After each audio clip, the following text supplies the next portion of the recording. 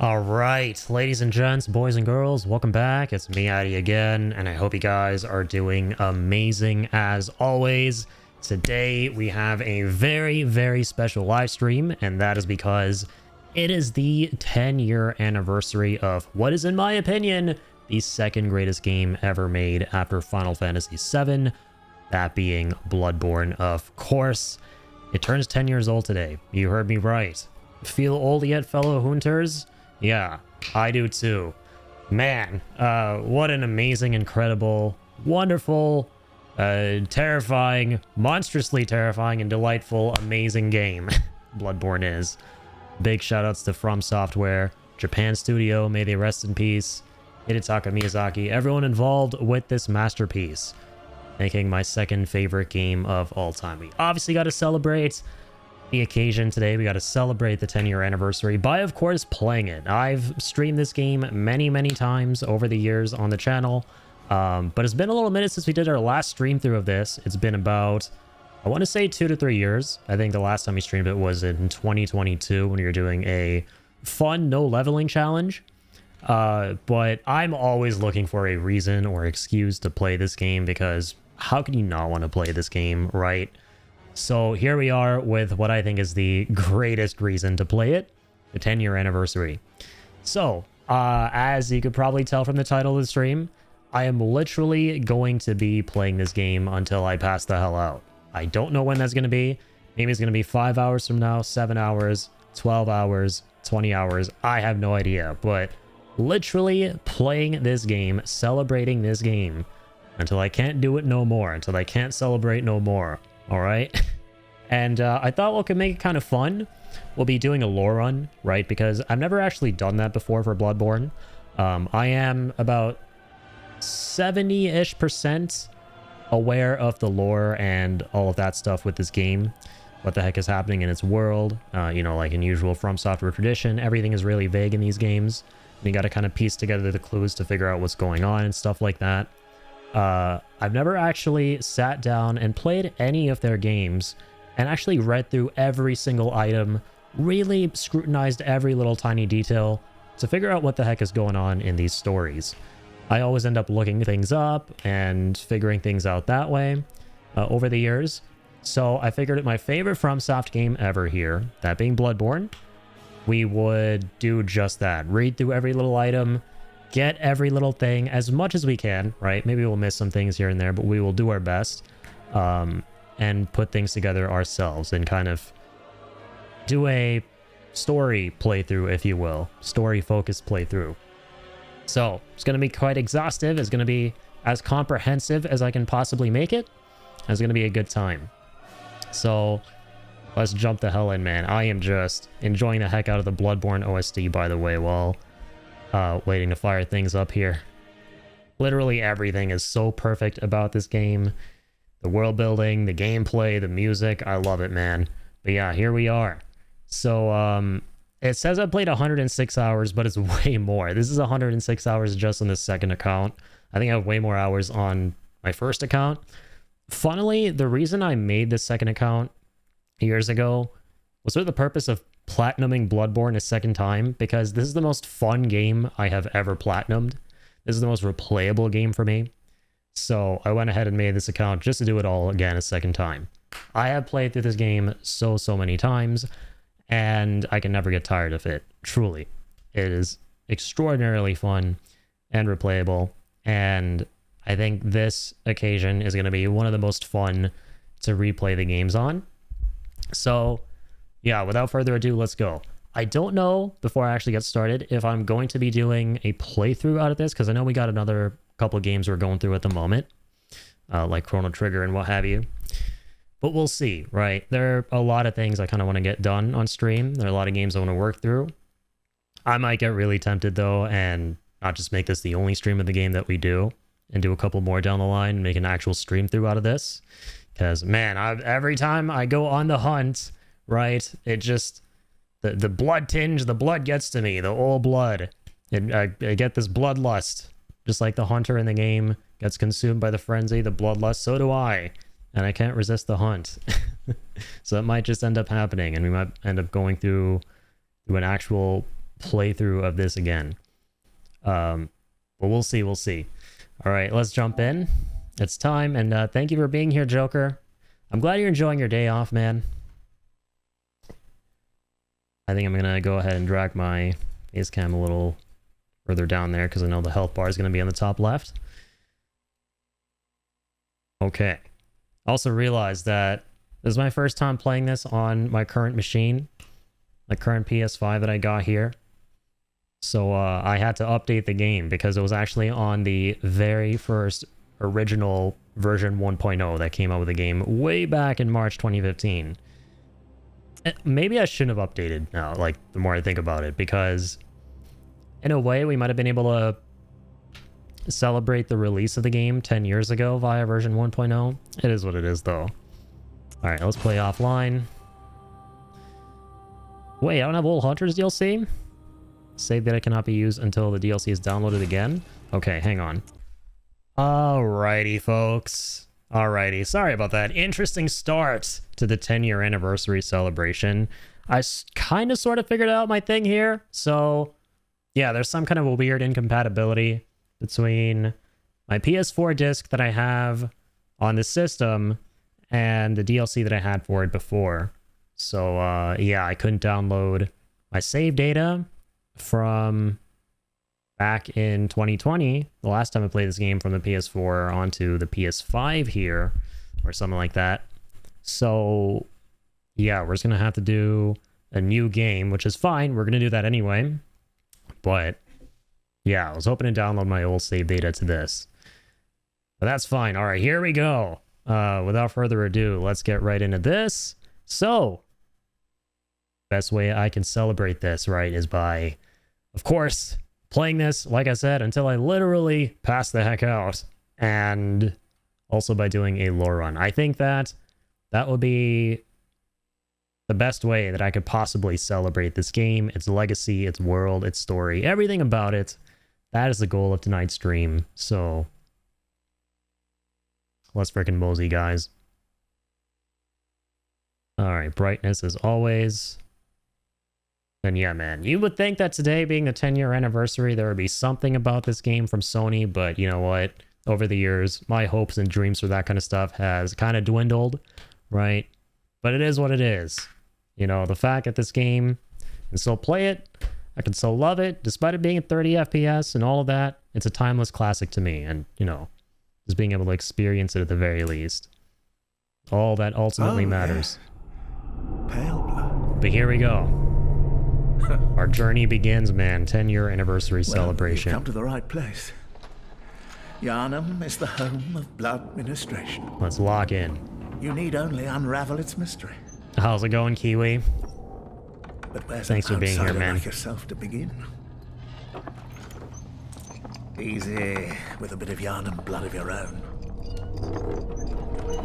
But first, you'll need a contract. Okay, so here's the eerie opening of the game. But yeah, Kiwi, we're celebrating the 10-year anniversary of Bloodborne. This is my second favorite game of all time.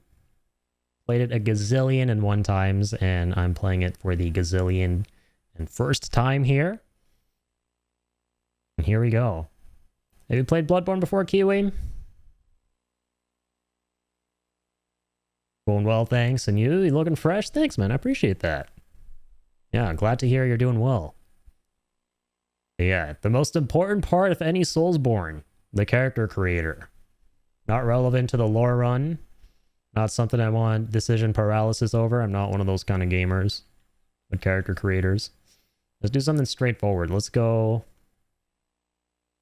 I don't know. Let's name this guy Tenny Yuri. Tenny O'Yeri. I like that. Nice and Bloodborne-y name, right? Quite apt for the world. Alright. Let's make him a young lad. And as for his origin, yeah, it depends on what kind of build we're looking for. So there are so many fun weapons in this game, man.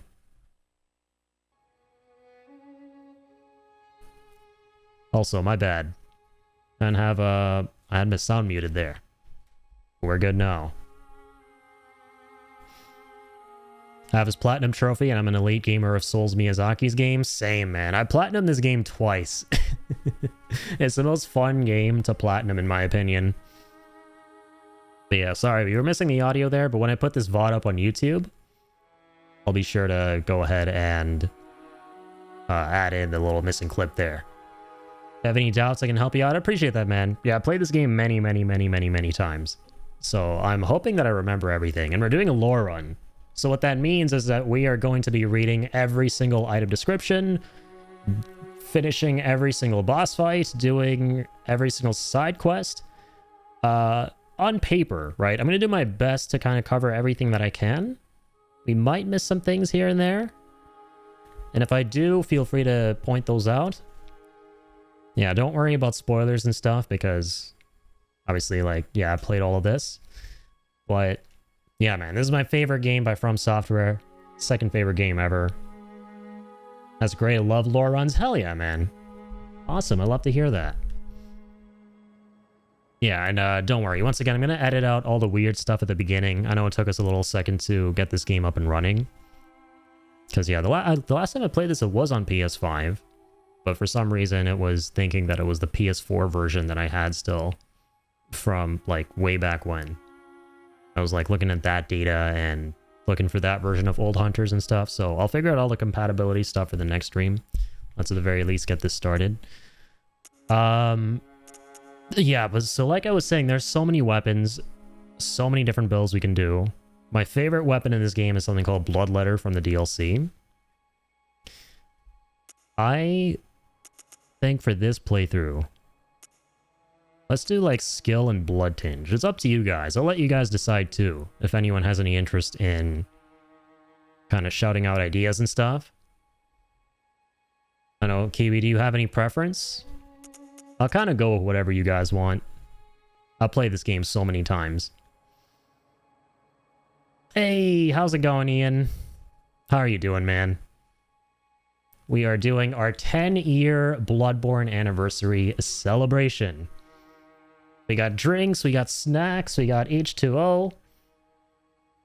Come make yourself home in the cold confines of the disgustingly horrible streets of Yharnam.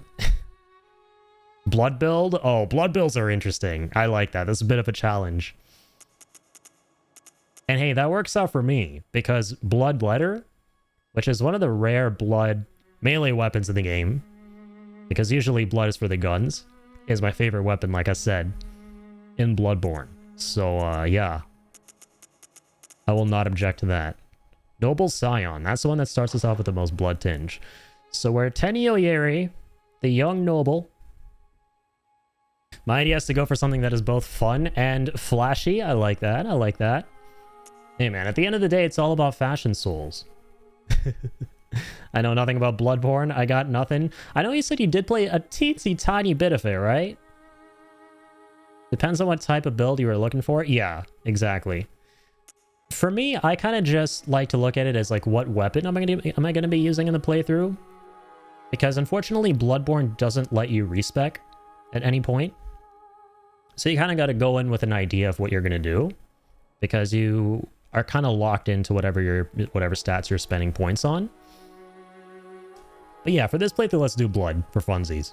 So, oopsies. So gender, age, origin, appearance, the most important part. Let's just get him to look kind of, sort of like me as best as we can. Let's give him a youthful voice. He's a young lad. Young, scrawny lad, just like me, slim. Okay, whatever. We'll leave all that the way it is.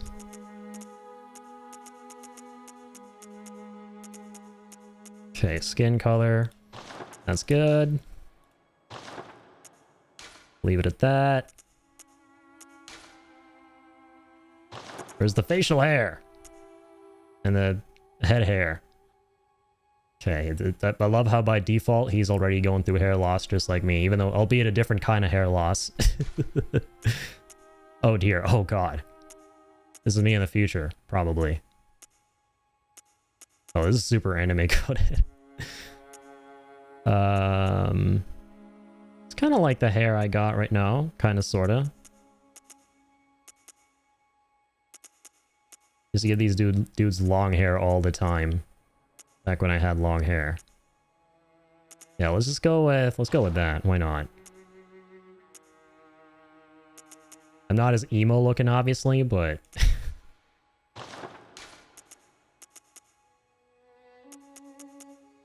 oh dear. That's a huge beard. Okay, what do I got right now? So my stash here has the potential to be kind of sort of twirly at towards the ends. It's kind of sort of almost there, but not quite at the end. So if I were able to go full send on it, it will be something like this. And if I were someone from the Victorian era, it will be something like this. So let's go with that. Got the mutton chops if I shaved a bit on the sides. And if my mustache here were truly, truly twirly with a capital T, not just a little twirly, this will be me right here. So we'll go with that. I got a Victorian-fy myself, or Yarnum-fy, or Namify. Okay. Me likey. Oh yeah, glasses. The glasses look goated in this game. We'll go with the shades. Not the weird, I am going to experiment on you. My name is Dr. Twirly Nefarioworth. Yeah, we'll go with these. Me likey. Hell yeah. Got the blunderbuss and learn how to parry with it? Let's go, yeah. If you can learn how to parry early on in the game with the guns, and the sooner that you kind of realize that the guns are a kind of sort of shield in this game, the further along you'll be able to get. The faster you'll be able to get further along in the game. Because I think the biggest misconception for a lot of people when they go into Bloodborne in the beginning is that the gun is just that. It's a gun that's meant to deal damage. But it's really not, unless you invest a lot into Blood Tinge, which is what I suppose we're planning on doing in this playthrough. And then you get some of the stronger guns that can actually output, you know, a lot of damage. But for the most part, you want to use them as like a parrying tool. He's giving Eggman from Sonic, really? I hate to say I'm not 100% familiar. I'm gonna have to look into that after the stream. But that already sounds really hilarious. Just the glasses? Well, hey, you know what?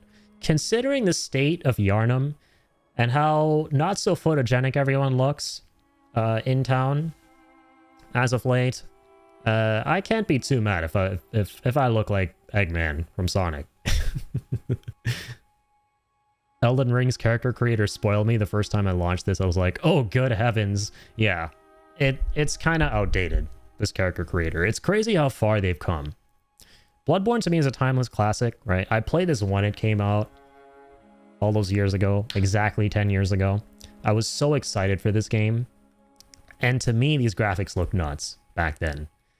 And in my head, more contemporary games made by, you know, From Software and the like, you know, the folks making these Soulsborns and Souls-likes, the way that these characters and the models and all that look now is what they look like to me back then, right? But now I'm looking at this game again, and it just puts into perspective how far we've come in terms of, you know, visual technology. So cool, man. Yeah, like, the beauty of Bloodborne, and we're about to see that on this playthrough, is that the visuals haven't really aged well. Like, if you look up close to the textures, you'll be able to notice they haven't aged super well, but the visual direction, though, the art direction, man, that needs to be studied how good it is. They need to create a course on visual art direction in Bloodborne, only specifically for Bloodborne. Not just games in general, because I'm pretty sure those already exist. It's so good, man. Alright, here we go. Back in time, I bought the PS4 just for this game. Hell yeah. I had bought the PS4, I think, a year before Bloodborne came out. And I think the first game I got for it was the Middle-earth Shadow of War game, that Lord of the Rings game that was really fun. But there wasn't really much else that excited me on the system. But then this game came around. And I would say that this is absolutely the most standout game of the PS4 generation. I think it's like one of the top 10 highest sold PS4 titles as well. It's definitely like a staple landmark title. And if you don't believe me, just look at like the outpour of people over the past 10 years and more recently even who really want something for this game, and you can't blame them. And it's so sad. It's such a travesty that Sony just does not want to do anything with it. But here's hoping someday, fingers crossed, right? That they finally decide to give us, you know, a sequel, a remake, a PC port, hell, even just like a little barrel and that being added to, you know, the middle of central Yarnum. Give me that, I'll rebuy the game at full price. Okay, here we go. We're going in. This time I got audio. And this is going to be a lore run, so we're going to look at every little thing. I probably won't be reading the loading screens too much. These don't count. We'll be scrutinizing the items as we get them. This is so fun. I've All signed and sealed. never done something like this before for a Soulsborne. Let's begin the transfusion. Oh, don't you worry. Whatever happens, you may think it all a mere bad dream.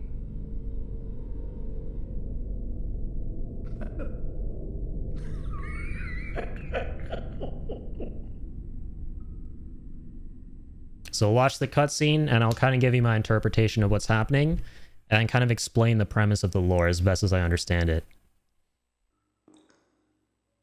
I fucking love this game, dude. This opening is so good.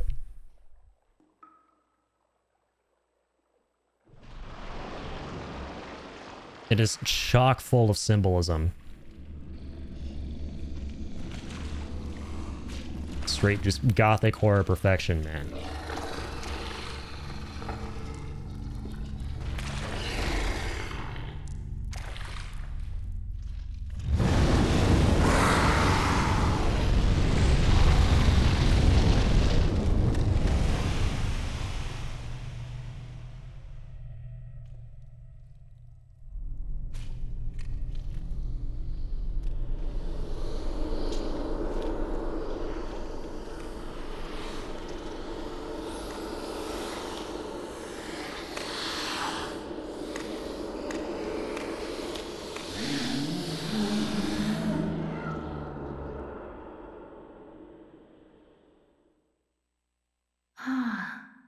You found yourself a hunter.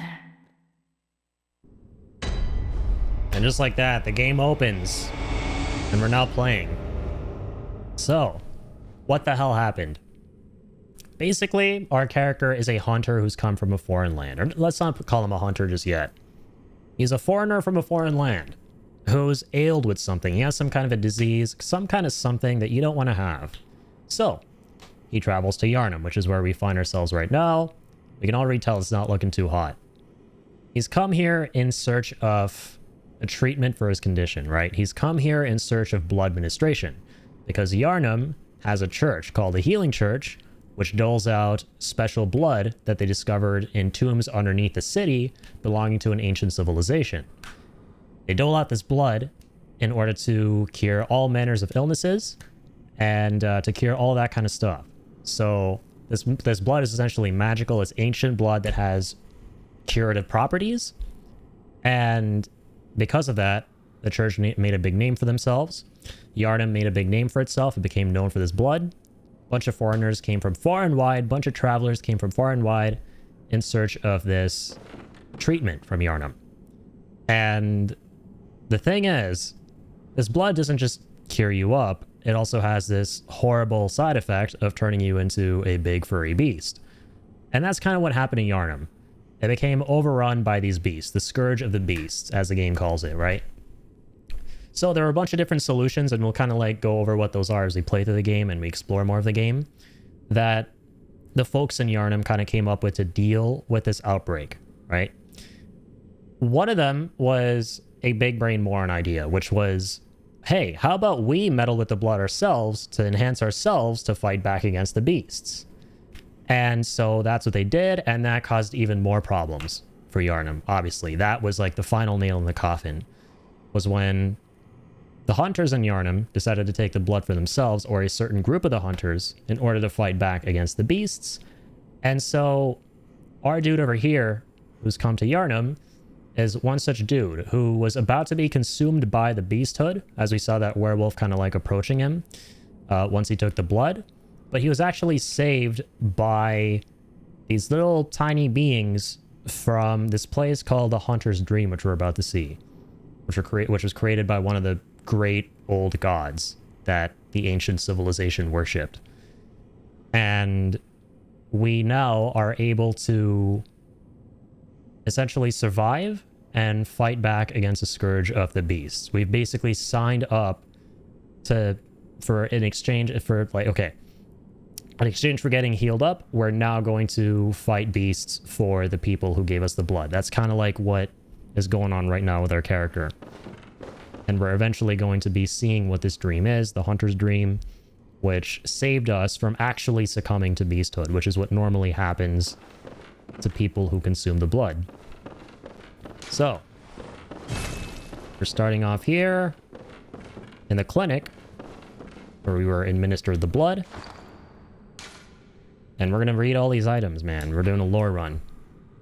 It's going to be really exciting. And do my best to explain things as well as I can and try to grasp as much of the stuff in this game as well as I can. Because there are obviously so many intricacies that I don't yet understand about the lore of Bloodborne. I know the basic premise. I know the overall kind of story. But I'm hazy on some things, and so this will be really enriching for me as well. This game has some insanely cool lore. So, the Hunter's Mark is the first thing we got. Dangling upside down rune etched in one's mind. Symbol of a hunter. By focusing one's thoughts on this rune, a hunter loses all blood echoes but awakens afresh, as if it were all just a bad dream. So, we're a hunter now, after having taken the blood, and we're now about to hunt beasts. And this is the mark that basically denotes that. And yeah, the blood echoes are a currency in the game. Also got the clothing. But worn upon awakening to the nightmare of blood and beasts. Perhaps its wearer had to stay out of sight and travel by cover of darkness. Without memory, who will ever know? So, kind of establishing that our character is an amnesiac. He took the blood but doesn't really remember much of his past before coming to Yharnam. We don't really know where our character is from. We don't really know about any place outside of Yharnam in the world of Bloodborne. Clothing worn upon awakening to the nightmare of blood and beasts.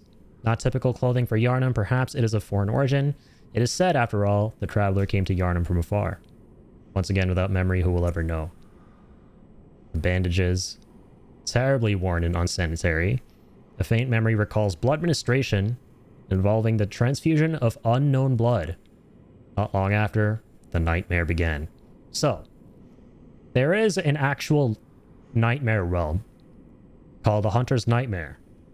This is a sort of reality. So you kind of have to understand, like, dreams and nightmares in Bloodborne are not dreams and nightmares in the traditional sense. They're more Lovecraftian.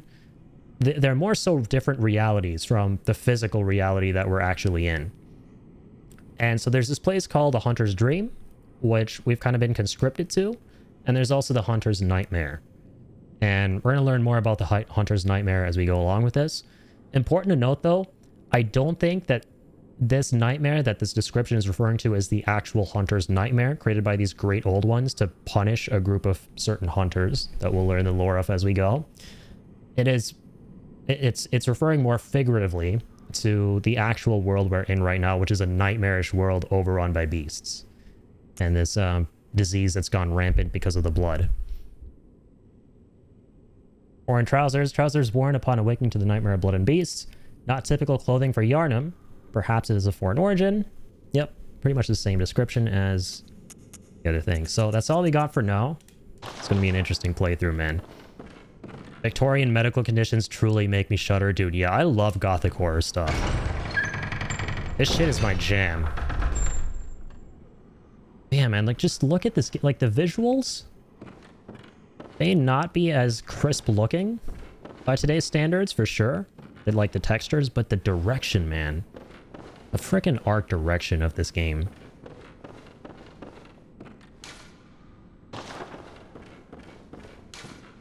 Part 3, to lock on and release target. Very important lore.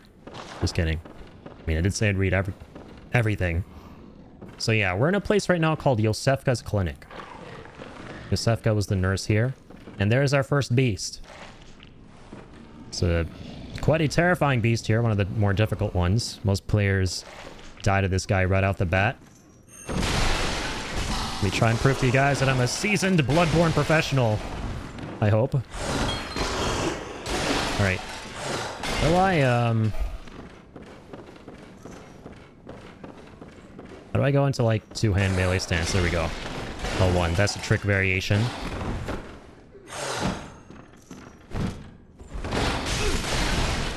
That actually might die.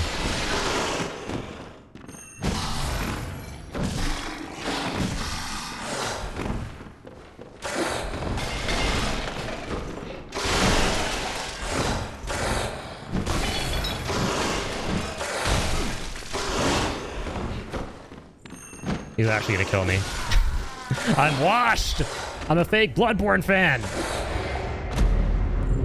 I should have gone for the visceral attack. I tried. There was an attempt. There was an attempt. I kind of do wish now that I hadn't updated this game and that I'd played on the version 1.0. Because then it would have just been a black screen with the word Bloodborne.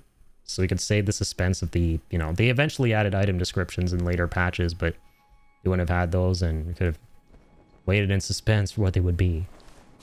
But yeah, so the first time you die, you go here to the Hunter's Dream. And if you don't, you'll eventually come across a lamp a couple paces down the first street you walk out to. That will lead you to a lamp that will allow you to come here. So, the Hunter's Dream. For a bit of background information on this place. This is one of those realities I was talking about. You can tell it is not of the physical realm, very clearly. There's an alternate reality, alternate metaphysical realm place thing. This was created by one of those old Eldritchian gods found in the tombs underneath Yharnam. Or not found, but rather they existed there and communicated with the ancient civilization called the Thumerians. The Thumerians sapped blood from their queen, who was given blood, from my understanding, from the ancient Great Ones. Because the ancient Great Ones, these cosmic gods, wanted to create a child. So they wanted to reproduce with her, right? So she was bearing a child for the Great Ones. She was giving birth to a child for the Great Ones. The Thumerians, however, I think they went to town on her, took all of her blood, right? And I don't fully understand all the intricacies of this stuff, right? So we're gonna have to see what all that's about and what happened, why that happened. And the Great Ones are obviously mad about that.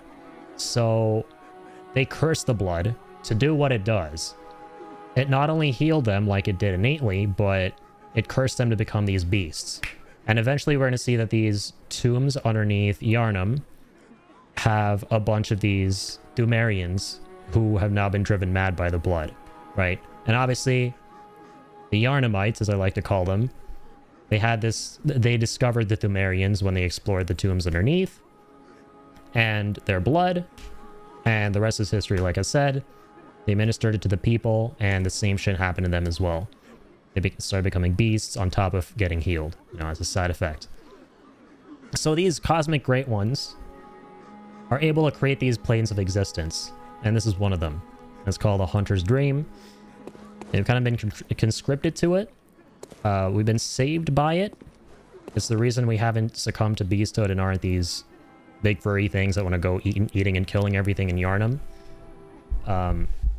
We have the ability to, whenever we die, come back to life because we're tied to this dream now. And we are one of the hunters who has been chosen to fight the beasts and kind of get to the bottom of why this is all happening, why this scourge has started. So, an abandoned doll. We're going to find out more about that. This is where we can get our first couple of weapons. So, I'm going to let you guys decide.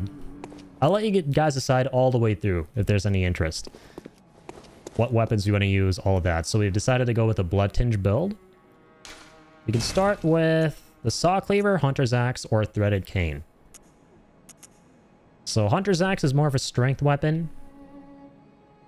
Right, it's your classic big giant clunky bonky thing. Saw cleaver is kind of in between a hunter's axe and a threaded cane. The threaded cane is basically your skill weapon. Very dexterous, slender thing. That is a lot faster than the hunter's axe. Last time you played, you did an unfolding type thing, right? Not sure what sort of build that equated to. Yeah, so pretty much every weapon in Bloodborne is a trick weapon, if you will. So whenever you hit L1 on the controller, you transform it into a different variation. Like you unfold it and fold it back. And that basically changes its moveset. The thing you're probably thinking of, this is the most iconic weapon. The saw cleaver, it's what he's holding on the cover of the game. It's what my little Bloodborne figure back there is holding. The saw cleaver. So yeah, I think that's what you saw last time. And a hunter's axe is a little bit more straightforward. It starts off as a tiny like hand axe you hold in one hand. Well, it's not that tiny. And it turns into a really giant, big, long two-handed axe that you can do like big, spinny, powerful attacks with. This is probably the easiest weapon to start with generally. The threaded cane, I think, is, relatively speaking, the toughest one to use. I could go with threaded cane because I think it's the one people don't choose as much. Also, it just looks really stylish and dapper, so we can do that. And change it up from last time. Alright, so in terms of the guns, we can go with the tiny pistol or the blunderbuss. And I go with, I guess I'll go with the pistol, since I know Ian here said he used the blunderbuss in his playthrough. And do something a little bit different.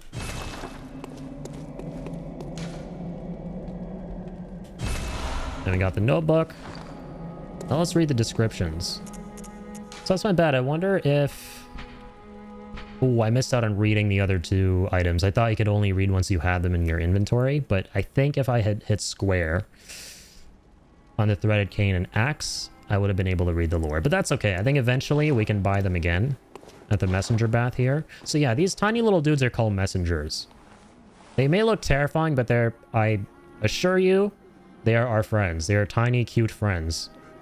As, you know, and I use the word cute the way Yarnamite would use it, because in our reality, these things would not be considered cute. This is what would be considered cute in Victorian era Yarnum.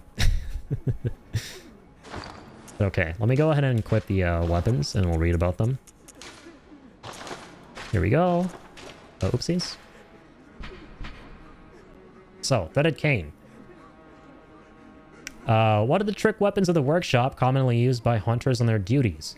Sufficiently deadly as a rigid bladed cane, but also serves as a whip when its blade is split into many. Yeah, so it's a trick variation. It's a little walking cane, and you can transform it into a whip. It's super cool. Concealing the weapon inside the cane and flogging the beasts with the whip is partly an act of ceremony, an attempt to demonstrate to oneself that the bloodlust of the hunt will never encroach upon the soul. Essentially saying, there's such a stylish weapon that you will never be a beastly, disgusting brute as long as you use something very stylish and pompous and pretentious. Super cool. Fucking love this game, man. Then you can do like combos between like the variations, like segue between them.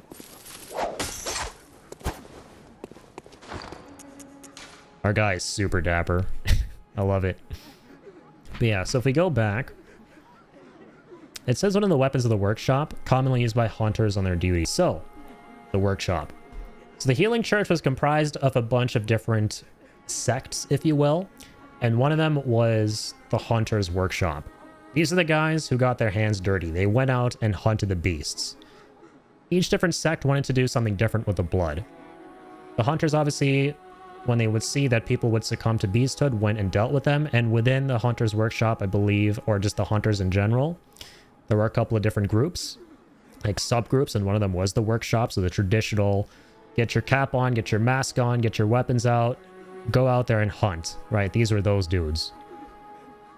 And these old hunters were forced into this place called the Hunter's Nightmare, which we mentioned earlier, because some of them committed some deeply troubling atrocities against a little village where a great old one washed up, and they went there and went to town on experimenting on it, experimenting on the villagers that had come into contact with it and stuff.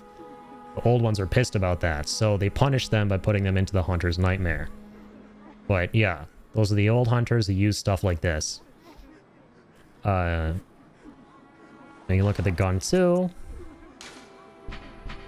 Pistol made at the workshop for hunters stalking beasts.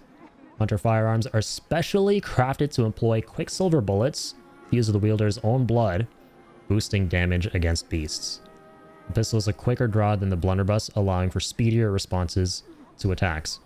So yeah, quicksilver bullets are basically bullets, like it says here, coated in blood. And I'm assuming like the special blood that the hunters themselves consumed that causes beasthood to happen, because, you know, it boosts damage, right? The blood makes you stronger, it heals you up. Those are the two main things.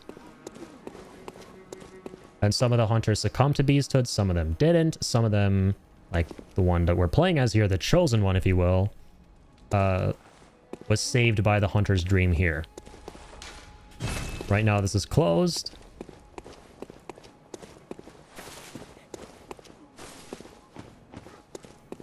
These are a bunch of different tombs that will eventually allow us to explore the dungeons beneath Yharnam. So, for those of you wondering how you get to those dungeons that I was talking about, that is completely optional content in Bloodborne that allows you to explore the ancient Thumerian civilization, the ruins. And you can go deeper and deeper and deeper and deeper through several different layers of procedurally generated dungeons. They're different for everyone, and you can now also share the codes for the ones you found. So let's say you found a really cool dungeon, which is a great spot to farm. You can go ahead and share the code, and you can go up here once you have the necessary ritual materials, put in the code, and go to that player's dungeon, and maybe even like play it with them if you wanted.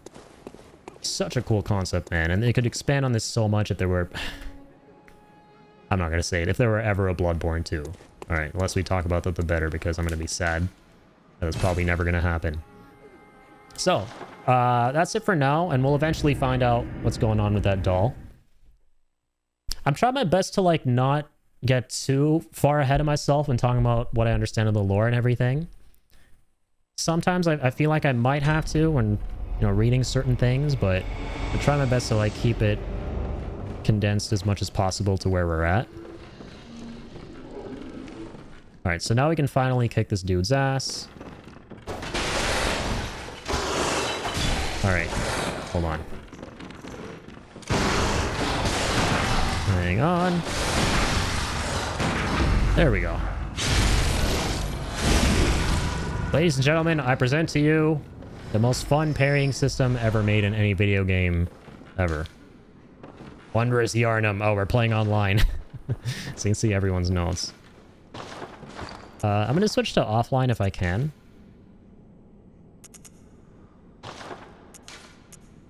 Yeah, let me do that. So we don't see everyone's notes, it's not too overcrowded, and you don't see all the bloodstains and stuff. I'd like to keep the playthrough simple.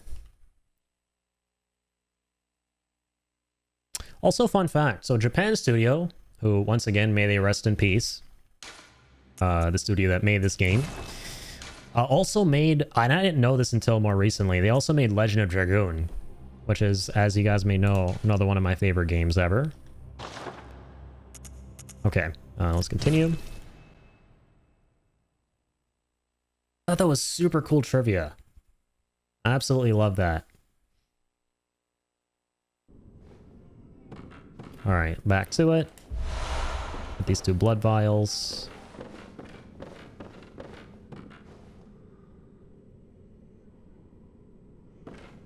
Alright, Discord ringing in the background.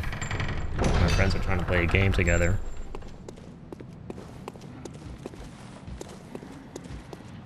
They have streamer mode on. Alright, so here are those quicksilver silver bullets that we just got. We just read about. This, by the way, is one of my favorite shortcuts ever in any video game. This thing does not open for a minute. If you guys have started the game out, you came across this door and I played a little bit of the game and you're wondering, did I miss something back here? Why am I not able to open this door still? Don't worry. You're not meant to open it anytime soon. You're doing fine. And when you eventually open it, you get to that other side, you're going to be shocked that the area you had to go through eventually led to that. The shortcuts in this game are fucking masterful. They blow your mind. Alright, so here we are in Central Yarnum. God, look at this game, man. With these 4 blood vials. We should probably read about the blood vials too. Very important. Oh, I actually don't think you can. Maybe you can only do it when you go and buy them. And look at them in storage and stuff. So we should read about the notebook too. Messengers are inhabitants of the dream who revere the brave hunters. Use them to send messages to other worlds. Leave notes with messengers. Read the notes left to messengers in other worlds. And rate notes to reach out. Rate notes to reach out to hunters across planes of existence. Yeah, so this is like the online item. This is what you use to leave notes behind for other players, like in most other Soulsborne games. Straightforward item. Not really of much consequence for the lore.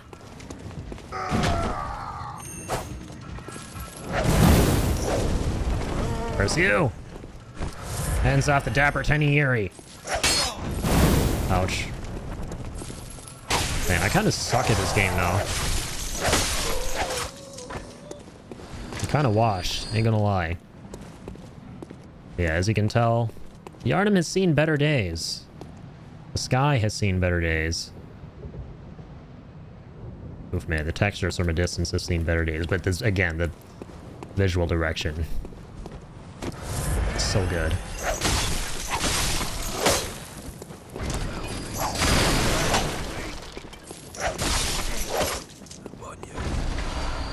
Grab some Molotovs, a new item.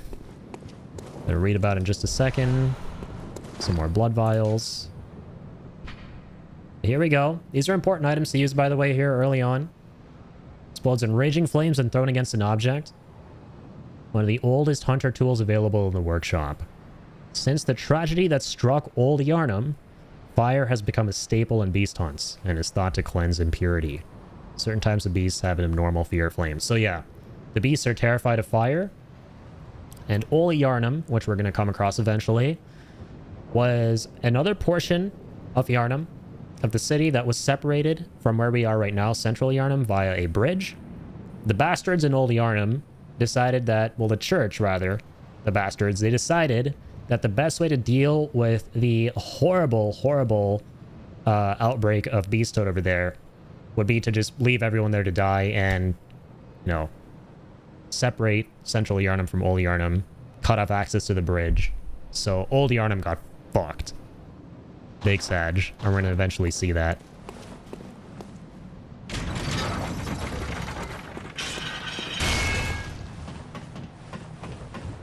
And there's a fan theory that the Healing Church actually caused the outbreak to be significantly worse in Old Yarnum, so that they could actually swoop in and try to save the day themselves and gain even more power and influence by doing so. Obviously didn't work out.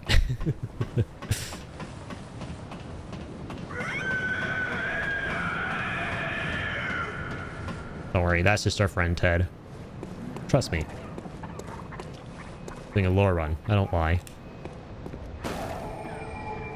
Okay, that's the cleric beast. We're gonna fight him soon. The lamp now transports you back to the hunter's dream. Upon death, you will awaken at this lamp. So, yeah. These are the messenger lamps when we die. We come back to these, we can use these to go back to the hunter's dream. Messengers, our cute little friends here, are a link to the world of the dreaminess. And with these red lamp windows, we can talk to a bunch of NPCs. We're going to do this a whole lot in this playthrough. I'm going to try my best to cover every single one of these guys, all their side quests, all of that. Oh, you must be a hunter. And Not one from around here either. I'm Gilbert, a fellow outsider. You must have had a fine time of it. Yarnum has a special way of treating guests. Well, I don't think I could stand if I wanted to, but I'm willing to help if there's anything that can be done. This town is cursed. Whatever your reasons might be, you should plan a swift exit. Whatever can be gained from this place, it will do more harm than good. Pale blood, you say? Never heard of it. But if it's blood you're interested in, you should try the Healing Church. The church controls all knowledge on blood ministration and all varieties of blood. Across the valley to the east of Yarnum lies the town of the Healing Church, known as the Cathedral Ward. And deep within Cathedral Ward is the old Grand Cathedral, the birthplace of the Healing Church's special blood. Or so they say. Yarnumites don't share much with outsiders. Oh, they're actually called Yarnumites, okay. Normally, they wouldn't let you near the place. I actually didn't remember that. The hunt is on tonight. This might be your chance. Across the valley. Okay, so that's it. Oh, did he say something new there, actually? Deep within lies the... Oh, I haven't heard of pale blood. That's your best bet if it's anything to do with unique types of blood. So yeah, lots to unpack there. We already talked about the Healing Church. This guy actually explains it to you for the first time in this game, what they're all about. And one thing I should have mentioned that I actually forgot to interact with in Yosefka's clinic at the beginning was this chair or something like that that has a glowing dot. When you interact with it, it gives you a message that says, seek pale blood to transcend the hunt. And then our character presumably brings it up to Gilbert over here, and he's like, our character is probably like, I'm looking for pale blood. So I'll just say this right now, right? Because worth mentioning. It's never concretely explained or established what the hell pale blood is. So it's open to a lot of interpretation. Many people have many different theories. Some people think it's the blood itself. Some people think it's godhood, like the state of becoming an old one. There are many, many different interpretations. Some people think it's a different kind of blood altogether. We don't actually know what pale blood is. We just know that on top of coming here for blood administration to be healed, presumably for whatever ailment our character had, he's also here looking for pale blood, whatever that is. And Gilbert, bless his soul, one of the nicest dudes in the game, he's about to succumb to a fate that he does not deserve to succumb to. Pebbles. Can I actually read about these? Small pebbles found throughout Yarnum can be thrown at foes. Quite thrilling. Nice and straightforward. Pebble lore.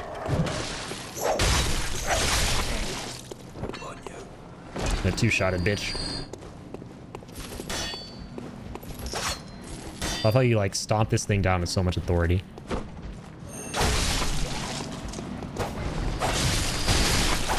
What ham? Be gone! Should probably equip my Molotovs.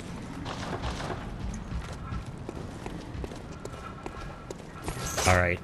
There's a big group of guys here.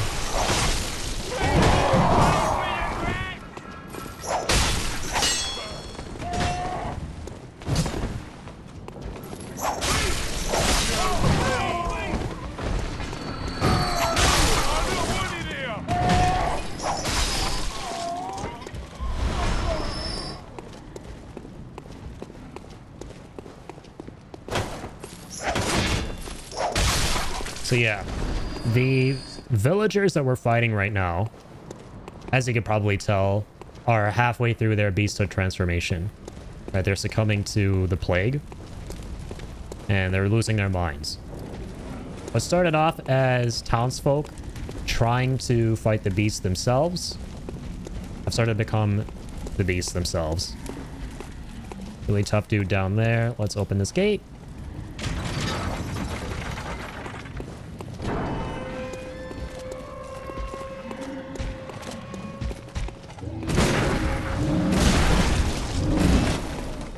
Try to beat his ass. This guy's all about the visceral attacks, aka the parries with the gun. I love iframes in this game. There we go. And the fact you get all your health back that gets chunked off of you if you chunk an enemy in the next second. Whoa, let's go. W timing. God, that sound, man. It scratches the hell out of my brain. I love it. The visceral attack noise. And it's a stock video game sound effect from other games too. Right? I wish I could tell you guys more about the lore of these enemies, by the way, based on their visuals. Like, I'm really curious if we'll come across something at some point that explains, like, what the hell this dude is. He's probably he's definitely a beast of some sort himself. Like, they're different. Like, ultimately, you become big furry things. That's like the final evolutionary stage of beasthood. You become like a giant big furry thing, but I don't know what this dude is.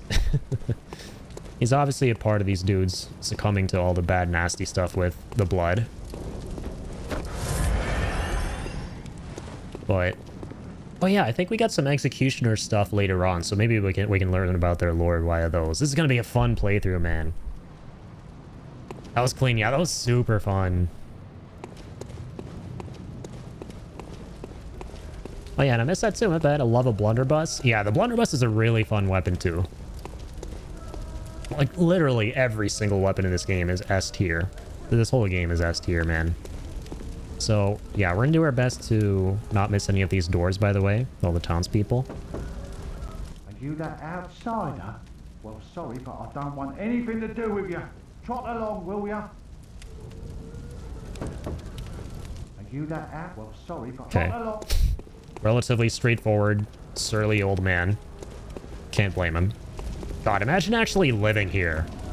Imagine just living here and being locked up inside your house while all this shit is happening outside. Being like, piss off! I'm watching... I don't know. What was Ian watch? Murder, She Wrote. Beasthood. The diseased people. The blood that turns people into giant furry things that eat your face. And trot along, will ya? I'm trying to play Marvel Rivals. You got to one above all. Lads, you've come on. You'd open the door on a night of a hunt. Away with you. Now. So yeah, I should also mention this is the night of the hunt. It's a never-ending night. So the thing is, even though this is the real world, there are supernatural qualities to it that are kind of happening behind the scenes. And one of them being the fact that the night just never ends. This is a perpetual, never-ending night where people who are coming to Yharnam in search of blood ministration are being conscripted to fight in this war against the beast, like our one character here. Right, they take the blood, and then some of them I think get unlucky, but some of them, the lucky few, are the players of this game. Right, I don't know what constitutes as being able to be chosen for the Hunter's Dream, and for fighting for the Hunter's Dream and being able to come back over and over to fight the beasts here and hunt the beasts. To do the Hunter must hunting. I love Aileen. We're going to come across her eventually. But we'll see. I'm really hoping to finally get some clarity on all the, you know, opaque spots when it comes to my, you know, Bloodborne knowledge. I know where all these guys are. I'm from... Oh, God, I hate it when that happens, by the way. It's probably the only... Imagine having something you hate about Bloodborne, about literal perfection. This is the one thing I hate about this game. If you hold X on the PS5 or PS4 controller, and you even slightly move it, yeah, you'll emote. The emotes are great, though. I wish there was a way to turn that off. I think there should be. But I doubt it. I think I've checked before 1,000,001 times. Yeah, there isn't. You just gotta hope you're not holding or pressing X for a second longer, because your hands are like always gonna be moving around, right? There are times when you just accidentally emote and it's so annoying. So are they all fundamentally bound to staying behind lock and key in their homes? I think it's just because, yeah, it's super dangerous out, clearly, and they just don't want to go out and have their faces eaten off. That's most of the townspeople, yeah.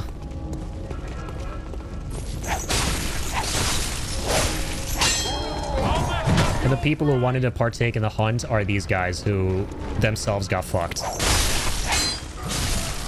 These guys got the Rona. I'm sorry, the beasthood. This is a historically accurate depiction of events from 2020.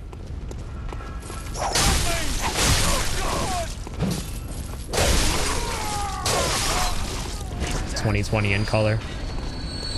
I farmed so many blood vials from these guys. Did I get any more items, by the way? Sorry. Let me see. Oh, Bloodstone Shard. Yeah, let's read about these. So, these are the upgrade tools in the game.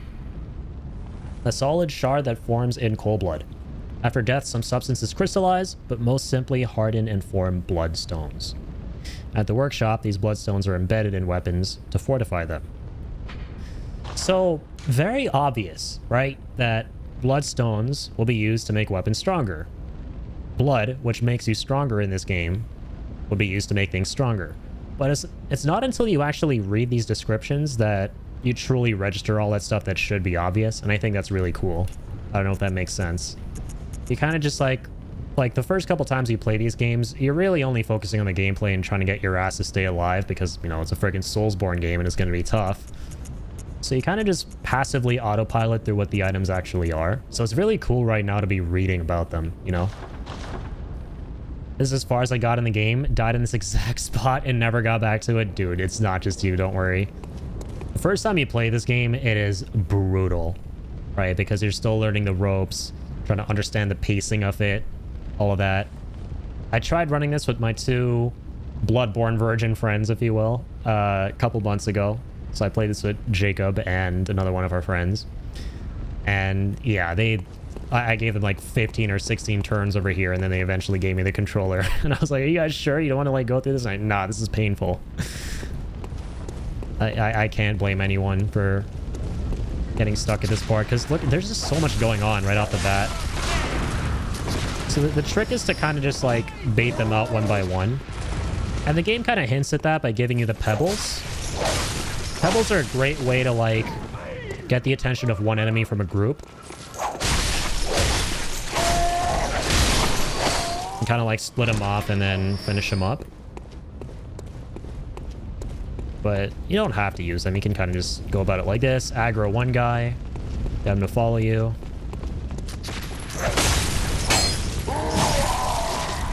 What really does make this place annoying, though, are the marksmen and the dogs, for sure.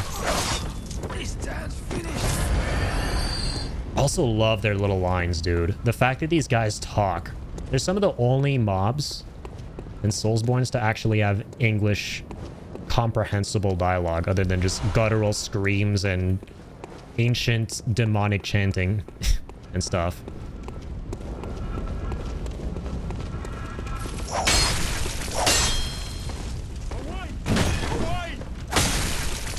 Away! Away!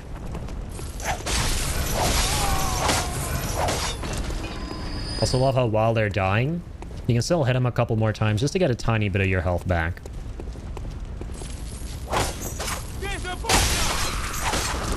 What did he say? I feel like I've seldom ever heard that one before.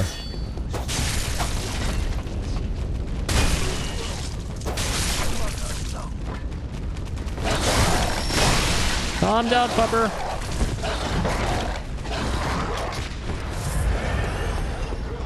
Got a little treat for you, buddy. Yeah. The dogs are super aggressive in this game. I didn't mean to dodge it like that. Oh my god. Thank fuck that missed. I wouldn't even have been mad if I got shot by that. I would have laughed my balls off. I wasn't trying to do a jump. I wasn't trying to do that. I was trying to do this. Hiya. Dodge roll. Let's go with QS bullets. Was there anything else that we missed? Let's quickly debrief here. I don't think we missed any items that we had to read. There's something here. Cold blood dew. Okay, sweet. Easy use to gain blood echoes. So this is the equivalent of the NPC, you know, enemy souls that you pick up. Like Soul of a Knight, Soul of a Great One, all of those in, you know, Dark Souls games that you use to get more runes and or souls in those. This one you get more echoes. So let's read this one. Droplet of cold blood containing blood echoes. Used to gain blood echoes. Hunter sustained by the dream gain strength from blood echoes. They imbibe the blood with thoughts of reverence, indeed gratitude for their victims. So, once again, something that strengthens the person consuming it because it's connected to blood. But also, it's special blood that kind of affects you spiritually, from what I understand. There are definitely, you know, many layers to it. There's some items here that we missed out on as well. More QS bullets. Another one on the other side. How's it going, Flamin'? Feeling tired yet? Thankfully not. This is a game that I would never want to feel tired playing. The moment I start feeling tired will be one of the top 15 saddest moments of all time, dude. Straight up. Yeah, but we're basically celebrating Bloodborne's 10-year anniversary tonight. Also doing a lore run. It's my first time actually doing a lore run in anything Soulsborne ever.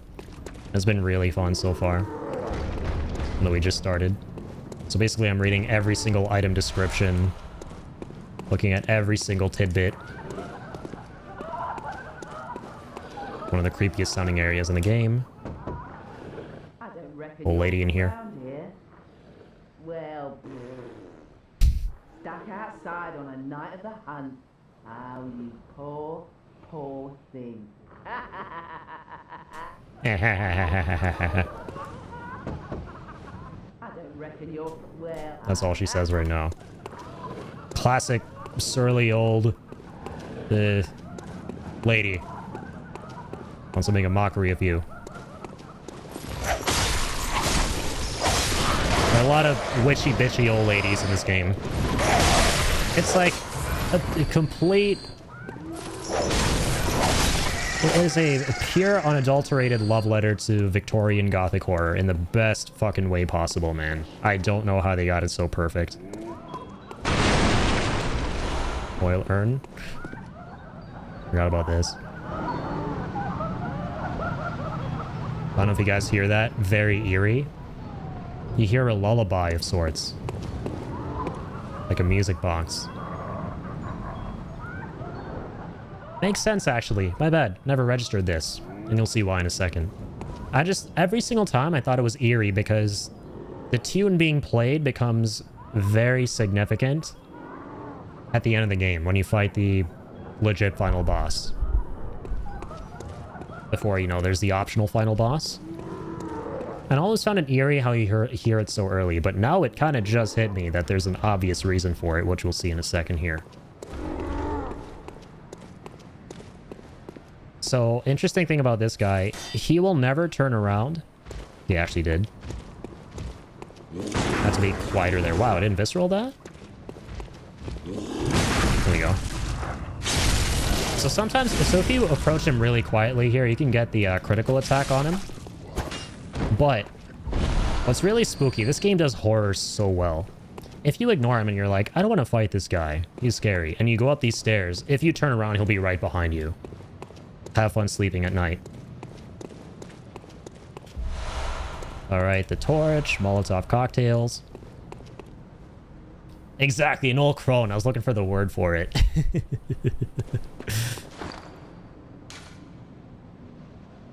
Fortunately, I was here to fill the old crone quota until we got to this point. No, you're not an old crone, Ian. Stop. I say that as I sound like an old crone. I don't know how I did that voice. Remind me to never do it again. Okay. Oil urn. There we go. When this urn hits its mark, the target is drenched in oil and made extremely flammable. Fire is commonplace in the hunt, and oil urns accentuate its effect. Sometimes when hunters burn beasts, they appear intoxicated by the euphoria of purification. Yeah, so may seem kind of straightforward, unimportant, but it does kind of foreshadow something that gets brought up a whole bunch in this game. A recurring theme, which is that the hunters, who sometimes don't even succumb to beasthood in the sense that, you know, like the disease is getting to them. Sometimes they're able to successfully elude that. They still tragically go insane from it, right? Which, I mean, how could you not? Like, the better question is, how do some people not go insane from all this hunting, right? So there are poor souls who have been out here for so long that they've been driven insane by the hunt. So yeah, that item kind of alludes to that, which is cool. They just become obsessed and obsessed, and they can't live without hunting. Much like the player base, it's almost meta. There's like fucking... This is the most replayable game I've ever played, man. I cannot resist the hunt. I'm addicted. Any reason, any excuse I can get to play Bloodborne, I will take, man. You can never get tired of this game. You can never get tired of the hunt.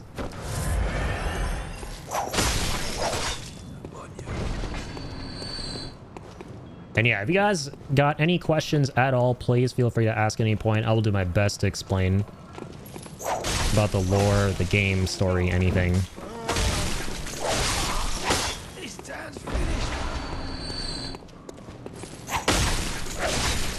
Alright, here we go.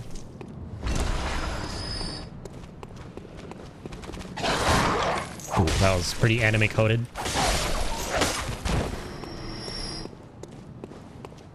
We zip by one another. And the combat pacing is so sick. Okay, so. Right, we can't open this yet. Got ahead of myself, but very important, very tragic NPC behind that window. It's probably my favorite side quest in all of Soulsborne history around this area. You're about to see what it is. I think, yeah. Not missing anything to read. This area is kind of a pain. This is pretty toxic. I hope I can get through it without any issues. Don't have to contend with it right now. But I think there's also something back here. Yeah. Bloodstone shard. We got another one of those for upgrading our equipment. So yeah, you could probably tell why this area is kind of difficult. Because we don't just have one of those big furry fiends from the beginning of the game to contend with here, but we got two. Best way to deal with them is to kind of bait them out. Control their AIs a bit. So now we circle back here. See? Pretty cool shortcut. We can drop down and we're back in the town square. Where they're burning a big beast, which I should have pointed out. So this is something I got to remind myself to do more often on this playthrough, is point out environmental things going on. Right? Some points of interest and things that kind of contribute to the lore and the world building. So yeah, we kind of already talked about it. Pretty obvious. Everyone's out hunting. That's a telltale sign of it. They're hunting beasts. They have that lit up there in the middle. 10 pebbles. Okay. And yeah, this game starts out at dusk, by the way. For whatever it's worth. It's not the dead of the night. Eventually it will be, but close enough. So we can also optionally go down these sewers if we want. Right now. If you mess up and fall down there, you can get back up real easy that way.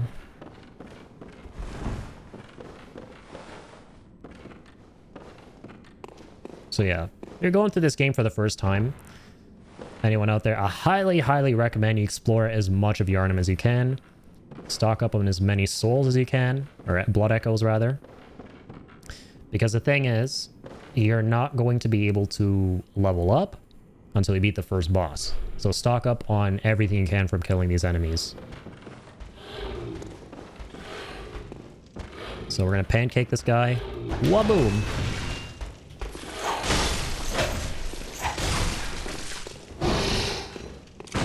Guys are a pain in the butt, but they're quite easy to visceral attack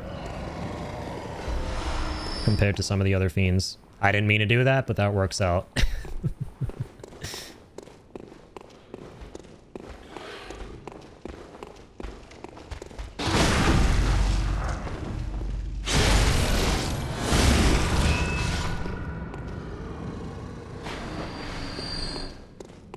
Swimming with the rats. Lots of rat-a-tatas down there.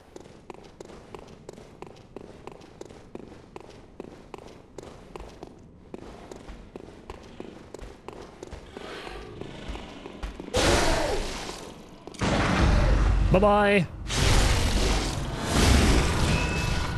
Never gets old, man. Okay. So, we can go further down. I think I might be confusing this place with someplace else. There should be a passage here somewhere. I kind of get certain areas mixed up no matter how many times I replay Bloodborne. I get this area mixed up with another area that's very similar to it that, yeah, we're not going to see for a little minute. Yharnam's quite a big place. It's quite intricate. So now I got thick cold blood. Got some caked up cold blood here. So let's see if the item description is probably different. Yeah, so we got small cold blood for small echoes, and thick cold blood. A thick droplet of cold blood containing blood echoes, used to gain a larger amount of blood echoes. The strong will produces thick blood, doubtless the product of obsession, a potent source of human strength. So yeah. You got frenzied over time, right? Like, you succumb to the bloodlust, but the blood is also intoxicating. It's addicting, right? And cold blood kind of really alludes to that and is the substance that really does you in. Giant rats. So, at this point in the game, going down in the sewers, we're basically transporting ourselves to another dimension created by the great cosmic old ones. And it's called NYC. I'm just going to leave it at that.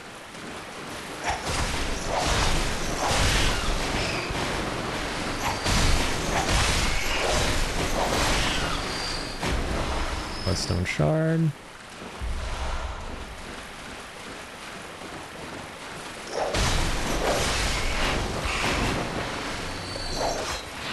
Ow.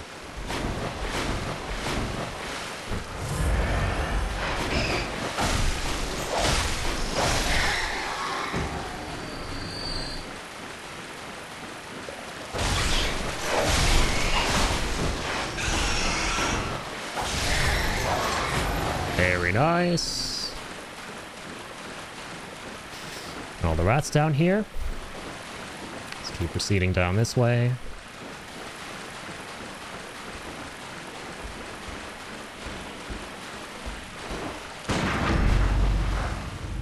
Wabam!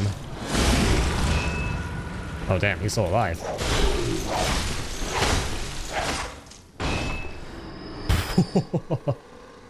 That fall didn't sound fun.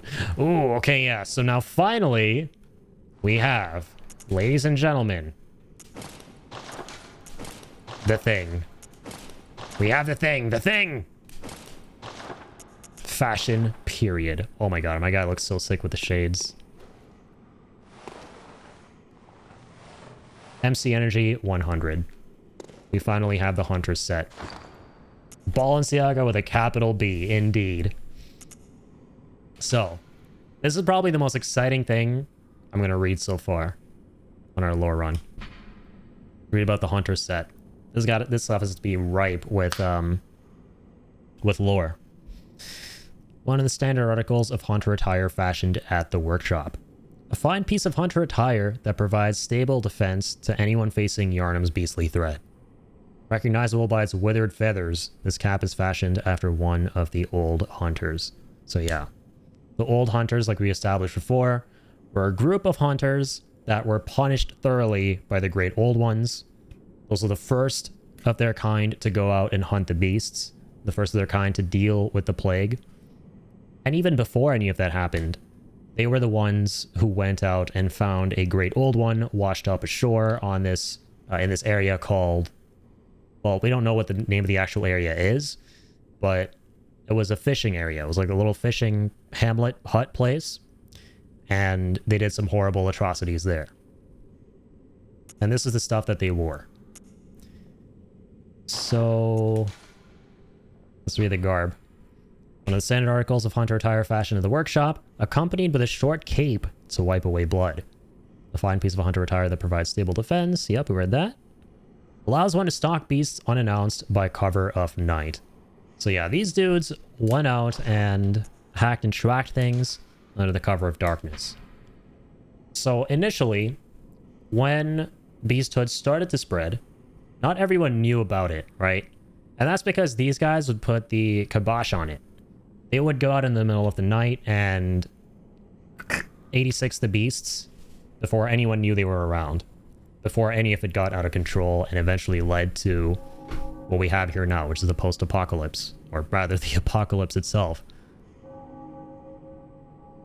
And the rest of these have... oh, whoopsies. Same descriptions. Yeah. Start a new scarf. Zaddy's fault for saying a word that makes me think of yarn so much. Wait, really? You started knitting a new scarf? Let's go. Sounds really fun.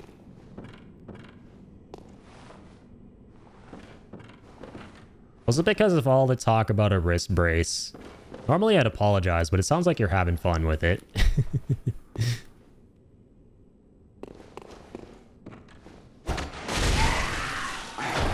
It was mostly Yarnum? Oh my god.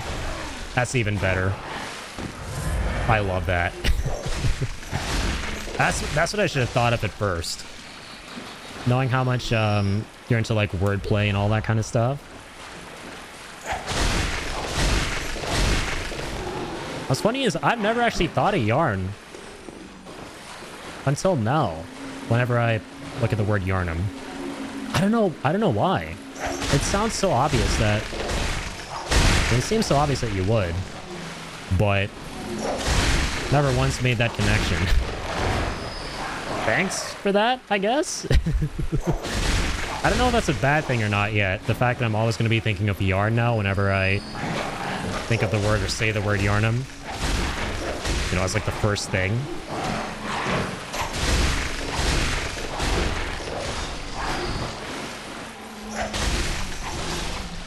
Okay. Why is it that I always accidentally emote, but when I do the most apt emotes? I'm bowing to these guys. After a battle fought well and hard and valiantly.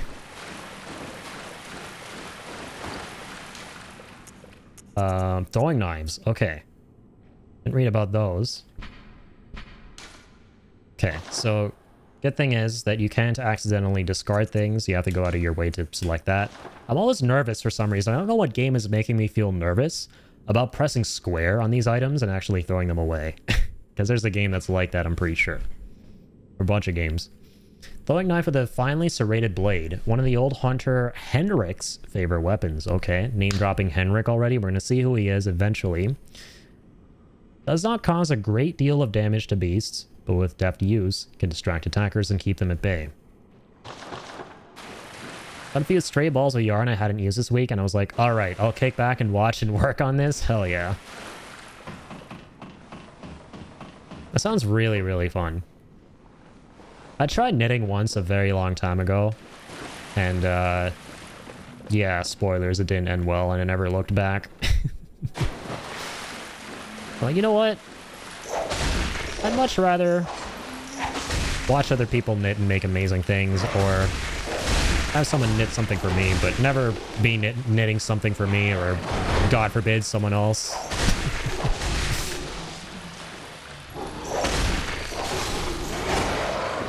Oh, true, crocheting. My bad. That's right. That's what you do. I get it mixed up.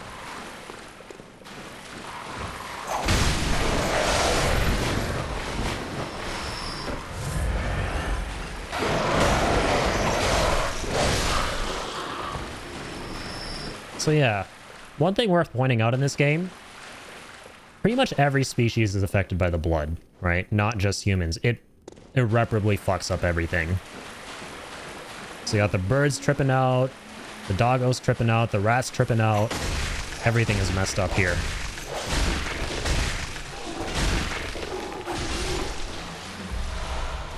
One of these bloodstone shards.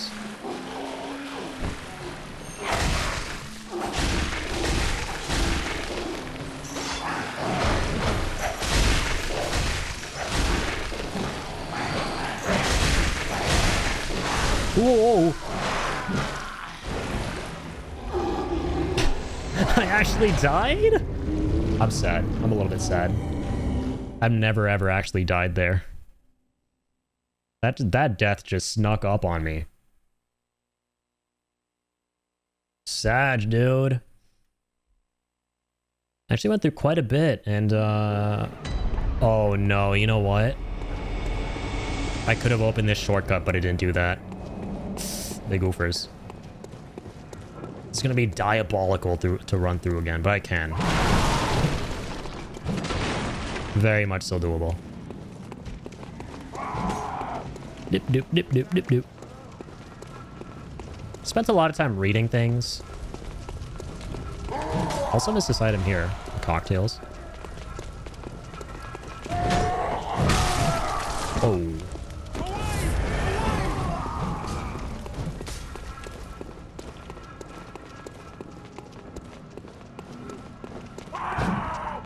A lot of these guys are gonna try and ambush you. Dip, dip, dip, dip, dip, dip. Just coming through, guys. Just coming through. Just going for an evening stroll, if you will. I'd like to experience this fine, crisp air on this salubrious evening, gentlemen.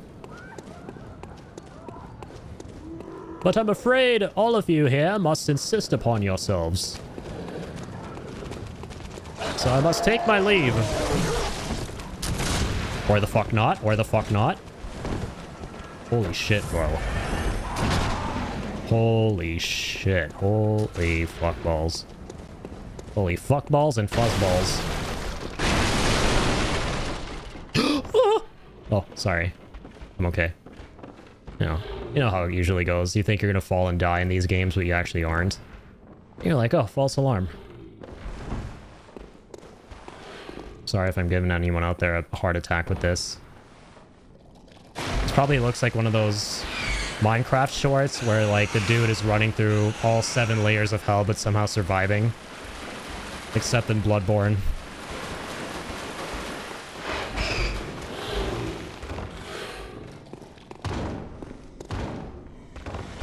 I was looking at my souls back, bruh. Ooh. No! Son of a fuck. It actually caught up to me. I was so close. I was so close. Yo. Should I do a death counter, by the way? Let me do a death counter. We're playing a Soulsborne. Hang on.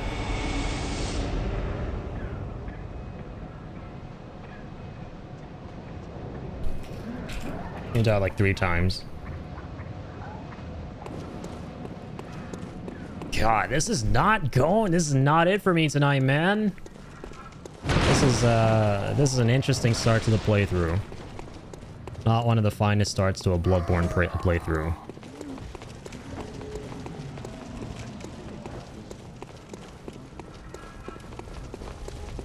Lost like $2 grand, man. It's not a fun amount to lose.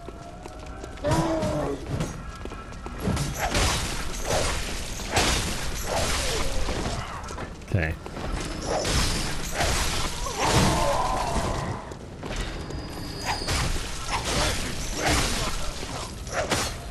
Let's ice all these guys.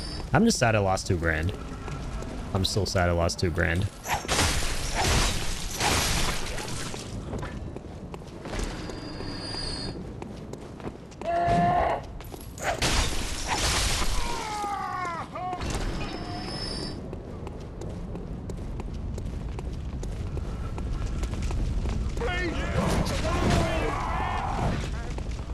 juked.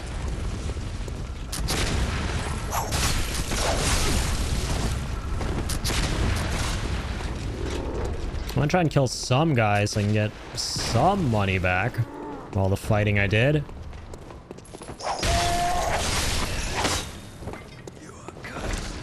You are cursed.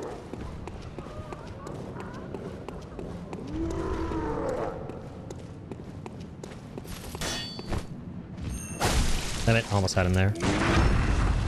I got you. I'm gonna kill the big boy. Got a lot of moolah for me. Right. Right, Mr. White. Okay. Kill you.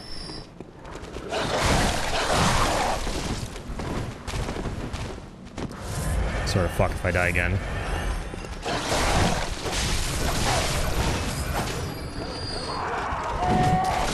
Sorry, guys. No need to go all John Wick on me for that.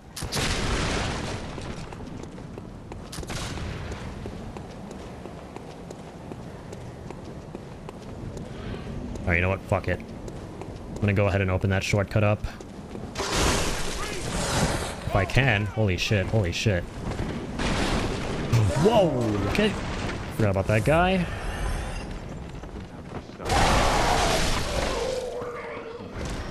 I should have gone here first. Full blood do. Alright, these maidenless bozos followed me in here. And so yeah, this is how you deal with those beasts out there. You kind of bait them here. If you're not feeling too confident, and you can kind of like kill them through the doorway. Okay, come across this little shelter here, and there's this old timer in a wheelchair. Not anymore. And really wanted to light me up. Look at that, he was holding a gun. Alright, and there's some interesting lore stuff here, by the way, so... For starters, let's read about the blood cocktails. Mature blood cocktail that releases a pungent odor when thrown that attracts bloodthirsty beasts. A precious tool in sadly short supply. In Yharnam, they produce more blood than alcohol, as the former is the more intoxicating. So yeah. Kind of disturbing. They don't drink alcohol in Bloodborne, they drink blood. Which kind of, you know, compounds the problem here, as you can probably imagine. There's some interesting lore stuff here. When the hunt began, the Healing Church abandoned us, blocking the Great Bridge to the Cathedral Ward, as they burned Old Yharnam to the ground on that moonlit night. So yeah, like we were talking about earlier, Old Yharnam was cut off from Central Yharnam here. Because that place really got messed up. We're about to see that. So, here's the Crazy Daisy Miyazaki Lord shortcut. Boop. I love the shortcuts in this game, man. I'm gonna open that. Kill that. Grab that. Grab that.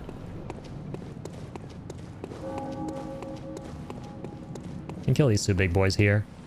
Can't believe he just did Cloud Strife like that. Oh my goodness. Yeah, sorry. He had some, That guy wasn't sick because of the blood. He was sick because of the... Yeah, exactly. The Mako poisoning. The Mako sickness. God dang it. Why is my playthrough so cursed? Why aren't things going the way they normally do when I play Bloodborne, dude?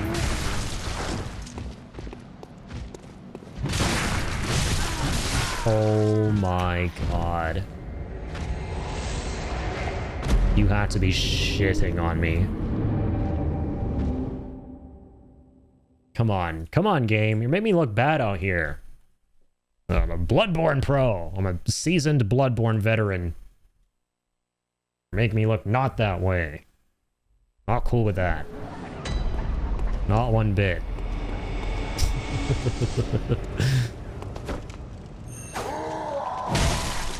Come on, dude.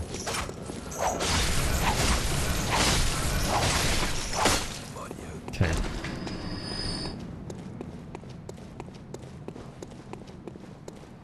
There we go.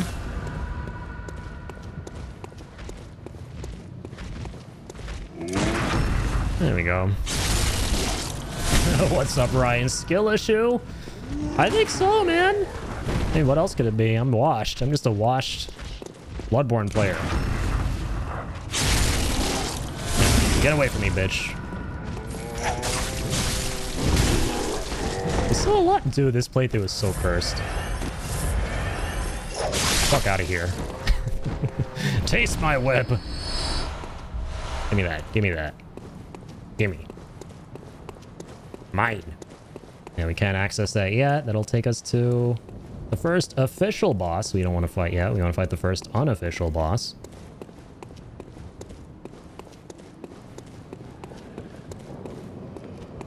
Got some puppers here too. Soon to be very dead puppers. I'm just gonna do this.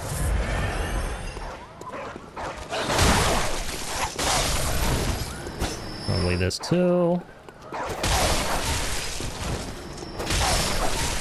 Cool beans. Another one here. Cold blood dew. Let's just check in on the items again. Make sure we didn't get anything I haven't read about yet. Got a tier 3 cold blood dew, but it's the same thing, obviously. Okay, we're good.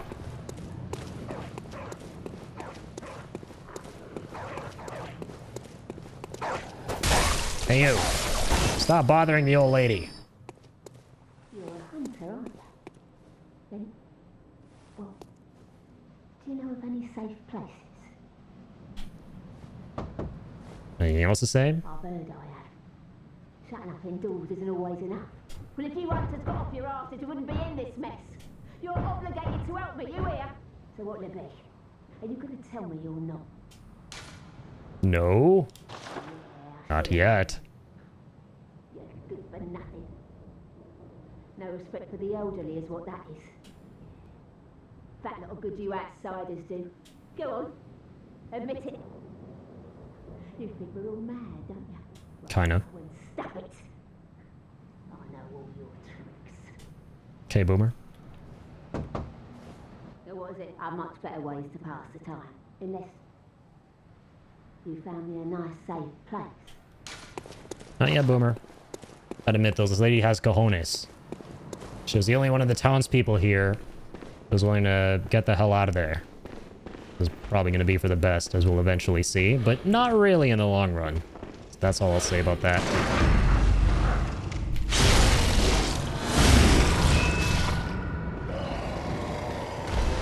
Alright, got these furry freaks again.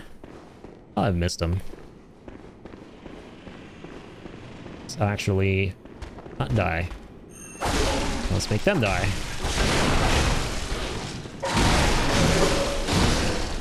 Ooh, timing.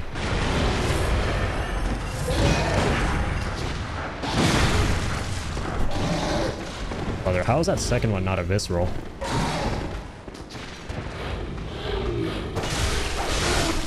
There we go. And blood vials. Oh my god, I didn't want to do the running jump.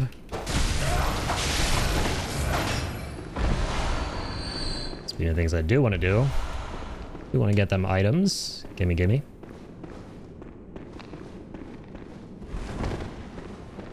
Hey, whoa.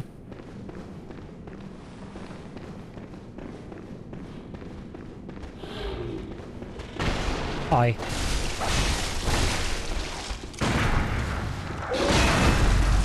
Give me that.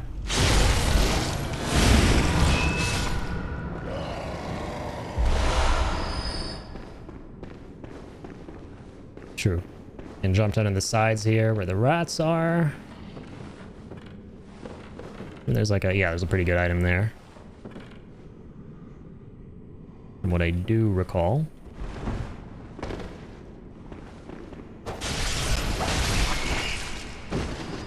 Cursed beasts! I've come to rid thine diseased kind.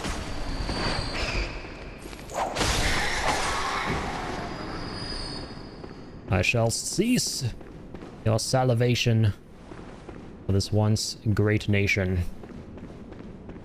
Is the piggy fist around here? I think he is. Yeah, I think he's all the way down there. Down that tunnel. Or one of them, yeah.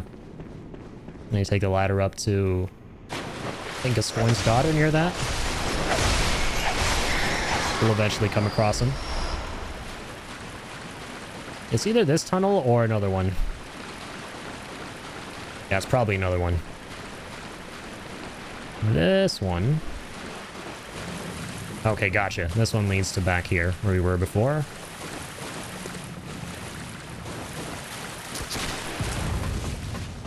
Let's figure out which Carol runes to get tattooed. Honestly, like, Bloodborne tattoos are some of the coolest, like, tattoos you could have in general. So these guys are gonna ice me here. God dang. That's fine. I can just drop down real quick now.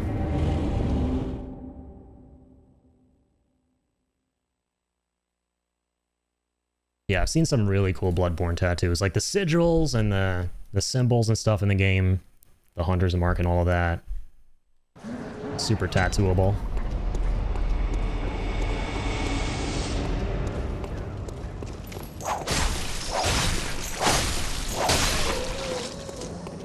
Need you to just not exist, sir.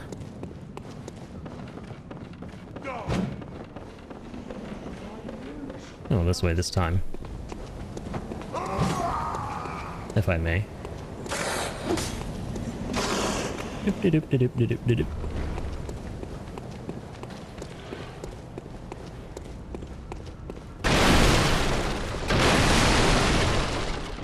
Drop down there, drop down there.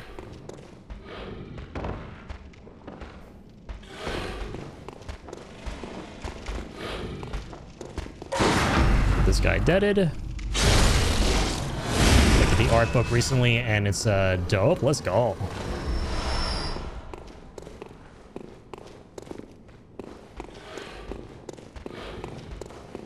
Yeah, there's some really cool Bloodborne merchandise like that. There's some really neat fan creations too, like this guy created a whole graphic novel out of Bloodborne, or is rather still working on it, I believe. It's like really well illustrated.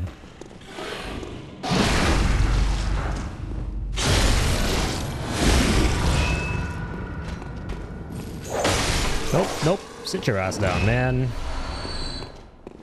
Dudes do not know when to cut their losses.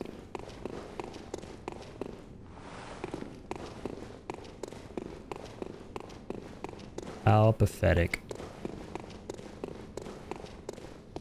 Oh yeah, true. I have to go further down that way to get to where I was before.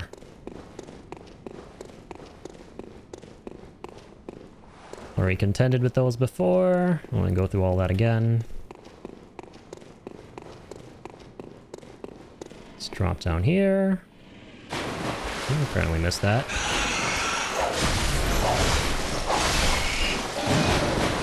Okay. Didn't forget about you.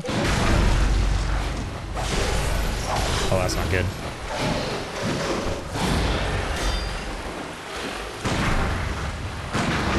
There we go. Oh my god, misinput. Just finish in the old-fashioned way.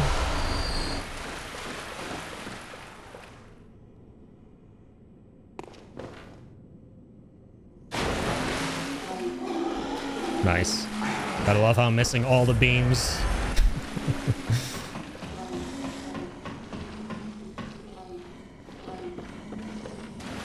Okay. This is where I want to be and get my souls here. My runes, rather.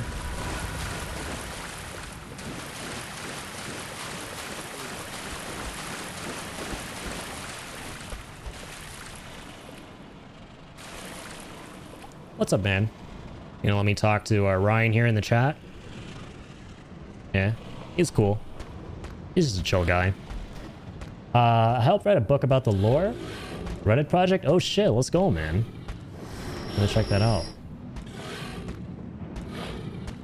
That's amazing, dude. Wow, it's quite comprehensive. It's like 107 pages. That is legit, man. Well done. Yeah, I'll look more into it after the stream.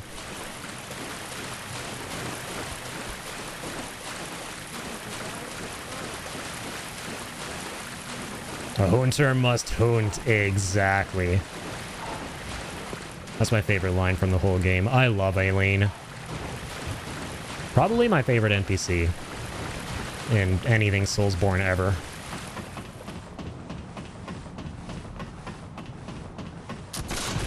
Ow, my ass!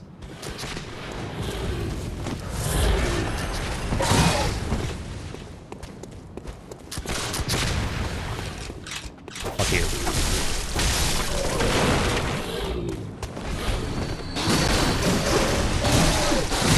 Oh dear. Oh, okay, okay. I was a little too excited to see me. So, I'm gonna turn him into sashimi in just a minute.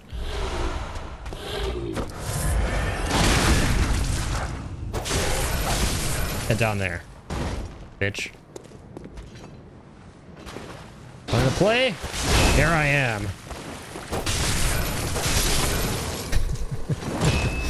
This has been a whack-ass playthrough of Bloodborne so far. It's definitely been one of the Bloodborne playthroughs of all time. I love Maximilian, dude. Probably my favorite streamer. I immediately resonated with the dude because our top two favorite games are literally the same. Yeah, Final Fantasy VII and Bloodborne. 100% resonate with his love for these two games. That's what kind of drew me into his community in the first place.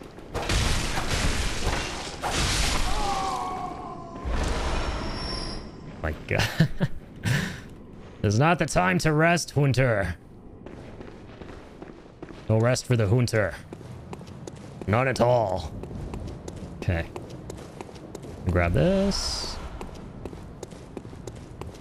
Grab that too. Used to be big into fighting games. Let's go. I'm not super duper huge into fighting games, but I do love the ones I played here and there that I hold near and dear.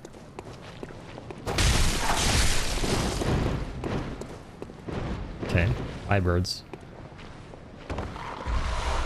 I'll be taking that.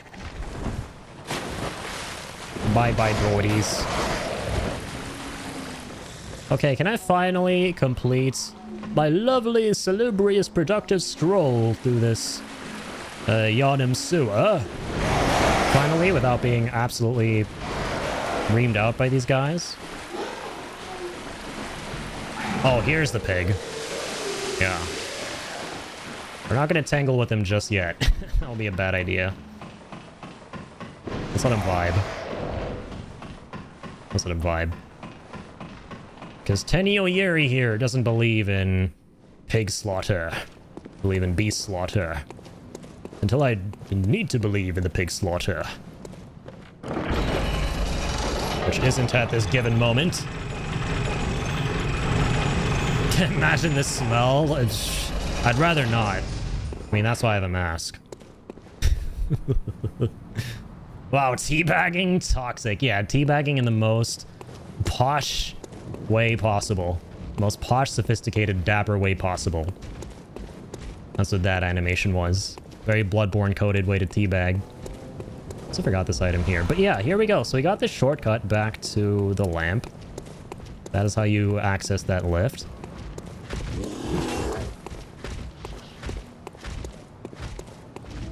And yeah, given the fact that I have a bunch of jazz now, I'm gonna go ahead and deal with our first unofficial boss. And we can go ahead and spend these 2k on leveling. We really need to normalize dressing like a hunter in society. I agree, man. I agree. I completely agree. That way I can dress like a hunter in society. Even though I don't have the garb yet. I was kind of playing around with the idea of ordering a hunter's cap for this stream, but I never really got around to it. But at the very least, I do be wearing my Moon Presence shirt today. I also got my little Bloodborne figure there in the corner. Whatever that's worth. Whatever that's worth.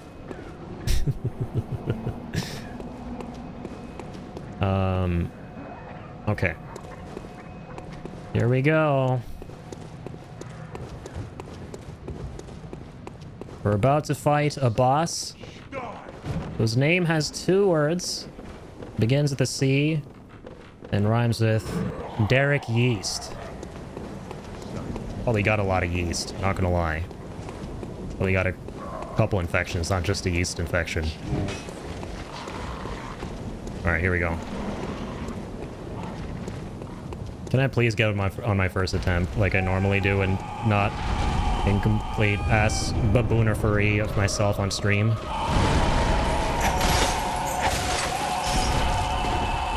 I'm gonna spam him with the cocktails. And miss. What up? Ow. Hang on a sec. Let's do this. Whoop. Whoop. Shit. Whoop. Whoop. Hey. Whoop. I fucking love the music in this boss fight, by the way. It's so fucking good. This game's whole soundtrack is the fucking shit, man. Take that!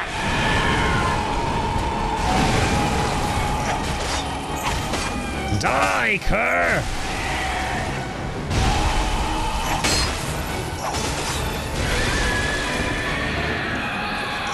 Whip your ass!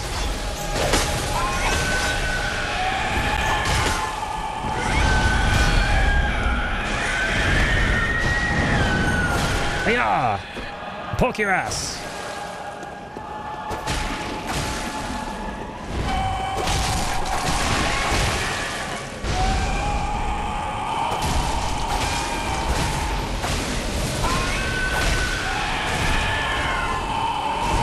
Ah!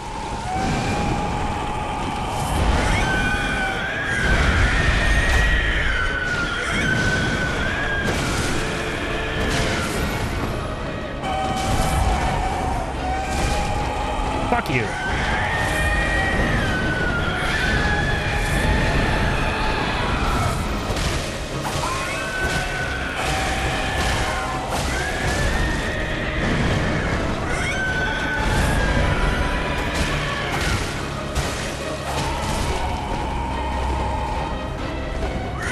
I don't want no hugs from you.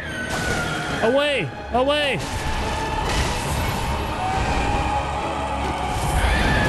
Away! Away! It's not even that hard. It's just every time I play this game, for some reason, I'm so fucking stressed fighting him. Even though 9 times out of 10 I will beat him on the first attempt. It's so stressful! It's so stressful! The stress! It's honestly the music, man. I agree. It's a testament to just how exhilarating and anxiety-inducing the music is. It's so good. It's so good. What's your favorite track, by the way, Ryan? Mine is definitely... It's a toss-up between Gascoigne, which we're about to hear, and Ludwig for me. Thinking of getting on Etsy and getting a whole get-up for Halloween? Let's go. I think I should, too. Halloween would be a perfect time to get some Bloodborne coded stuff. Oh yeah, the Gurman one slaps too. Literally every single track in this game, man, is S tier.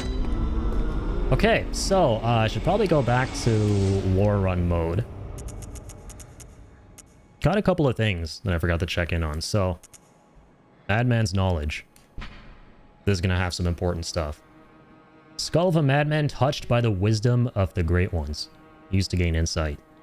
Making contact with eldritch wisdom is a blessing, for even if it drives one mad, it allows one to serve a grander purpose for posterity. So, this is where we can officially introduce the concept of insight. So, Bloodborne so far has been about blood, the magical special blood of the ancient ones, the Great Ones, the Thumerians, all of that.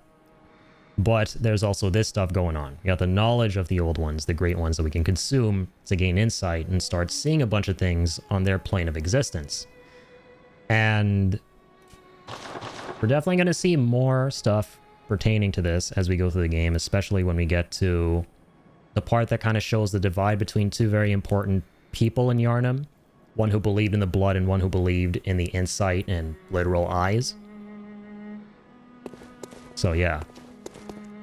And we have 4 insight at the moment. So the number beneath the echoes is our insight.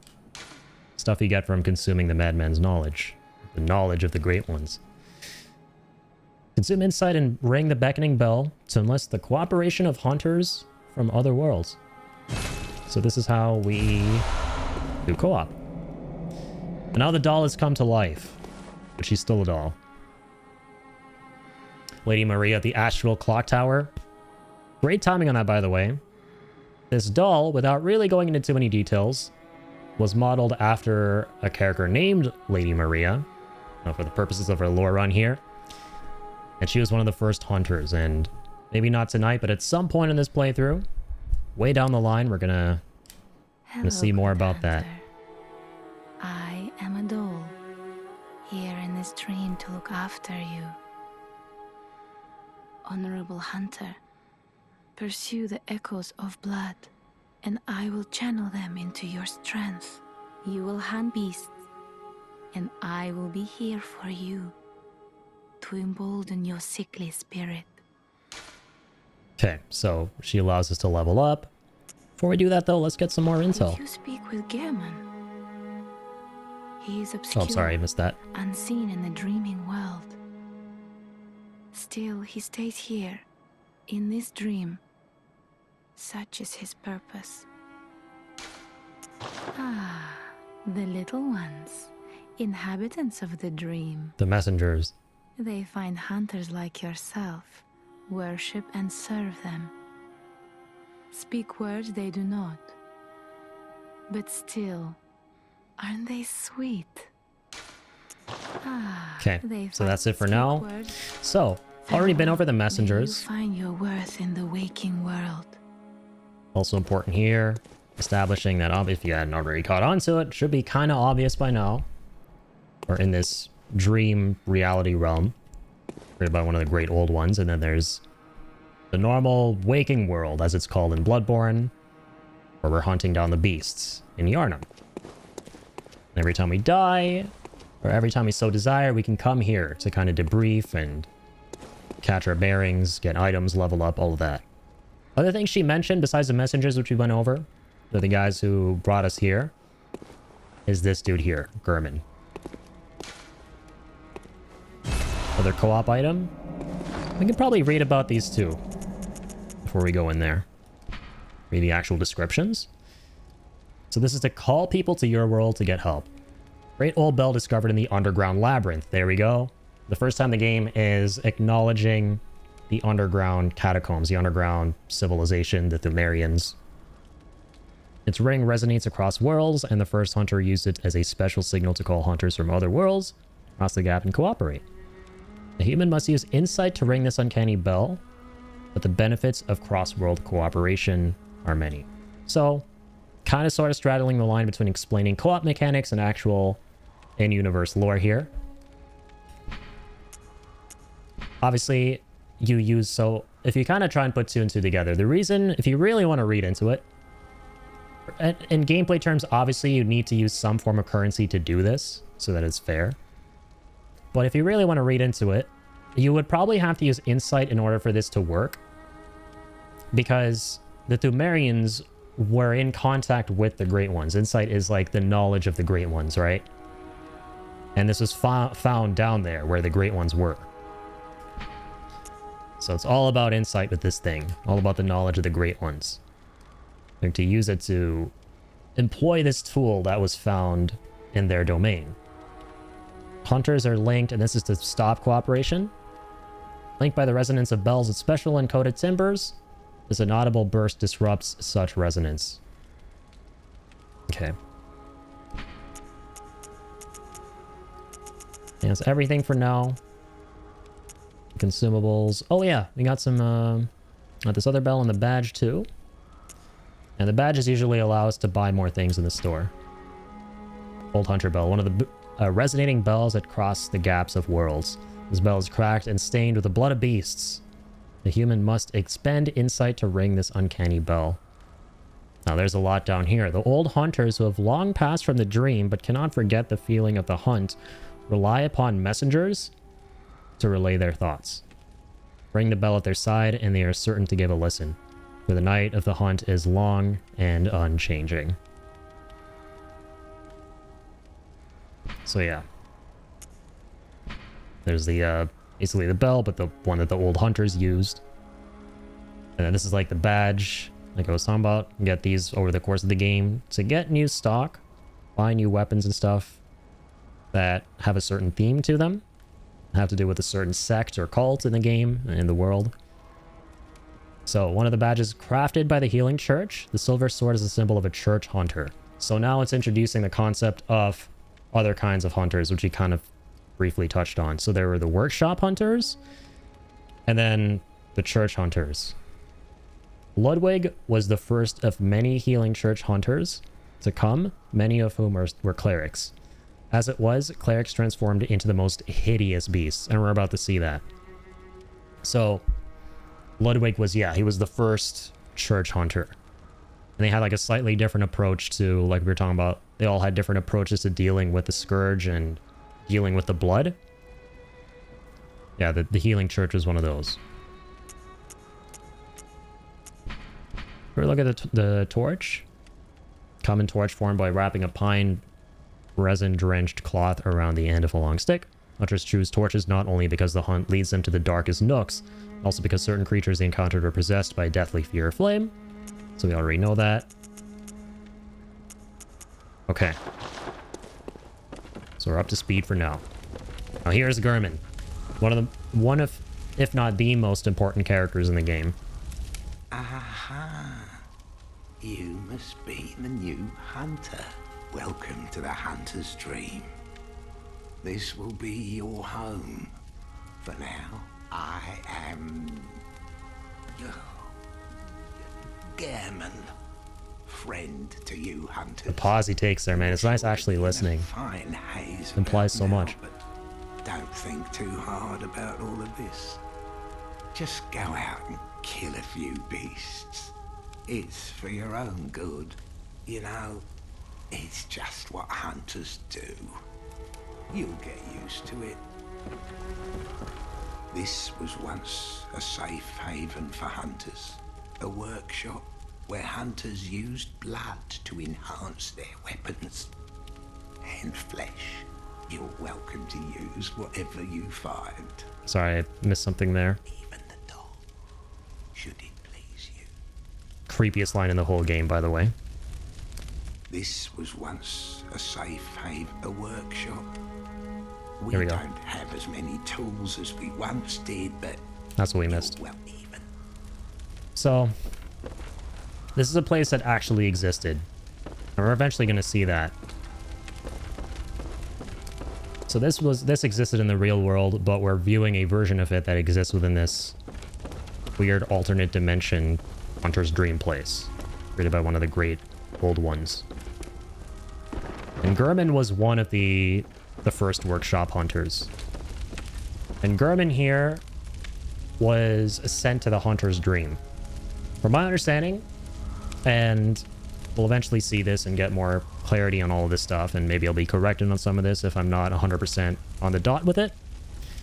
A bunch of the other old hunters, because of what we talked about with the atrocities that they committed, and Gurman was one of those people who took part in those, or in that, they were sent to the Hunter's Nightmare, which we're going to see in the DLC.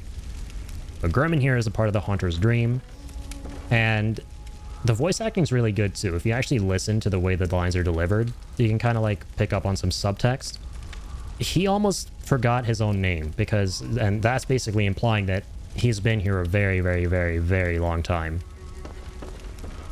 So he's kind of just trapped here, and he is overlooking the hunters that come and go.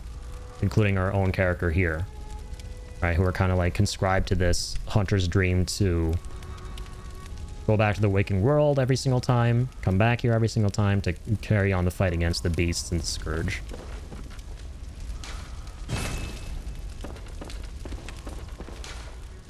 To escape this dreadful hunter's dream, halt the source of the spreading scourge of beasts, lest the night carry on forever. So slowly coming to realize that our goal might be to put an end to this all, which is pretty obvious. We want to put an end to the scourge, but why? So that we can also escape this dream that we're kind of, this limbo we're stuck in, right? Right now it may seem like, oh, you know, it's a weird blessing because we didn't succumb to beasthood.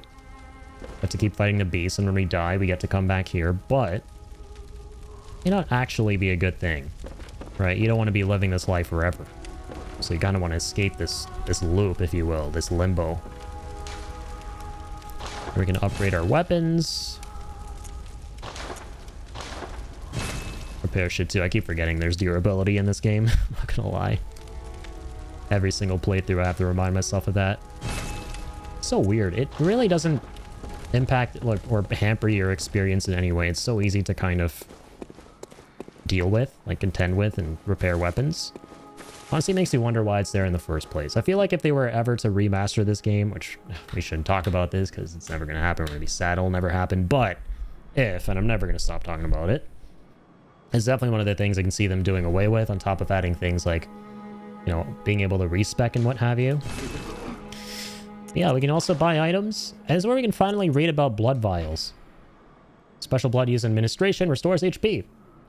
Once a patient has had their blood ministered, a unique but common treatment in Yharnam, successful infusions recall the first and are all the more invigorating for it. No surprise that most Yharnamites are heavy users of blood. It is literally a drug. It's a drug, but it's also a drug. It's addictive. Hand lantern is nice to have. Hunting accessory provides light while leaving both hands free to hold weapons. Torch, however, provides a stronger source of light. Pretty straightforward. Old Hunter's Mark allows us to go back to the lamp and keep our echoes. Dangling upside down rune etched in the mind of a hunter. The image upon this parchment allows one to envision the rune with clarity. Allows a hunter to awaken again without losing blood echoes, a trick that seems nearly too good to be true. Antidotes, these are going to be important soon. They counteract poison. Used to treat ashen blood, the baffling sickness that ravaged Old Yharnam long ago. We've been talking about Old Yharnam. These tablets only provide short-term relief. The ashen blood ailment eventually triggered the spread of the beastly scourge. So yeah. The main reason that Old Yharnam was just horribly decimated, and that, you know, and the reason why Central Yharnam wasn't, even though they had it rough too, and they're, you know, the process of having it rough, is because of, yeah, the ashen blood sickness, which accelerated the spread of the scourge. Got more stuff here. Hunter Chief Emblem. Emblem that belonged to the captain of the Church Hunters long ago. And we learned about the Church Hunters just now. Opens a main gate that leads to the round plaza of the Great Cathedral, the birthplace of the Healing Church. Main gate is shut tight on Knights of the Hunt, and could only be opened from the other side with this emblem. In other words, the captain's return and this emblem determined the end of the hunt. So yeah, the captain produces this symbol. He's able to open the gates to the cathedral where he was basically employed. But never returned. Night never ended. Kirkhammer, one of my favorite weapons. Might do a Kirkhammer run this time around. It's been a minute since I've done a Kirkhammer run. Like, early game, you know, at the very least. In terms of early game weapons, we can switch to Kirkhammer. So this was employed by the Healing Church Hunters. On the one side, an easily handled silver sword. On the other, a giant, obtuse stone weapon. Characterized by a blunt strike and extreme force of impact. So it's a sword and hammer.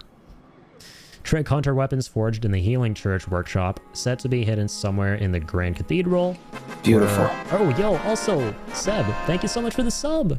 Or the resub for 3 months. Thank you, thank you. Appreciate that a lot, dude. How are you doing, man? How's it going? Yeah, we're playing some Bloodborne here, celebrating the 10-year anniversary, doing a lore run. This is my second favorite game of all time. So we're reading literally every single item description, putting together the story. It's been going good. I'm doing great, man. Yeah, thanks for asking. It has been going great so far. So yeah. Trick Hunter weapons forged in the Healing Church workshop, said to be hidden somewhere in the Grand Cathedral, were made to the tenets of a rival school of craftsmanship. Yeah, so craftsmanship behind the Healing Church hunters and their weapons was very different from the workshop hunters. Workshop hunters, their designs for their weapons were a lot more crude and unrefined, but these things were... yeah, they had some solid craftsmanship behind them. Very meticulously crafted blades. Very fancy. So, I think those are all the items for now that we can read through at this point. Welcome. What is it? And now we can level up. Very well. Let me stand close. So, first things first. Vitality, we'll get that to 10. And we want to do a blood tinge build, right? So I asked at the start, and Kiwi requested a blood tinge build. It's going to be kind of challenging doing blood tinge from the very beginning because you don't get a lot of weapons that can reliably output a lot of blood damage. But we can try. Alright, we'll put a little bit into skill as well, just to keep us up a bit.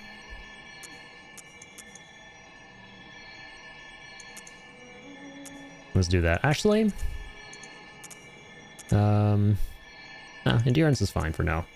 Let's put one into that and one into that. Little vitality, skill, and blood tinge. And eventually, when we get a really cool blood weapon, we will start dumping points into that.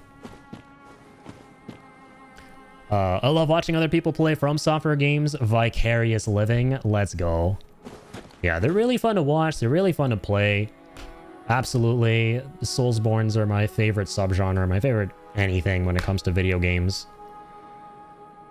1,000,000%. And I think From Software in general are my favorite devs in the business right now. Okay, so with our remaining runes, I'd like to try and buy Kirkhammer. We could also buy the symbol in order to open the gate.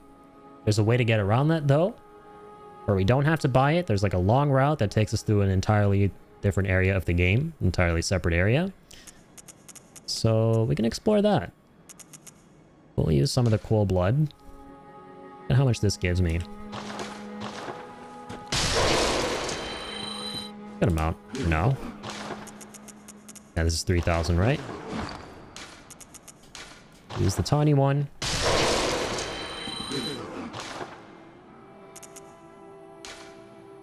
Let's get Kirkhammer. Let's get Kirkin.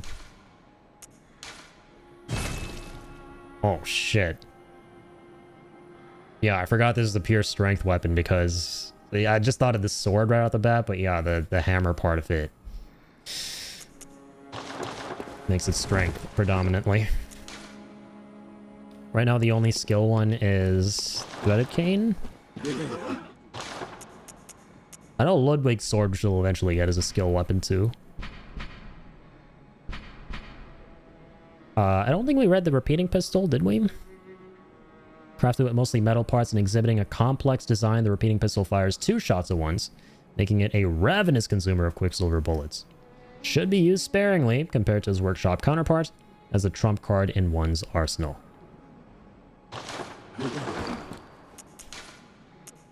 Yeah, we gotta buy it. That's my bad. I did not want to buy the Kirkhammer there. It's too hard for me. I'm not very skilled at dexterity-based games. I do better with turn-based and strategy. That's completely fair. Yeah, I remember you mentioning that. Definitely not for everyone.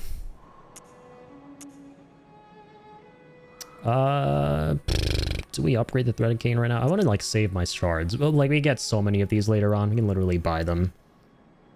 So it doesn't matter. Yeah, we'll go ahead and upgrade this.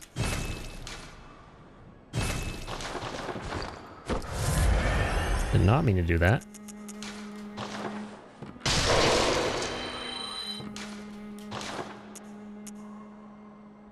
Oh, I thought we had 5 and we needed 4. We don't actually have enough. Okay, back to Central Yarnum we go. I'm thinking if there's anything else we can do before going on right now, after beating, like, you know, before going to Gascoigne. I think we've covered just about everything up until this point that you can do in Central Yarnum. There's new dialogue, I think. The Great Bridge is the only way to the Cathedral Ward, and during the hunt the bridge is closed. You could try the aqueduct. There's a rather, how shall I put it, colourful area south of the Great Bridge. From there, an aqueduct leads to the Cathedral Ward. Not a place you Gilbert want to visit, but I don't imagine you have much of a choice, do you? Not really. Not a quick knowledge. Okay. So Gilbert has some new dialogue telling you how to get to the Cathedral Ward. At this point, it's clear the game wants you to learn the lore about the Healing Church Hunters. So this is kind of like the start of the Healing Church arc. Very clearly becomes that way once you eventually get to the area that mainly deals with all that stuff.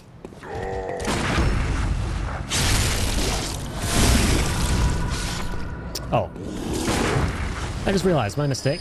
We have, side quests to do.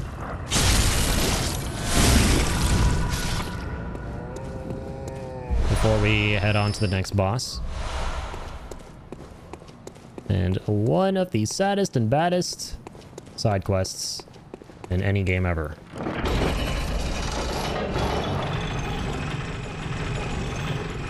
A prepare to cry side quest, as Vati video would put it.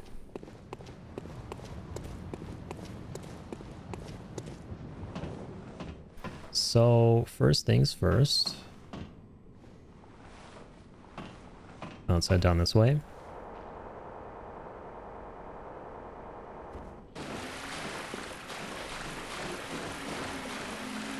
That pig is going to be important in a sec. I don't want to fight him just yet.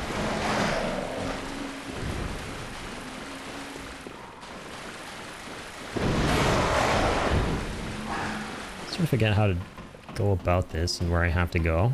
Oh, this ladder. True. No wonder I mixed these two specific areas up.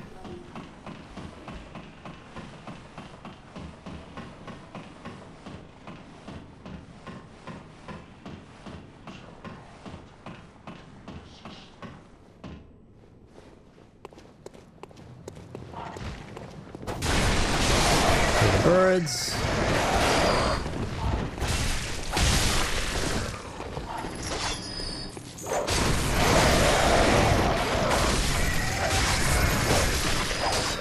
Wabam, washam. Got some of that madman's knowledge.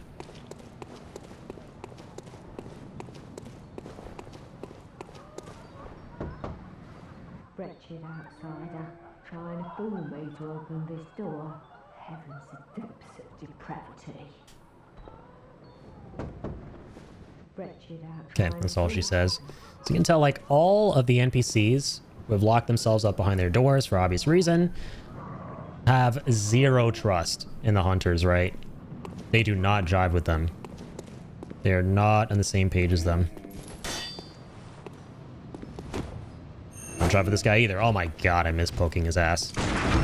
Do that though. The birds! They're burning! Yeah, the Scourge do be making lots of birds go birding. And me go emoting, clearly. Okay, so we finally made it to the source of the music box that I mentioned earlier. I see just... what the heck is happening here? with this NPC behind this window. And you'll be surprised because of all the NPCs so far, she's not a mean, surly one. Quite the opposite. Are you? I don't know your voice, but I know that smell. Are you a hunter? Maybe it's where you look for my mum. Daddy never came back from the hunt, and she went to find him, but now she's gone too. I'm all alone and scared. So, this is our first side quest in Bloodborne. Her dad went out to hunt. Her dad was a hunter. Went out to look for her mom. Her mom went out to look for him and come back. Really? We can help her find her mom. My mum wears a red jeweled brooch.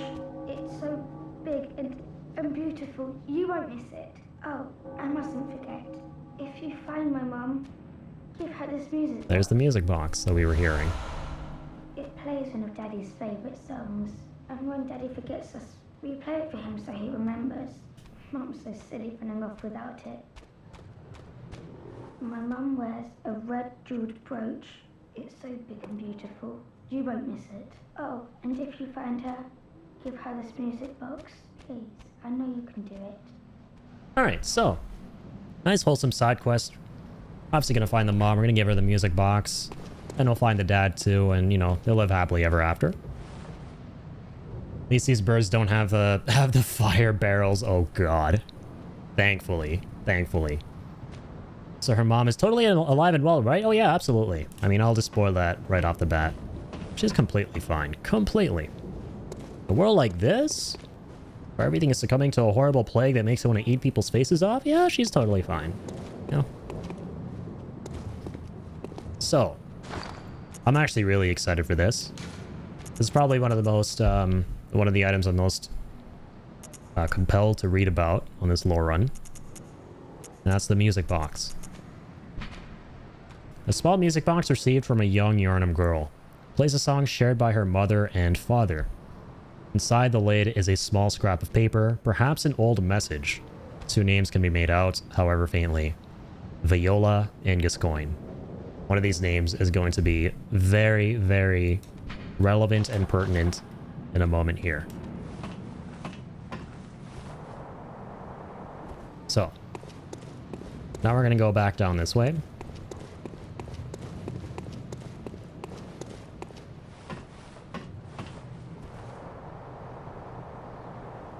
And I'm actually going to go ahead and equip the music box, and you'll see why. Let me unequip the oil urn. So, like I said, this is my favorite side quest in anything Soulsborne ever.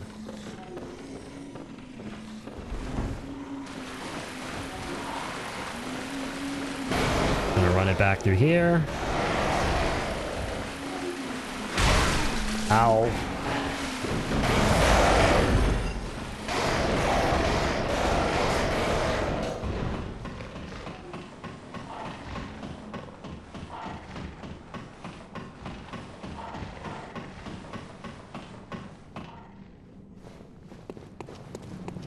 Go find this girl's mom.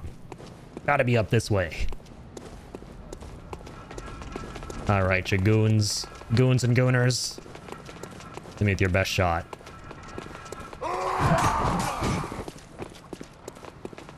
Oh, is he not gonna like... Oh, there it is. I was wondering when that was gonna happen. Didn't get all of them. That's where I step in.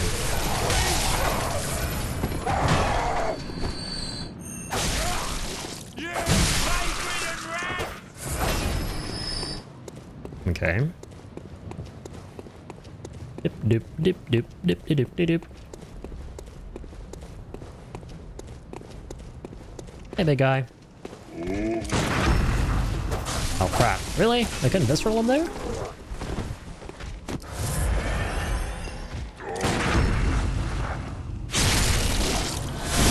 Hi, big guy.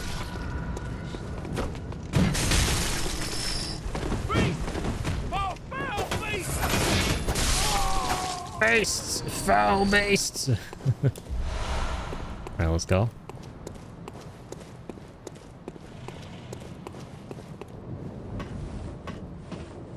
We got a ladder down here.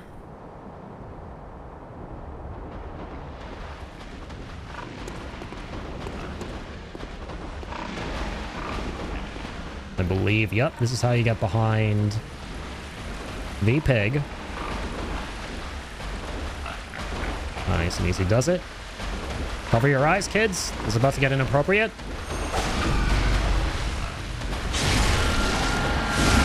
Very inappropriate.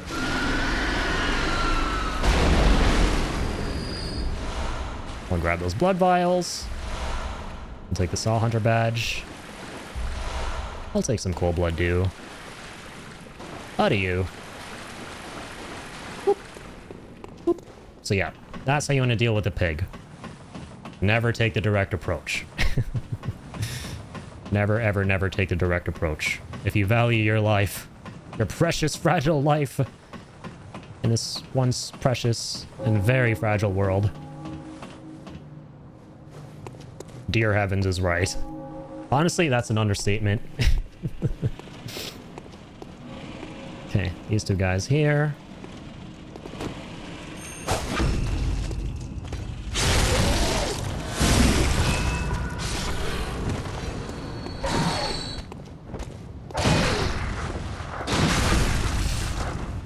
Here we go. Get the health back.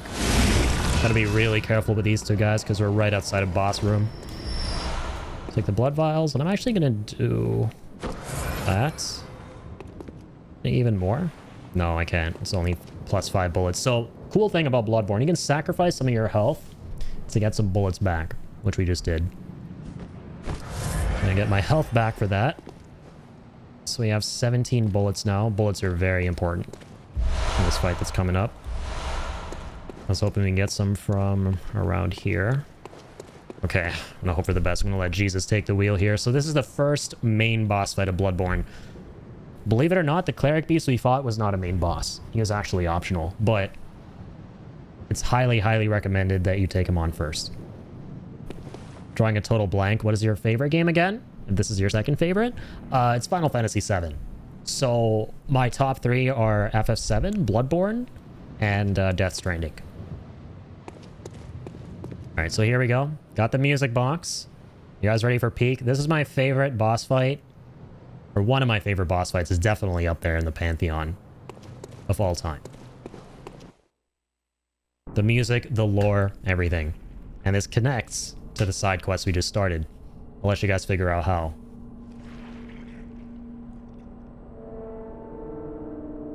But I will go over it. Sure, remember that? All good.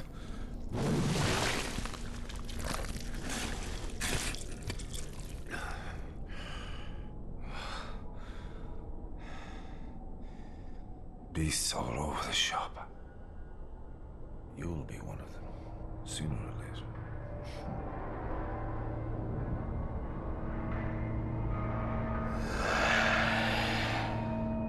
One of the most iconic frames in Bloodborne. Here we go. Peak soundtrack incoming. You got the music box. You can do this. It messes him up.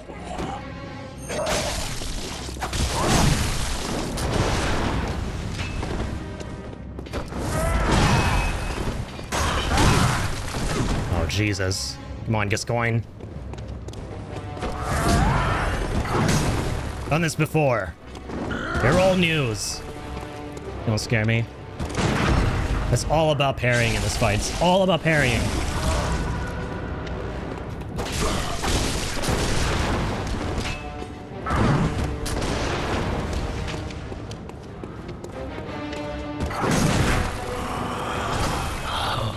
What's that smell?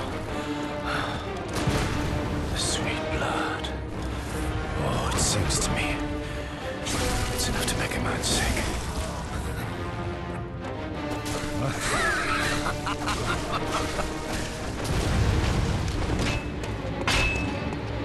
I want the fight to end just yet, man. The music is so good. Oh, fuck. The music box doesn't work anymore. It does. Remember your wife, Gascoigne. Remember your family. Oh, shit. He's definitely not going to.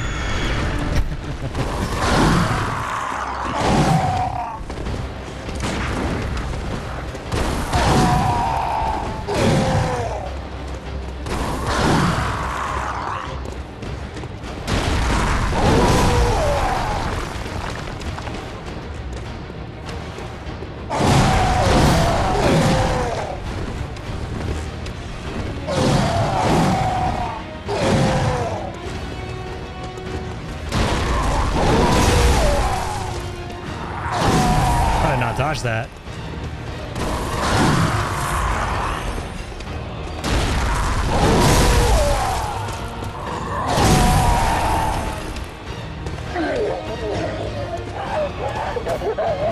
The music!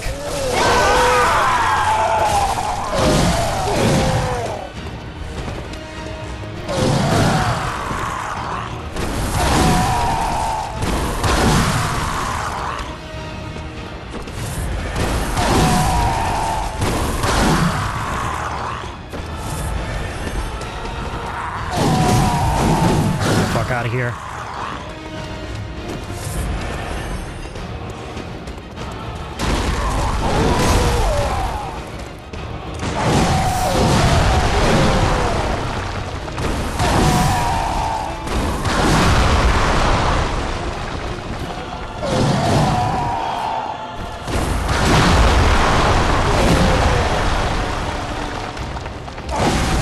There we go. Come on, just one more.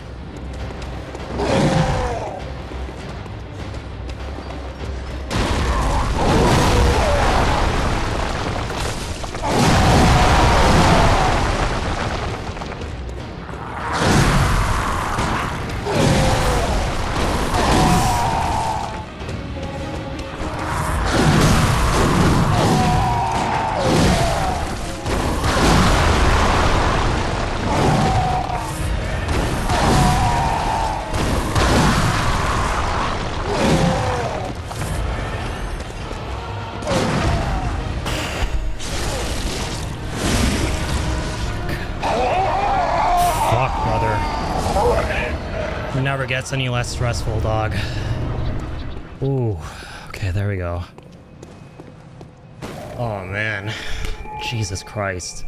This fight never gets any less stressful. I'm shuddering right now. Oh my god. My fucking god. I fucking love this game, man. Doesn't matter how many times I play it, this game will never not put me on edge. It will never not. Oh god, it's so good. I fucking love Bloodborne so much. Yeah, the music is goated. It is goated with a capital G. So yeah, there you have it. The first main boss of Bloodborne, Father Gascoigne. Gascoigne with a capital G. Well, he definitely became capitalized once he went full beast form. So yeah, guys couldn't already put two and two together. That was the pops of the little girl. Big Sag.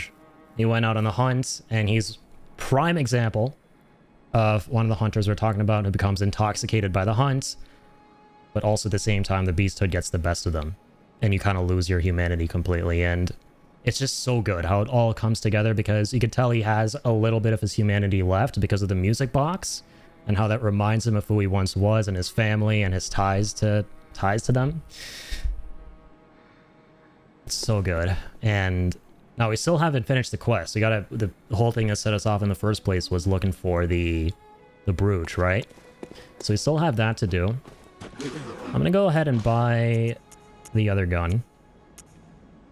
It shoots 2 bullets at once. Has a strength requirement of 10. I'm actually going to not put points into skill. Welcome. What is it? Or rather, I'll mainly put them into blood tinge, but also into whatever stat I need to be able to use the weapons I want. It's going to be a more challenging playthrough because of that, because we're not going to be min-maxing as much. But yeah, largely vitality, whatever stat I need between strength and skill, and then blood tinge. Yeah. So let's put one into both of these. Farewell. And then with the remainder of our moolah, let's buy... Oh, we can't. Shit. It's actually 3 grand. Right, that's fine.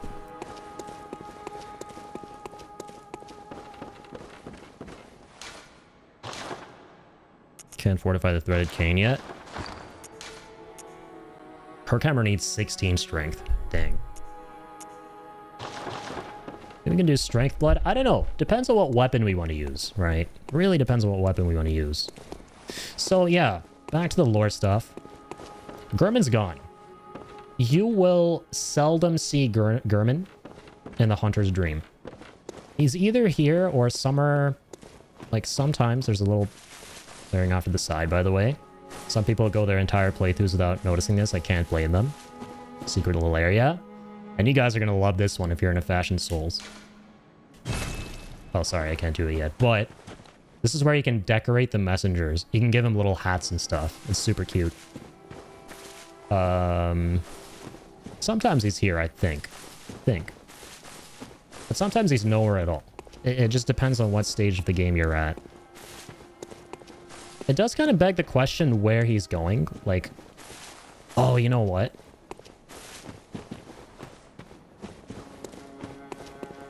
Probably out there. True.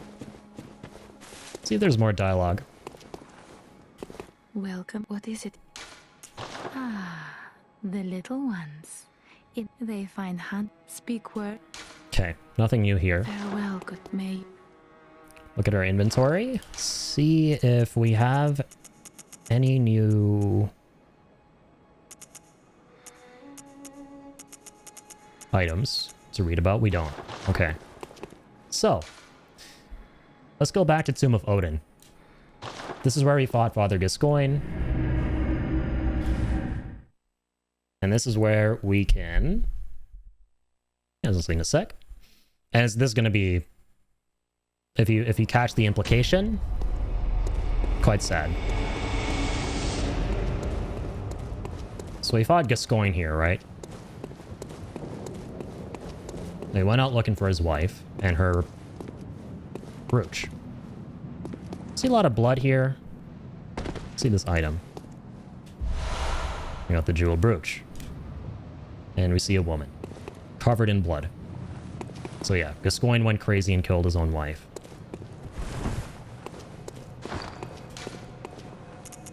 Let's go ahead and read about it. Woman's bright red brooch engraved with the name Viola. Perhaps a jewel is a gift from a hunter. Used to change into a droplet blood gem that fortifies any weapon. With a proper workshop tool, various weapons can be fortified. So, yeah, we can convert this into a blood gem to upgrade one of our weapons. So if I really, really want to read into it, we know what you need to upgrade your weapons are, yeah, blood gems, blood shards. You need something made of blood, because you're infusing the weapons with blood that's already known to make things stronger. So, her brooch contains that blood, potentially. Interesting to think about. And a brooch made of blood. But I thought she was okay. Well, you know. I wasn't lying. She's totally fine. She's not a beast or anything, because, you know, being dead is better than being a beast. Debatably. Better fate than beasthood. Okay, instead of doubling back from here... Should I, though? Yeah.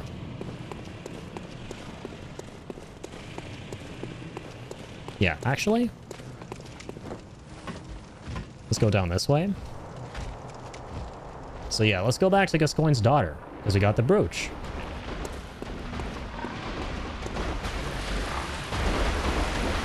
The fuck? He hurt me? He's like, you're not fixing me this time, asshole.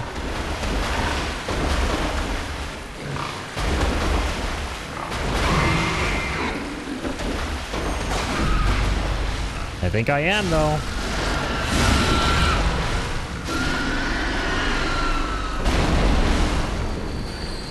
Poor lad. I swear to God, I'm not going through this again just to fist a pig a second time. I swear, okay? It's not my fault he was there once again. Alright, blame Miyazaki. It's Miyazaki's fault.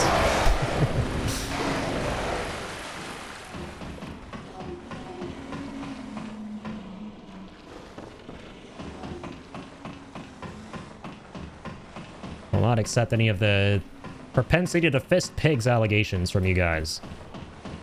No. Big N-O to that.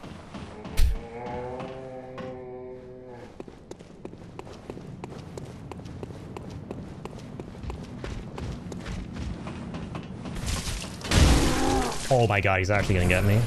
Alright. Hangabouts.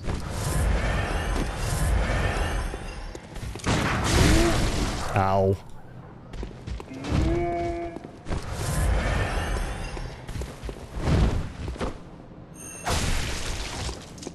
Can you please do something visceral attackable? Thanks, buddy. Yo, how's it going, Soul? What's up, man?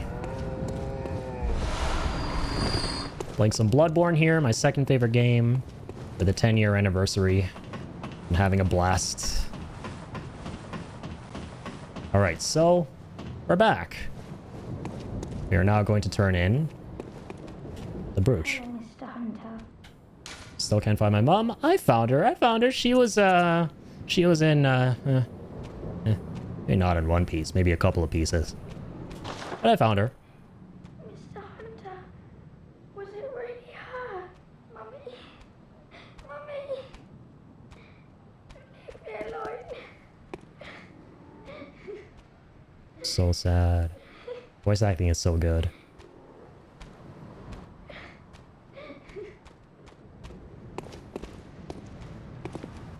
So now I think it's at this point.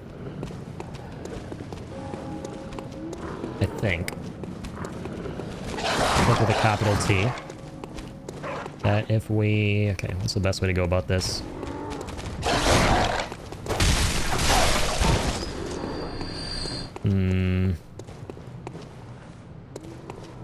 What's the fastest way to get back?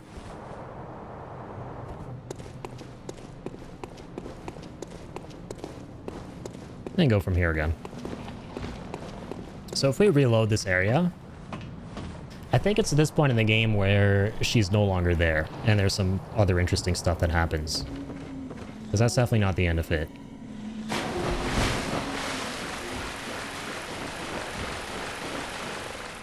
"10 years this game has been stuck in PS4 jail." I agree. It's honestly a tragedy that Sony hasn't done anything with it, man. Is this your first time playing it? No. I played this game too many times. Too many times. I fucking love this game. The account I'm playing it on right now, the history of this second account, the reason I have 2 accounts in the first place was because, hang on. I just loved platinuming it so much the first time. Getting the platinum trophy the first time that I wanted to platinum it again for a second time all over again. It's the only game I've ever platinumed twice. Probably the most fun game to get all the trophies. Before I started this playthrough tonight, I had half a mind to create a 3rd account just to platinum it a 3rd time. That's how addicted I am to Bloodborne. I'm just always wanting to go through everything in this game all over again. Which, as I keep joking about it, is honestly very meta, because the hunters in this game are intoxicated by the hunt. They have this bloodlust. They're just addicted to hunting things. And me as a player, I'm addicted to playing this game like a hunter is to hunting things. I'm addicted to hunting things in this game. The bloodlust is getting to me. Alright, so I believe... let me see here. Do I want to go to the... Yeah, Central Yarnum makes sense.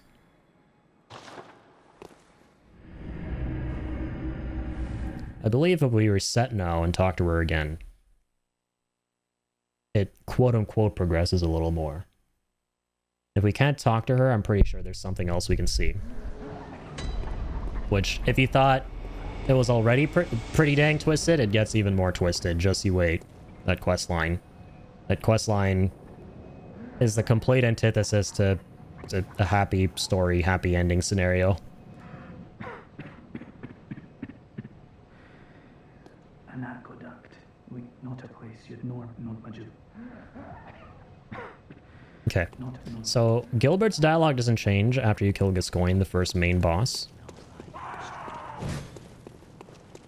Changes after you beat Cleric Beast, but I'd imagine it would also change if you were to beat Gascoigne, you know, all the same.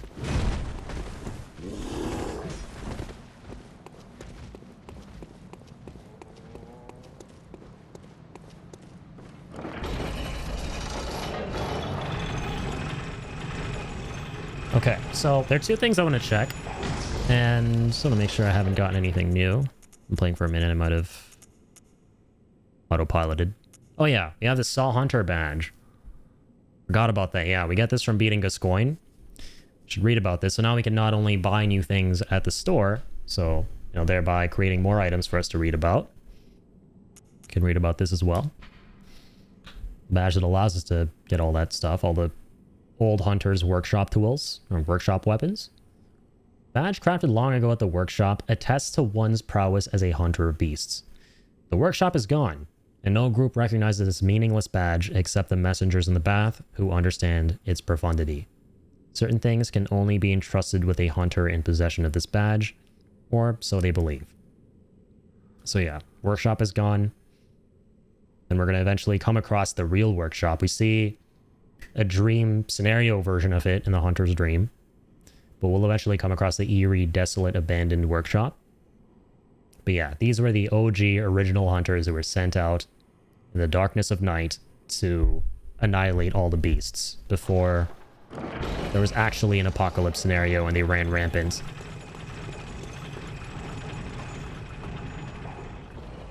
So yeah, we can go down this way.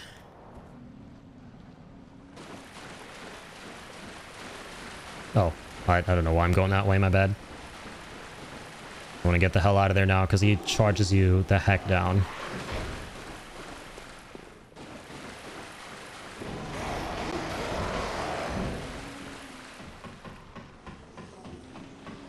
Actually, wait, there's a faster way of getting here, and I'm not... Is there... Yeah, there is. My bad, and I'm not taking it. I'm taking the long way around. Now, if we go to the building with the old dude, with the old geezer version of Mako Poison Cloud in the wheelchair, we'd be able to get to Gascoigne's daughter faster. But hey, I get to keep killing this fatty every time. So it's all good. Works out. I'll take them blood vials. I didn't mean to sit down. Or maybe I did. Happy little accidents, once again. Teabagging. No response. Okay. So it's progressed. The reason there was no response. About to see in just a second here.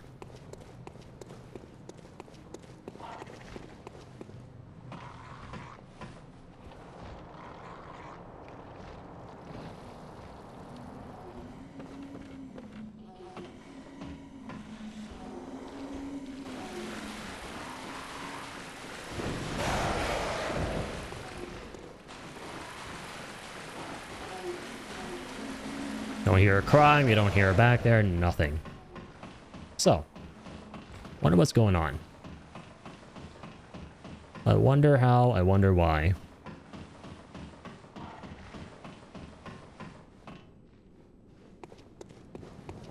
Now, you can feel free to build up some anticipation and theorize amongst yourselves while we take a trek to the destination where we will find out.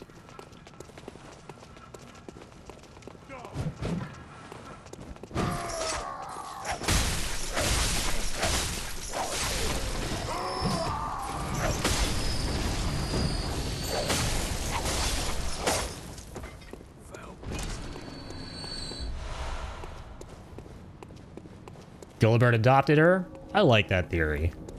That's what I would like to believe. You know? That's what I'll say about that for now. Ow.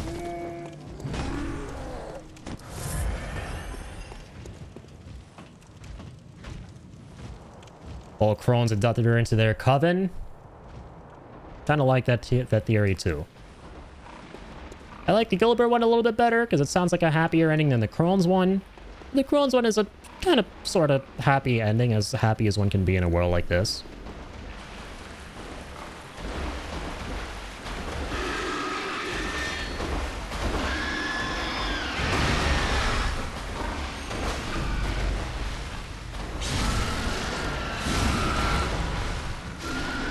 If this the pig for a third time. But I promise, it's for a good reason. For a very good reason. So, usually it just drops blood vials. But this time... Red messenger ribbon. If you read the description...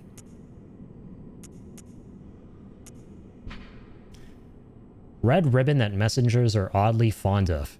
The thick, pungent red was drawn from the organs of some unfortunate victim. A strange choice indeed, but perhaps for the messengers wearing this accessory constitutes a form of mourning. Wonder who that poor unfortunate soul was. I wonder. I wonder.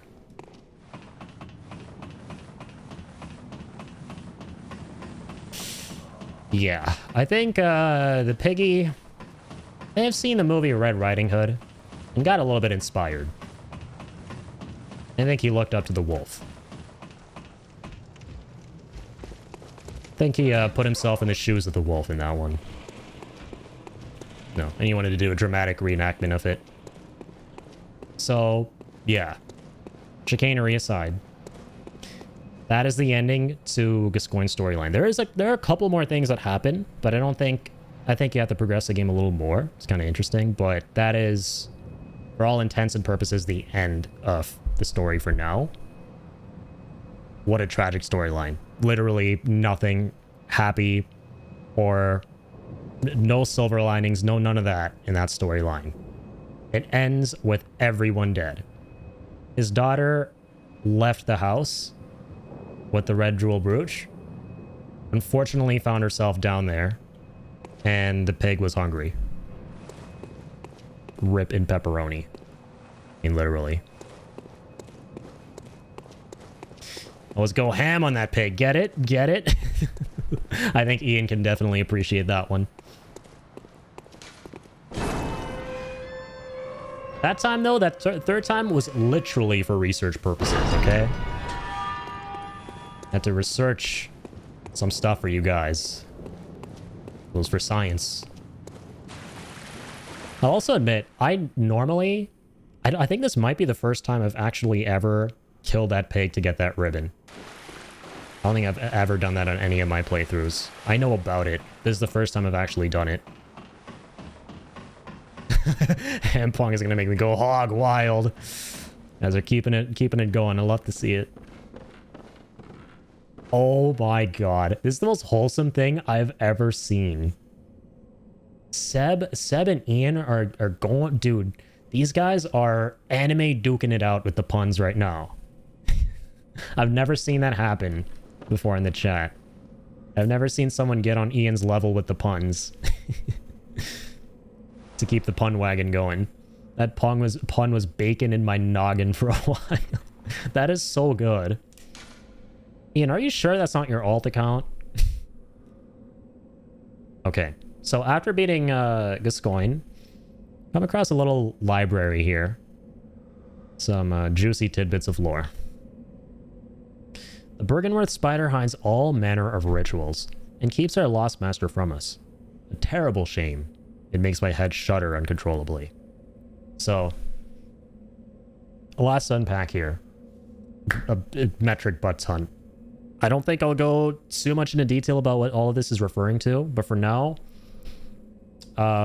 we can go into what Bergenworth is.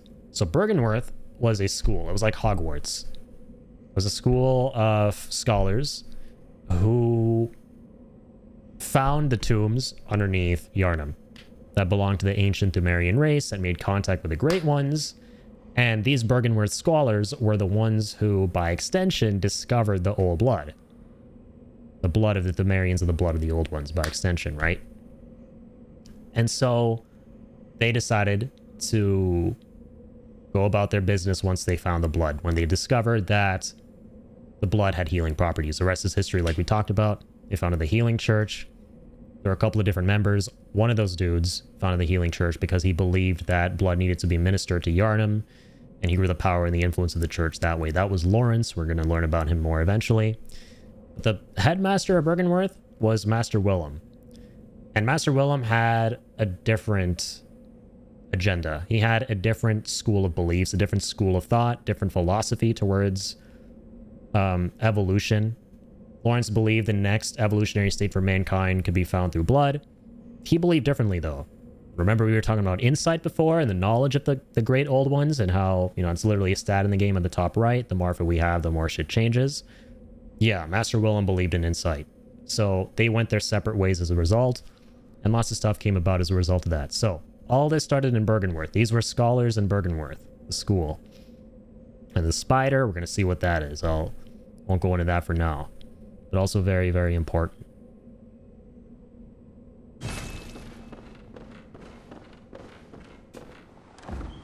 We will open this chest. Blood Gem Workshop Tool. Alright, wonderful. Let's read about it. A misplaced workshop tool from the hunter's dream. The hunter who retrieves this can fortify weapons by kneading blood gems into them. Blood gems add properties to weapons when used to fortify them as blood defines an organism. So this thing in gameplay terms allows us to modify our weapons. At that little altar that we saw at the workshop. And that's kind of about it. Kind of self-explanatory. Blood gems we know about. Put certain gems of different shapes now into the weapons with this tool that belong to the old hunters, or the hunters of the workshop. You make the weapons even better. And in gameplay terms, usually better means just upgrading them to boost the stats, but this kind of better means and give them unique properties and stuff.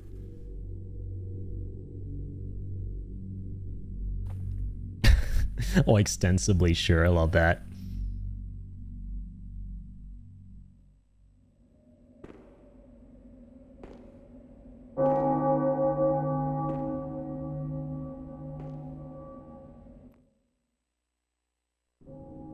Bell is so haunting, man.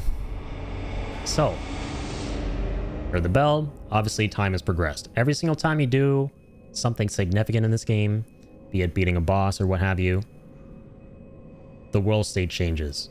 Time moves forward, and things you encountered before now have different things to say. You can interact with them differently, all that kind of stuff. So we'll have to look into that. You can go back to those NPCs from before and see if they have some other stuff they want to share. And here's this little really creepy looking dude who surprisingly... Oh, you must be a hunter. Very sorry. The incense must have masked your scent. Good, good. I've been waiting for one of your ilk. These hunts have everyone all locked up inside, waiting for it to end. It always does. Always has, you know. Since forever. But it won't end nicely. Not this time. Even some folks hiding inside are going bad. The screams of women folk, the stench of blood, the snarls of beasts. None of them's too uncommon now. Yharnam's done for.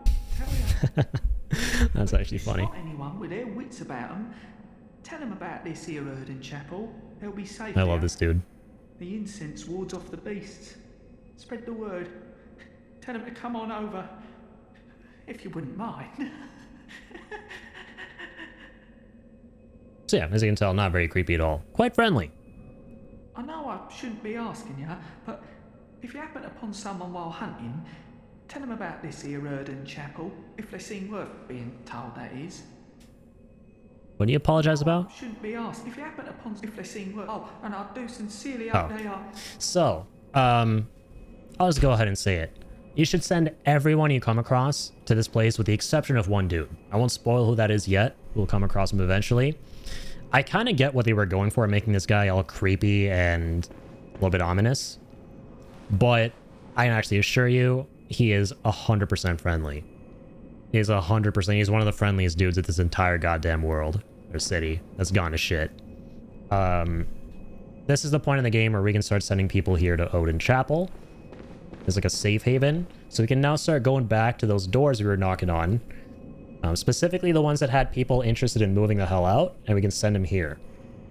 The reason why you're given an option between a couple different places, instead of just being like, oh, I now have a place, just go to Odin Chapel, is because there's another place we can send those people. And I'm going to show you guys what that place is right now. I'm going to travel back. Yeah, the hee-hee. Usually that's pretty cursed. But thankfully, not so cursed in this situation. That was a wholesome hee-hee. I will say though, this dude's getup isn't helping his case. He kind of needs to freshen up a bit, you know? He kind of needs to have a glow up.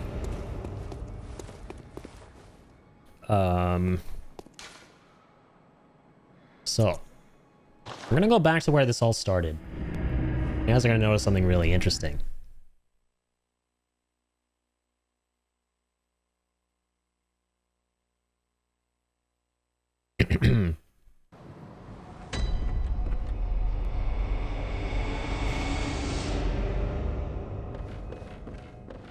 We go up these stairs to the clinic where we woke up. Oh, well, hello. Splendid. Let me ask you a small kindness. You're soon off to hunt, I presume? Then, if you find any survivors, tell them to seek Yusefka's clinic. Upon my Hippocratic oath, if they are yet human, I will look after them. Perhaps even cure them. This sickness, these beasts, they are not to be feared. This time the night is long. I may be trapped here, but I should do something to help. I'll even offer a reward for your cooperation.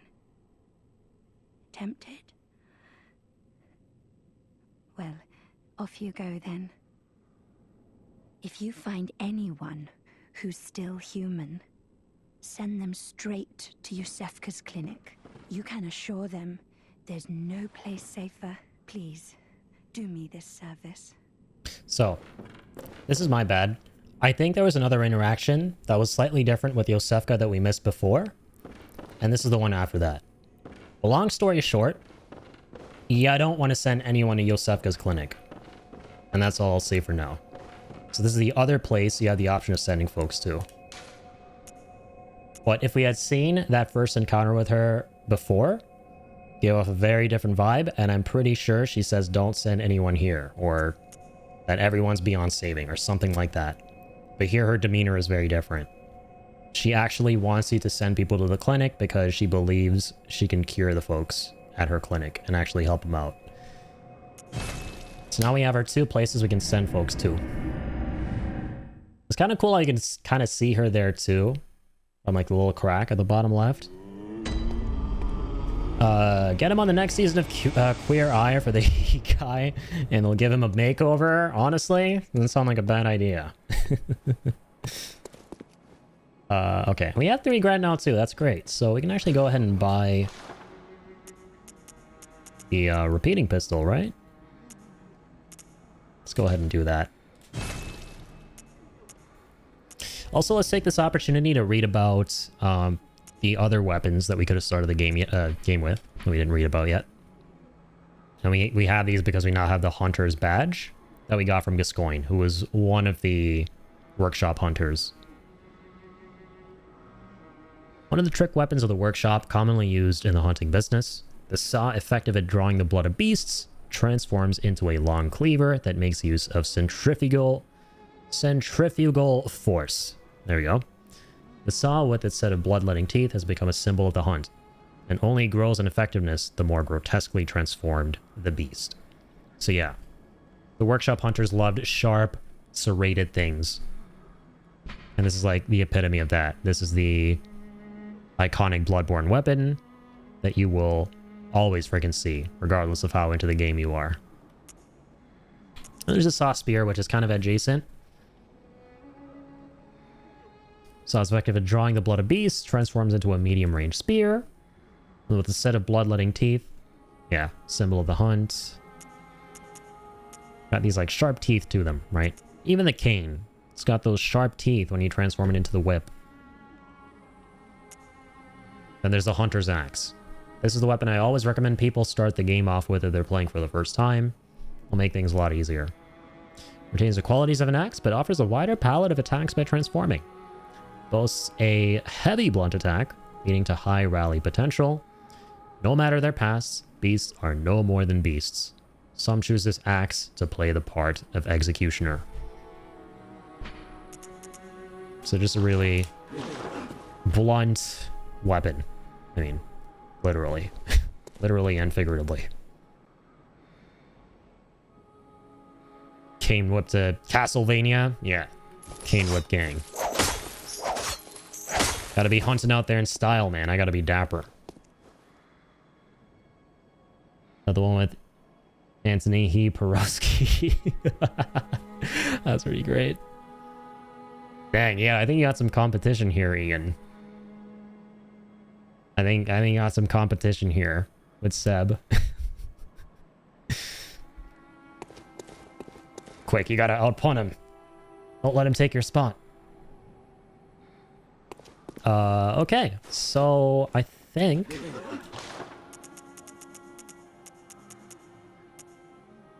we were at everything for now, right? Go and get the repeating pistol on and the torch as well. The remainder of my moolah, as I always like to do. Oh, it's 360 for blood vials? True. Okay, let's not buy some blood vials then. But we can finally kind of sort of go the Fashion Souls route and deck out these little dudes with a lovely bloody ribbon of a dead child. Look at that. Aren't they adorable? Yeah, I hate to see it. Okay. No, wait, hang on. Oh, true. I was like, what was the other option again? I kind of forget. And then that's just to unequip. I can start using blood gems here. Actually, we can't. It's over here, my bad.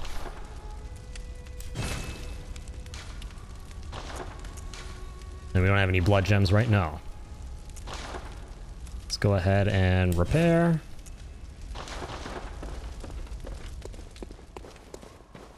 Like how you haven't died since I joined. You're welcome. Let's go.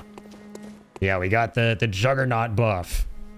Just like how you drink Juggernog in COD Zombies. My stream has been buffed by Juggernaut. Hell yeah. You get all the thanks, all the gratitude for it, Ryan. It's a very nice, very demure look. Truly, truly. All about fashion here, man. Okay. Let's head to the Cathedral Ward. Or sorry, let me do a bit of backtracking now. Talk to some of the NPCs again, check in on them. Go to the Grumpy Old Lady too. Send her to Odin. Odin Chappelle. Sounds like Dave Chappelle's long-lost brother or something.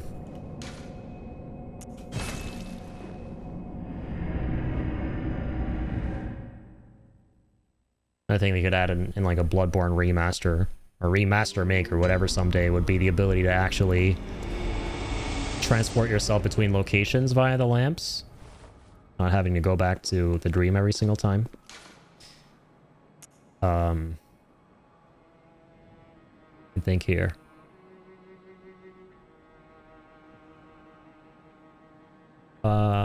Mine always gets a bit hazy, mix up the places. Yeah, I want to go to Central Yarnum. That's the best way.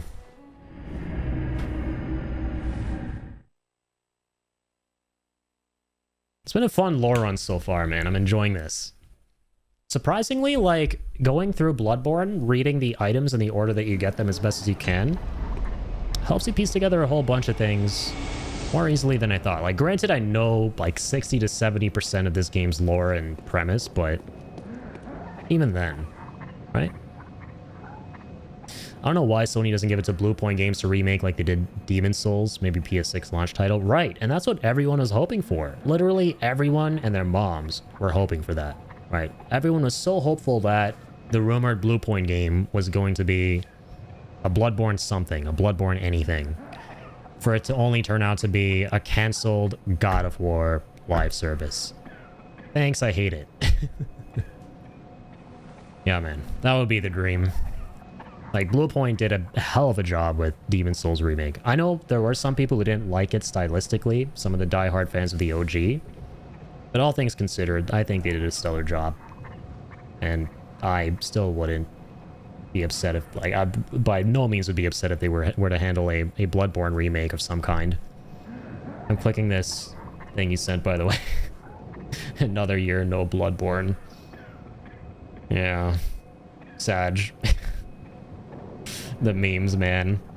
These no Bloodborne on PC or no Bloodborne remake memes used to make me laugh. Now they just make me sad because I'm so hollow inside from the years of neglect. Here, let me show you guys what this is on stream. This is what us Bloodborne fans have been having to contend with for, like, you know,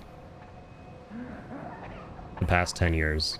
Past 10 years of neglect will do this to you.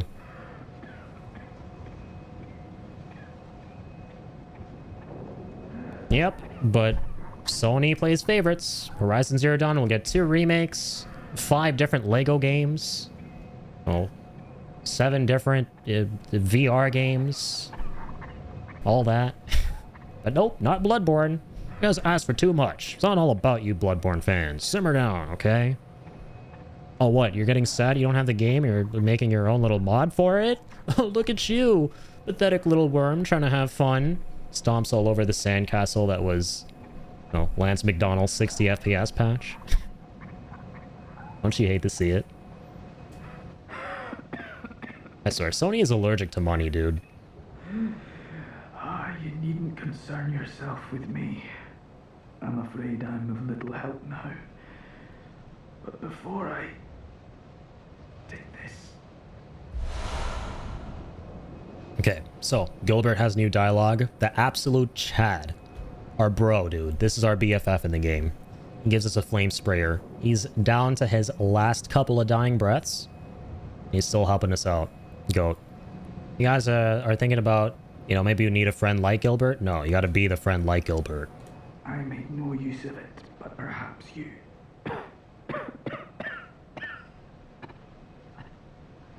What afflicted me was incurable, but this time gave me hope. Their strange blood bought me time. I was most fortunate. Unharmed by the plague of beasts, I can even die human. Don't you worry about me. God damn it, Gilbert. Godspeed, my friend.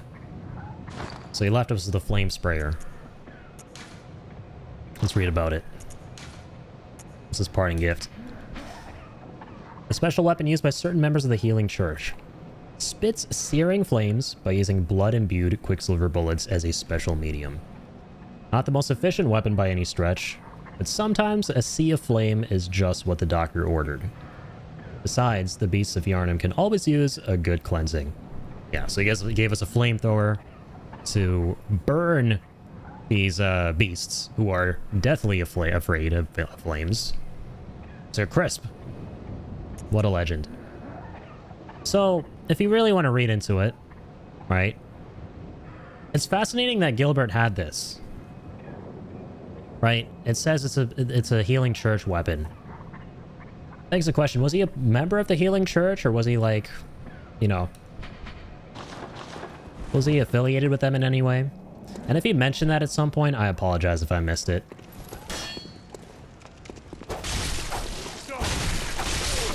Interesting that he has it. Because around this area, you typically get a lot of the workshop tools, the workshop weapons. You have Gilbert just vibing in there with some Healing Church shit, you know? Some Healing Church tech.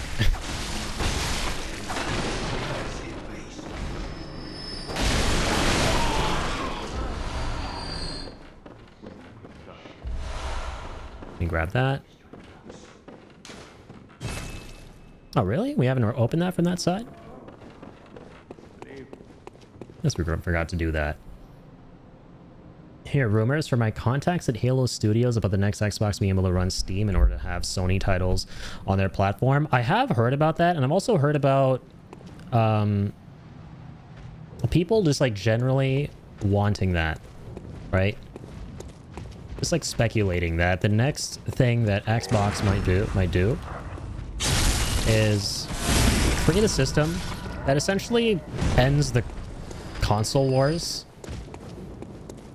or at the very least like puts a dent in it, you know, which I would, you know, absolutely appreciate.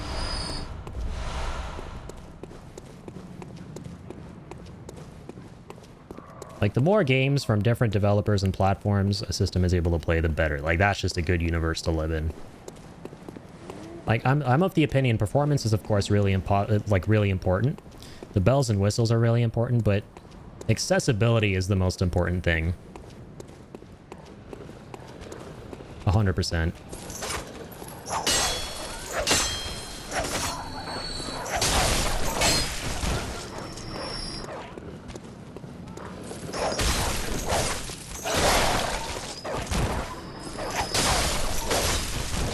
Okay. The modern consoles are basically off-the-shelf PC parts, so it's not a huge jump. True, true.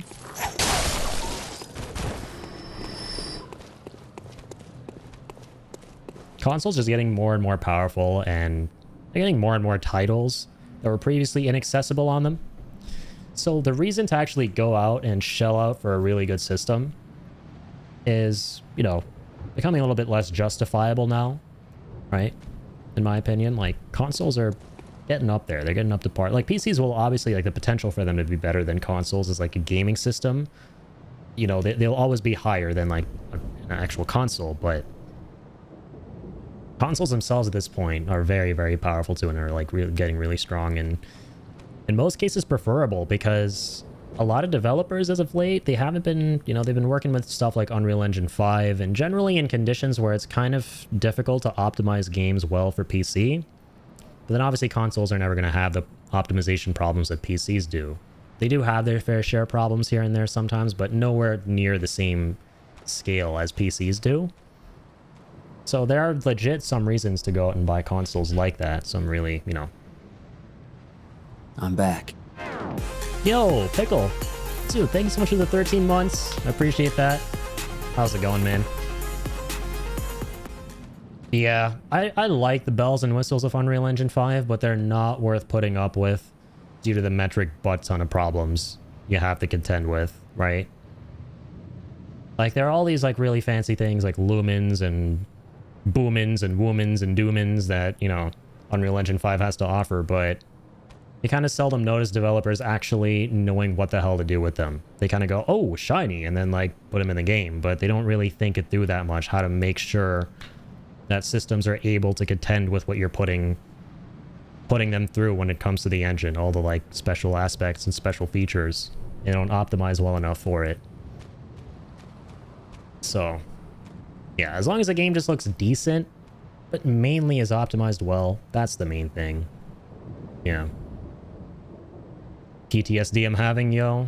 Didn't think I'd see this game again for a while. Well, buckle up. You're going to see it for another huge-ass long while, because the whole point of the stream is to play it until I literally pass out. We're celebrating 10 years of Bloodborne, man. There's the second goddamn greatest game ever made on God's green earth.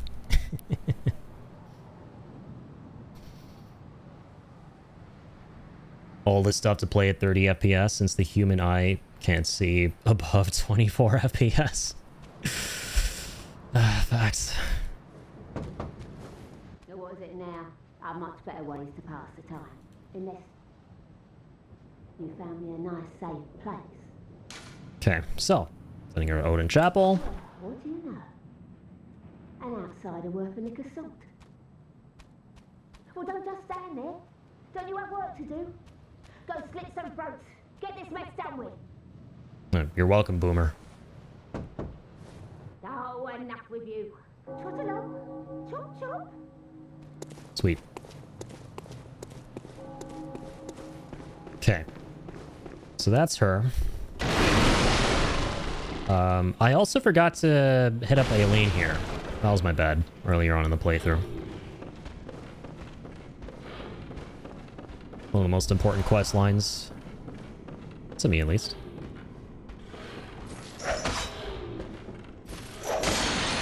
Let's cut that down.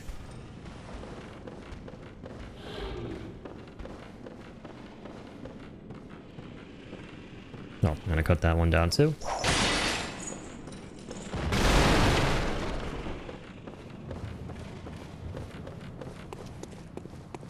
Oh. A hunter, are you? And an outsider? What a mess you've been caught up in. And tonight of all nights. About to say the line. Here. To welcome the new hunter. Prepare yourself for the worst. There are no humans left. They're all flesh-hungry beasts now. Still lingering about. What's wrong? A hunter unnerved by a few beasts. No matter. Without fear in our hearts, we're little different from the beasts themselves. Gives you one of the coolest gestures. What are you still doing here? Enough trembling in your boots. Drum roll. A hunter must hunt. There it is. What are you in? A So, hunter must hunt. Aileen the Hunter, really important NPC. One of the last few friendly hunters about. It's also really interesting that she gives you bold hunter's marks, right, which allow you to basically reawaken anew, you know, without spending any of your, losing any of your runes. It kind of begs the question if she's ever herself been through the hunter's dream, and I think she, the more you talk to her over the course of the game, the more she kind of alludes to that, if not confirms it. So we'll see. Because one of the important things to look out for are the items the characters give you as well, right? Not just the descriptions of the items.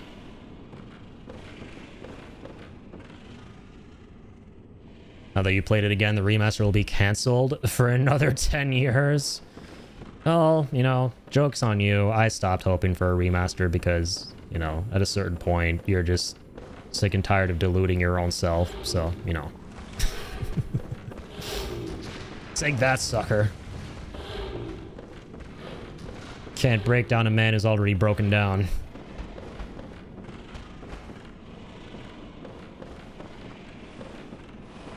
Does it look culture compliant? Certainly doesn't. A hee-hee guy must hee-hee. True, true.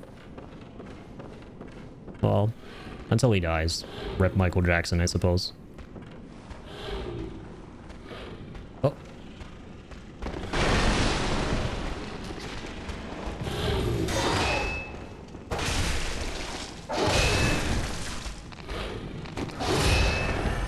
Let me get these items I dropped, if I may. If I may. Go ahead and do that.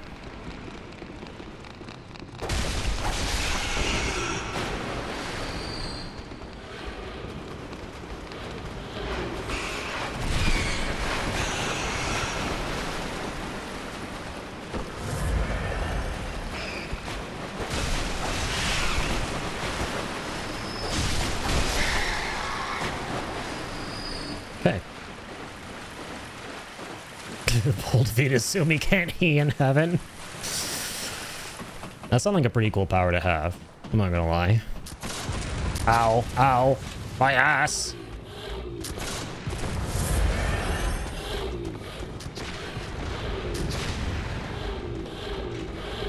My god, dude, these beasts. These beasts. Away!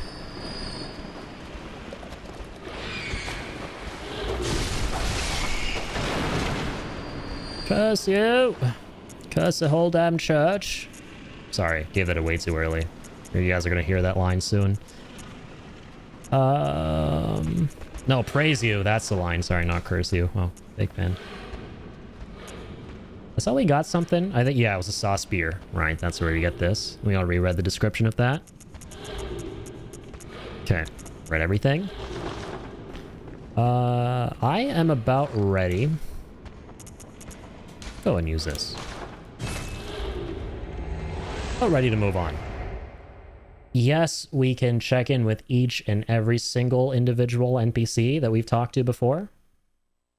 But, you know, purpose of making some progress and not kind of meandering around too much, we won't. We'll kind of talk to the more important ones. Kirkhammer when? I can do a Kirkhammer build. I just need 16 strength for it. I did buy it. And I was like, oh shit, that's right, it's a strength weapon. Because the fucking hammer. Oops. Oh no, I'm going this way.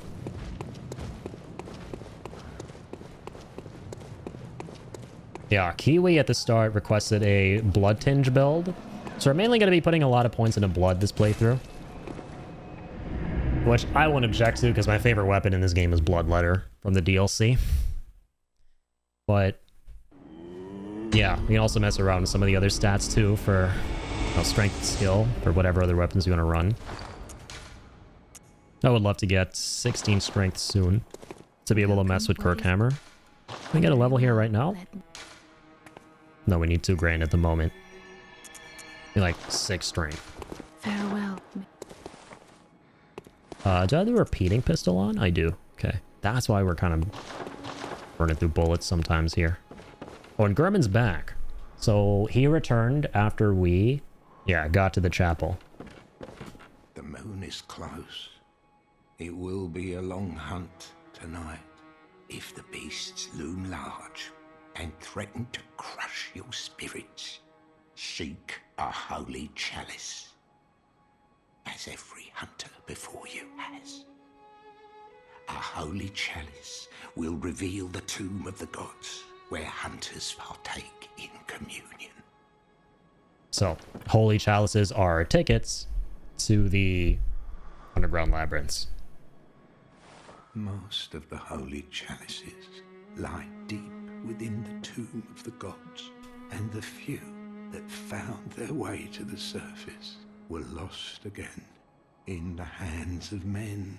But if the old hunter tales remain true, one of the holy chalices is worshipped in the valley hamlet. Yet the town is in disarray. It was burned and abandoned for fear of the scourge. Home now only to beasts, the perfect place for a hunter, wouldn't you say? One of the... Okay, so, based on everything we covered so far, it's very clear he's talking about Ol Yarnum. So, that is where you find the first holy chalice. Ever messed with a beast claw? I did a little bit, yeah. I've kind of touched base with every single weapon in this game. Right, obviously, there's some that I just haven't, you know, gone through a big chunk of the game with, but I've seen pretty much everything. Yeah, the beast claw is seldom used, but I know what it does. It basically enhances your beasthood, right? Which, by the way, I actually just realized we don't have any beast blood pellets, which are really, really important if you want to do something like a no leveling run. The beast blood pellets and the, I think, saw cleaver are what you need for that. So what the beast blood pellets do, for those who don't know, they basically make it so that you deal more damage, but take more damage too. So the higher your beasthood stat is, which I think we can see, yeah, at the bottom right there next to Bolt, the left column, the more damage you will deal, but the more damage you'll also take. And I think Beast Claws enhance that, from what I remember. A really cool looking weapon.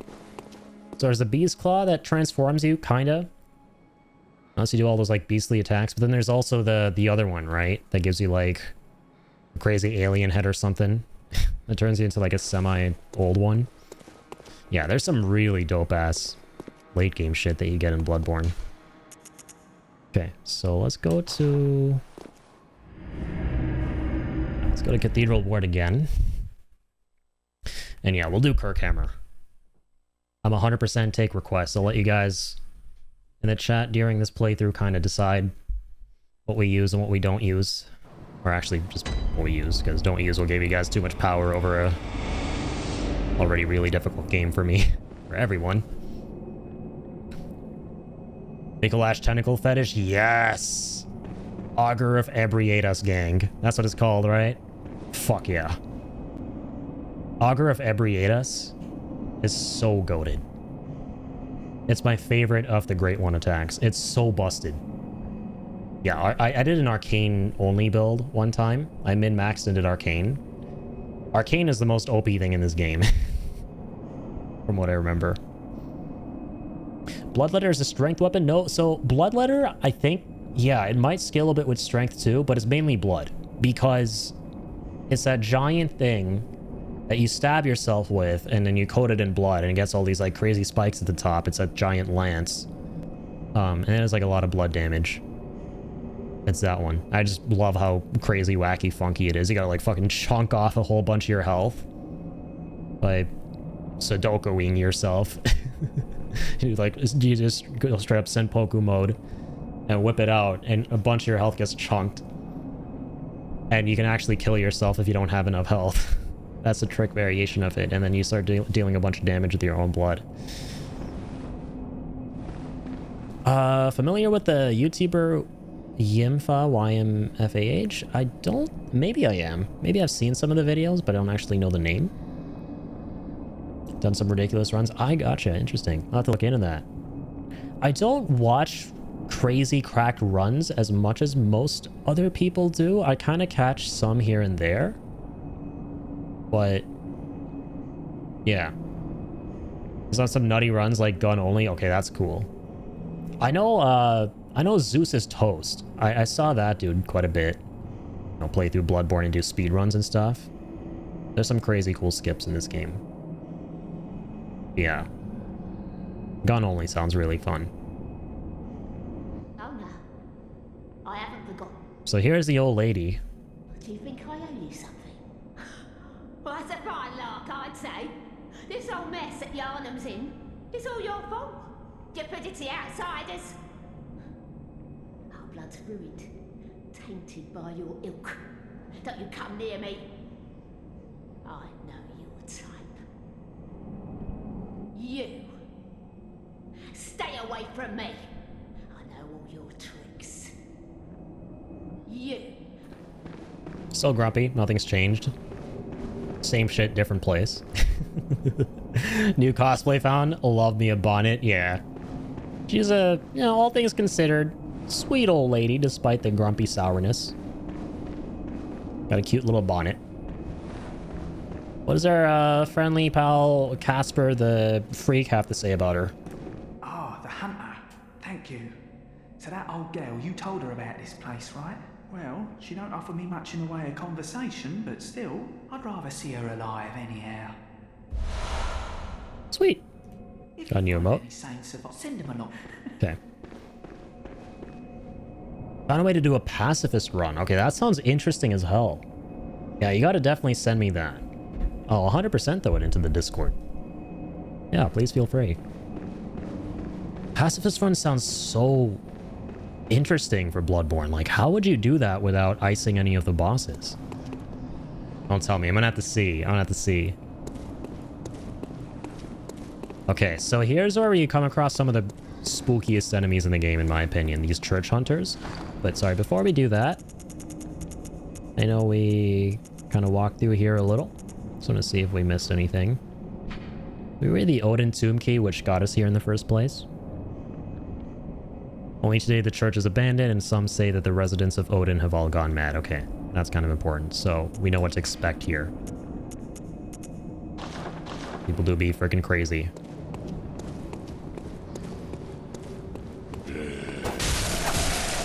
Their masks creep the shit out of me.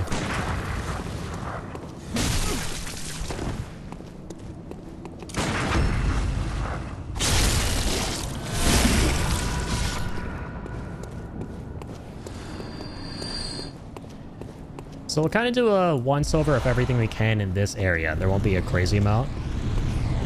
And then we'll eventually go down there.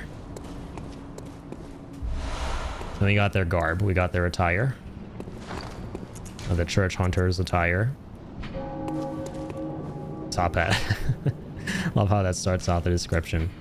Hat worn by hunters who admire formality. Some hunters place an emphasis on form, as seen by the use of the threaded cane. They represent. For them, formality, beauty, and justice are the very essence of our humanity, and precisely what keeps hunters from becoming something else. We must remain posh and sophisticated here. It separates us from the beasts. Yes, yes, if I may say so. Alright, so.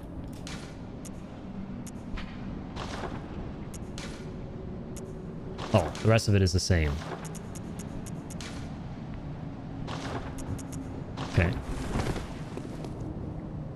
Cosplay is sane, we will be sane. Trust. Exactly. So, you guys may have heard a creepy-ass sound effect.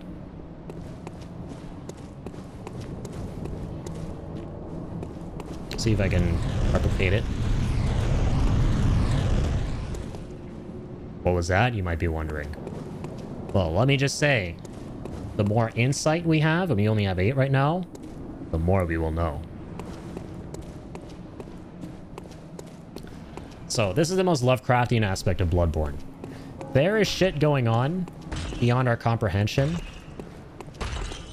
which changes the more we comprehend, the more knowledge of the great ones we have. And for those of you wondering where they are, well, if I told you they were here all along? That's all I'll kind of leave you guys with for now. And then you guys got these guys too. After I kill this guy, I'll kind of go over what I understand about these enemies.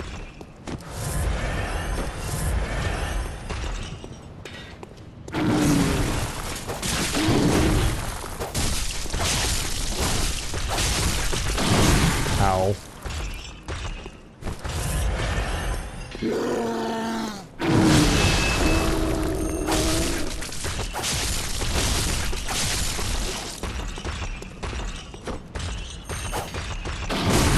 Ow.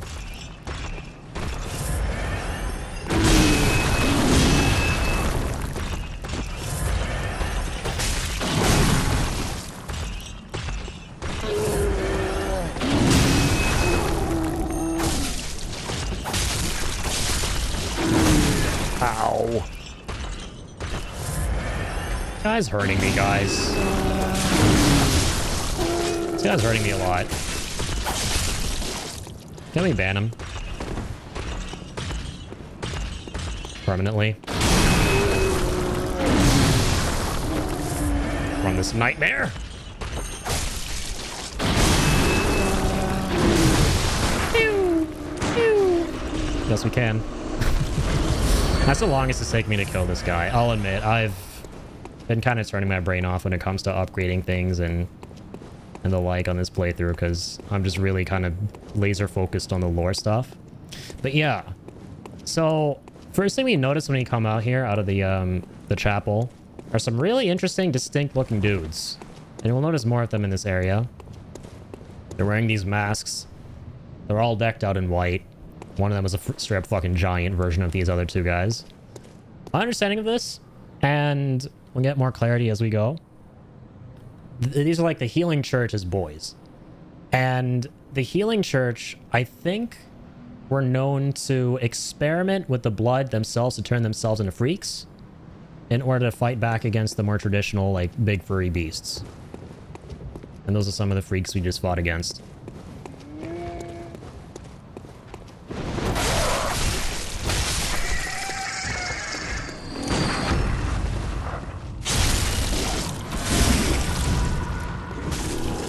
She is.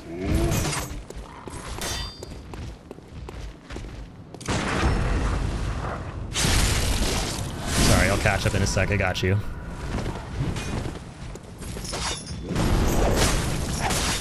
As we're interrupting my quality time with the Twitch chat. Ow. Oh my. No, it's not. It's all yours. Not my fault. No, you.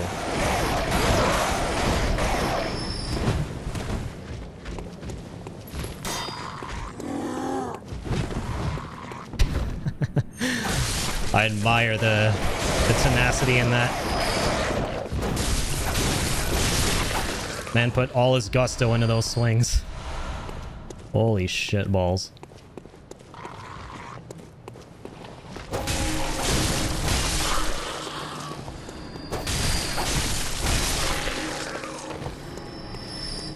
Okay. Only a crazy person says they are sane, so just think you're crazy to be sane. Yeah, Bloodborne in a nutshell. Our crazy-ass boy here thinks he's sane. I mean, look at him. He totally is. He's totally not covered in blood right now, getting addicted to the hunt. Buff is wearing off. I'd like to think that it's still intact. We're still in the clear. Exactly. More insight as we go. All right. I think we can get the monocle from here. Hey. More sophisticated refinery chicanery.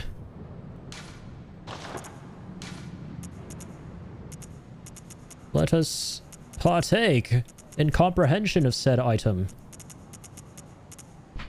Monocular are used to view things up close. Not a hunter's tool, but a simple antique to be used as one sees fit.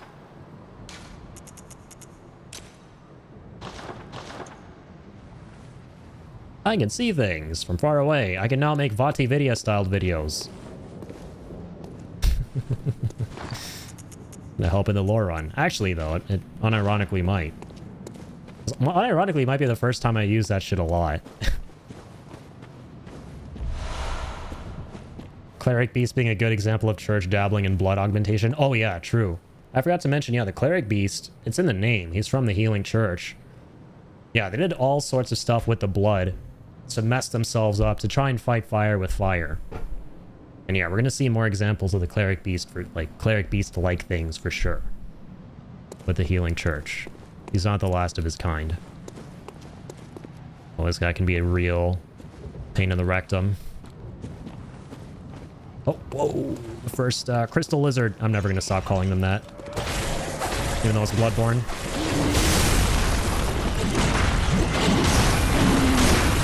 I need your sword!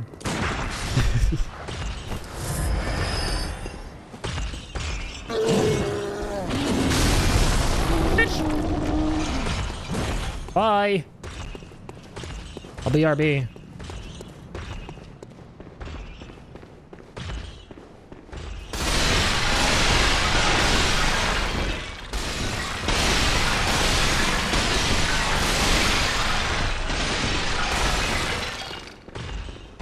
Most important aspect of the lore run.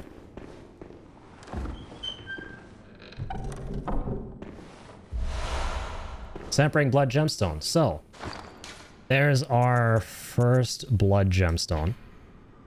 Let's read about it. A blood gem that fortifies weapons and adds various properties.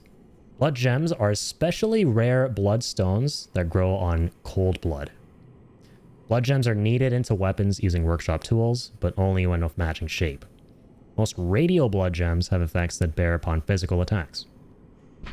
Okay, so yeah, when the cold blood that we get for more echoes crystallizes, you get the blood gems. This will never open. A bit of trivia. This was meant to open to the bridge where you fought Cleric Beast, but they probably scrapped it for hardware limitations. You'd have to load that area, like it would have to already be loaded to access it, and I'm assuming because of memory limitations of the PS4, that's just too much to ask. Hey, Sony, you know, if there was like a remaster or something, you know, you guys could probably like change that, right? Okay.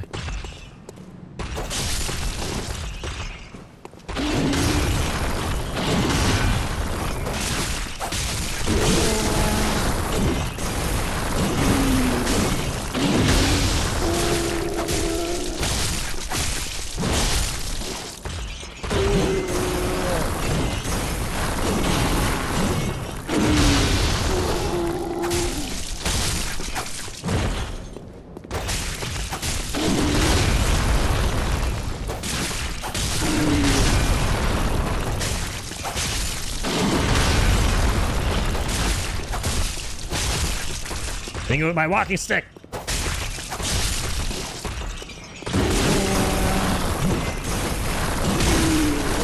shit! Sorry, we're okay. False alarm. I'll take that one puny bloodstone shard from a not so puny guy. Stop scurrying, Demi. Little critter. Thankfully you got him. Vaz ASMR. Exactly. Fellow Soulsborne apes will know. Learned that habit from Ocarina of Time. Truly, though. Yeah, Ocarina is another one where you want to, like, roll into things all the time and hear Kid Link just screaming his lungs out when he does it. Also roll into objects when I want to break them. Right? Right? It's like, I think that's how that typically works. Poor guy having to deal with his ball and chain. Married life is hard. He's struggling, dude. That's gonna be closed. Okay. So, there's actually a good opportunity to go back. There's also the upper portion. There was something I wanted to show you, but we can just talk about it.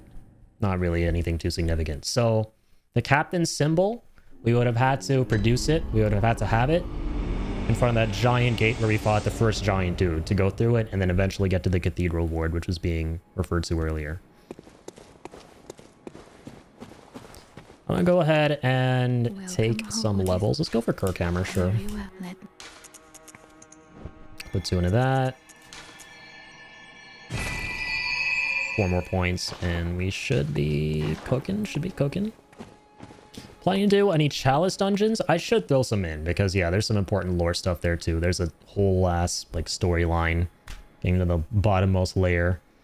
It's gonna be very time consuming, but I'll try my best to fit it in at some point, for sure.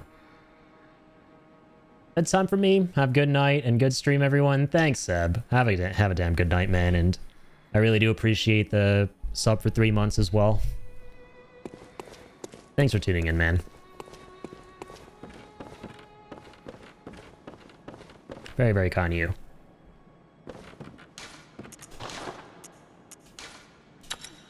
Alright, so let me go ahead and use our first blood gem.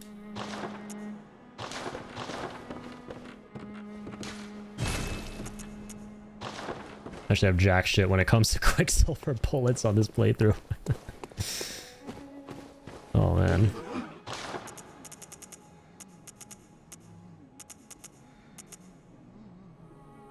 Oh, the Yharnam set.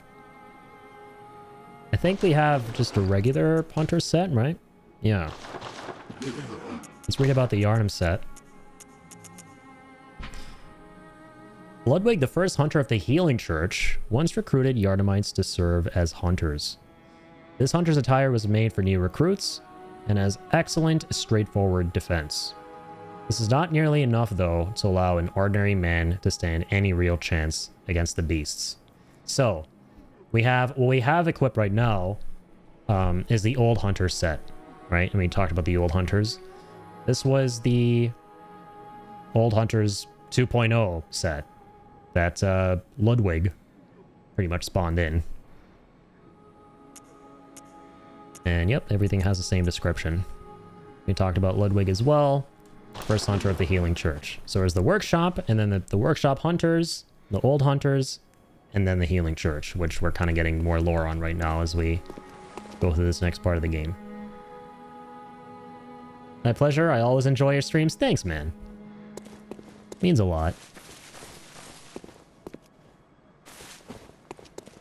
Okay, so thinking if there are any tiny things that I might be missing here before we go on to the next part. Which Soulsborne leveling maiden is best? Because of my bias for Bloodborne, I'm so tempted to say you're looking at her. But I might have to go with Emerald Herald from Dark Souls 2. I don't know why. There's just something about her, man.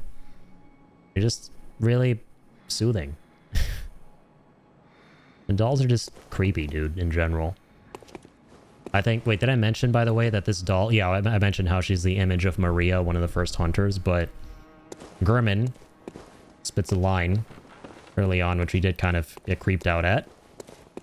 Which was definitely scripted, but Even if it wasn't, I would still get creeped out. Doesn't change every time I play this game. Always creeped out by it. He kind of had something freaky deaky going on. And so he modeled this doll in Maria's image. Both because he genuinely loved her and also maybe potentially was creepy about it too. Exactly. Ryan summed it up for you guys, the chat. Doll is creepy because Gurman is basically a simp. Yeah, let's just call it for what it is. That's why the doll is sticky. I hope not. I'd assume she's actually not, because, you know, otherwise she'd just be stuck to where she's sitting on that little rock there. Now she's standing. Okay. Let's keep on keeping on here. Let's go back to... yeah, Cathedral Ward. Actually, wait. Yeah, there was something I wanted to do here. I forgot to... it was on the tip of my tongue. Let me show you guys the Messenger's Bath here, which we can use, which we can buy things from with Insight now. And you get Gascoigne set from this.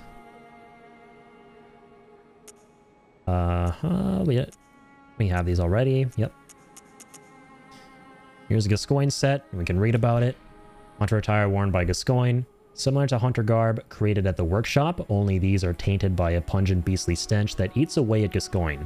Father is a title used for clerics in a foreign land, and there is no such rank in the Healing Church. Yeah, so Gascoigne was a hunter for the Healing Church, I believe. The dingy scarf is a holy shawl and symbol of the Healing Church, from which Gascoigne would eventually part ways. Okay, there we go. Last part is the same. Similar to Hunter garb created at the workshop, only these are tainted by a pungent beastly stench. Okay, we read that too. That's it. So he parted ways with them. And he eventually succumbed to traditional beasthood.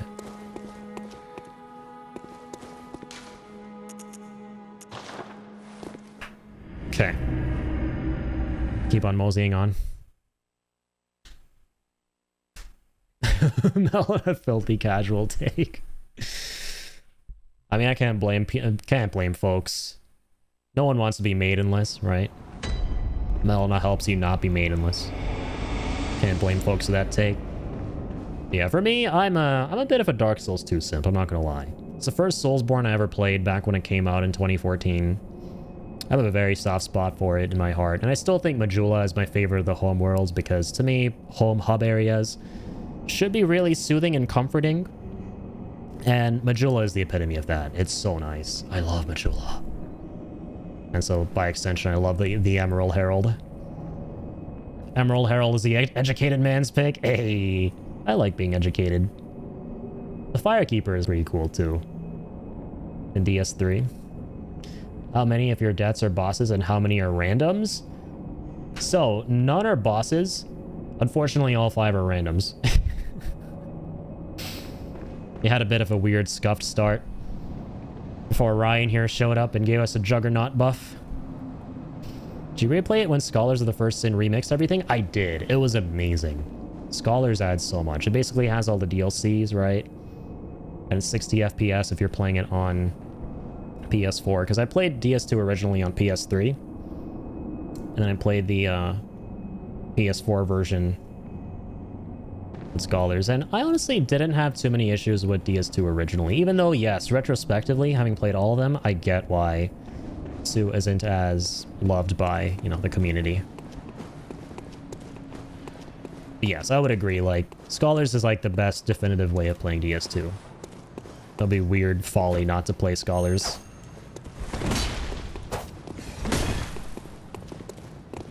Yeah, I should probably do this. Oh my god, I hate when that happens. There we go.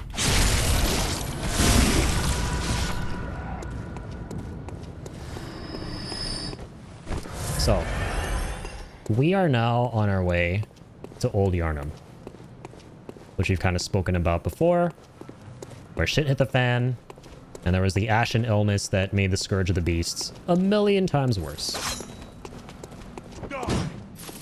We'll set the stage for the next act of the game. And I should also mention that Old Yarnum is a completely optional area.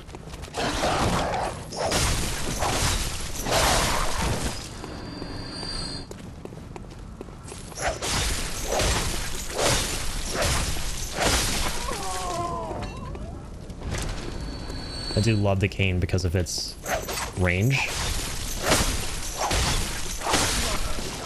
Hell yes. Take some of that. Take some of that.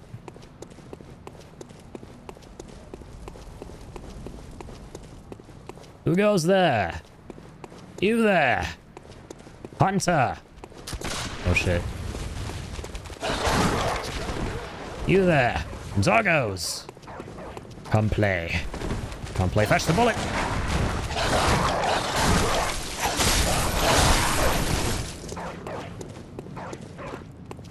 Alright, you want a piece of me? Want a piece of me? Yeah. PS2 original was rough with some areas. It was very much made by the B team when the team focused on Bloodborne. Oh yeah, absolutely.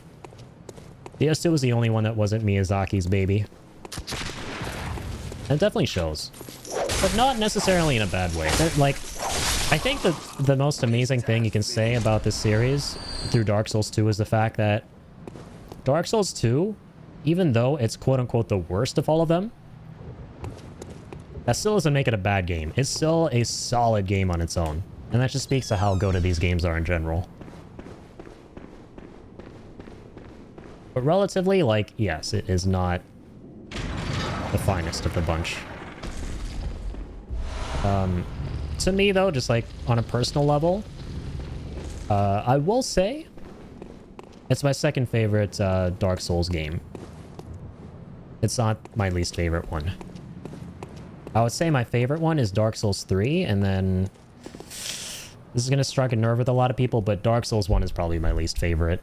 And that's not because of a fault of its own, it's just because of me. I played Dark Souls 1 after I played pretty much everything else. And if you've played everything else, you're going to kind of have a hard time going through Dark Souls 1, because there are a lot of things you end up taking for granted in the other games, like namely the ability to teleport between bonfires and stuff like that. That just isn't in Dark Souls 1. Like, you literally have to go through the whole game to unlock that as an ability. So I tell the child to play in release order. Honestly, not a bad idea.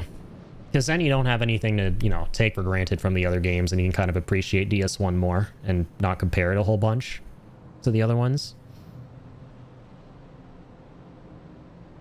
Yeah. Here's another NPC now. There's gonna be Lawrence.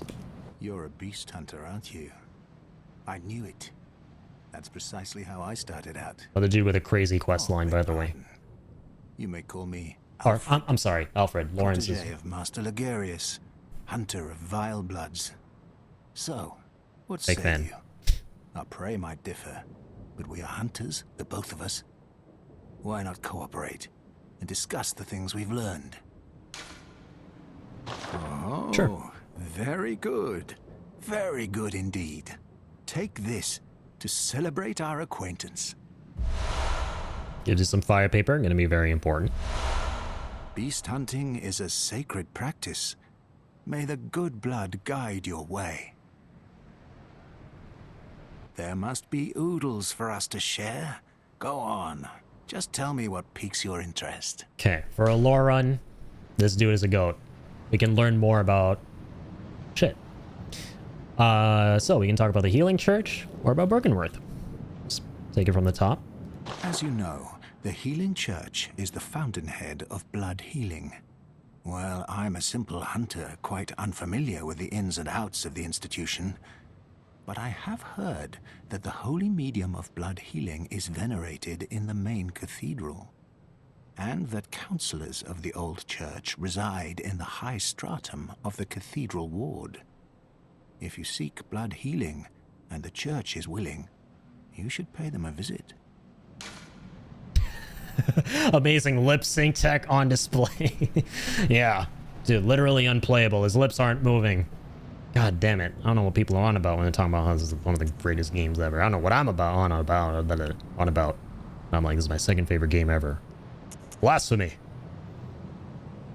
Byrgenwerth is an old place of learning, and the Tomb of the Gods, carved out below Yharnam, should be familiar to every hunter. Okay. More information about Byrgenwerth. Well, once, a group of young Byrgenwerth scholars discovered a holy medium deep within the tomb. This led to the founding of the Healing Church and the establishment of blood healing. In this sense, everything sacred in Yharnam can be traced back to Byrgenwerth. But today, the college lies deep within a tangled wood, abandoned and decrepit. And furthermore, the Healing Church has declared Byrgenwerth forbidden ground. It's unclear how many of its scholars remain alive, but only they know the password that allows passage through the gate. Okay. So we kind of talked a bit about Byrgenwerth. We kind of mentioned most of the stuff he's talking about, but I love Alfred for this. He just relayed it in a much better way than I ever could dream of relaying all that information. It's articulated much better than I. W. Alfred. Demon Souls 2 punishing. I can beat the bosses within 5 attempts, but I die a million times getting around. Demon Souls, the remake was pretty fun to go through. I never played the original, but the remake by BLOODBORNE was super duper fun. There were some challenging areas for sure. Like, definitely makes sense because I was a first timer going through it.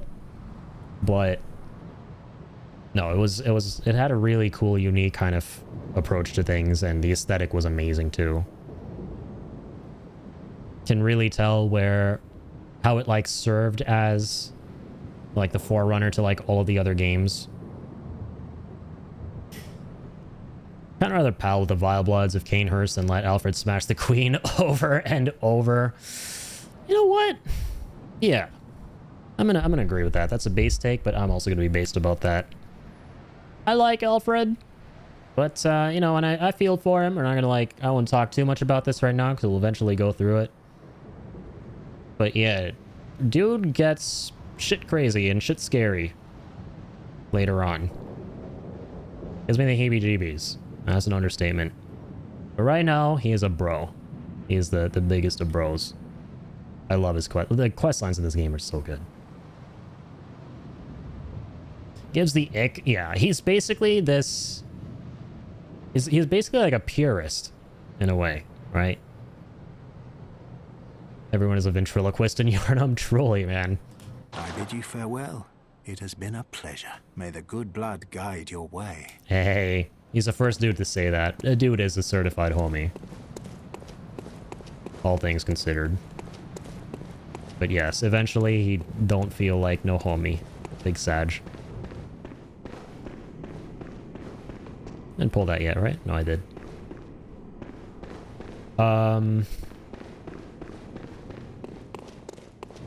Trying to think. There was something else I wanted to mention. It'll come back to me. Yeah, there's Alfred.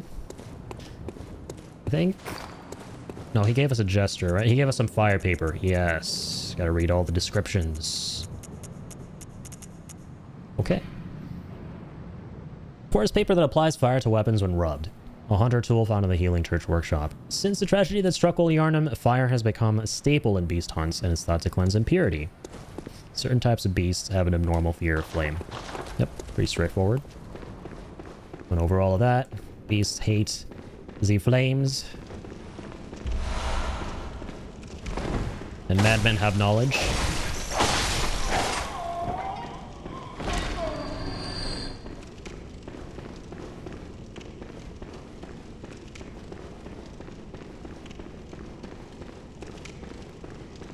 Hey, I have 2001 Blood Echoes. It's always kind of trippy seeing like a normal year as the value for your currency in games.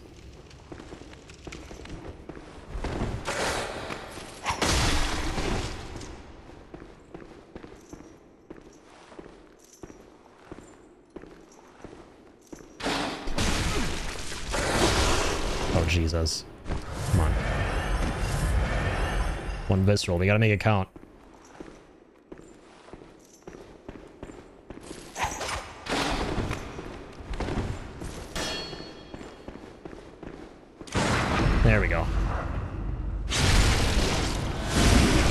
Bye-bye.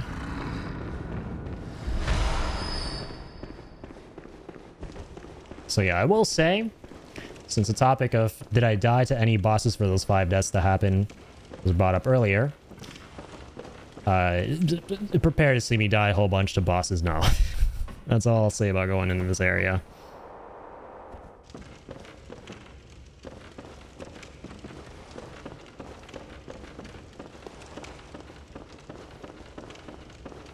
Everyone's got their own bosses that they personally struggle to contend with in these games. For me, it's, oh my god.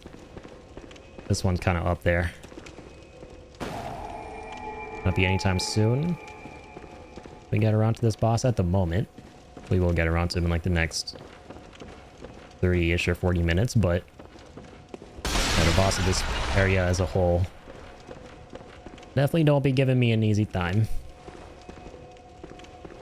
Mine's my IRL boss. Yeah, tell me about it. You hate to hear it, huh?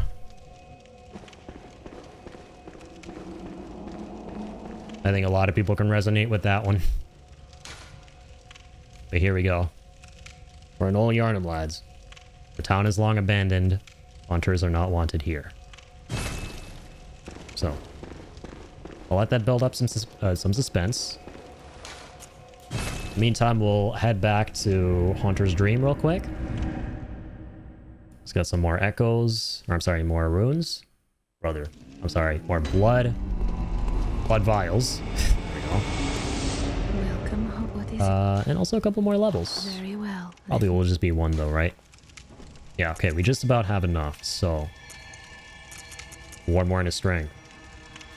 Gotta get to 16, man. We gotta use Kirkhammer. For Jugger here. Jugger Ryan.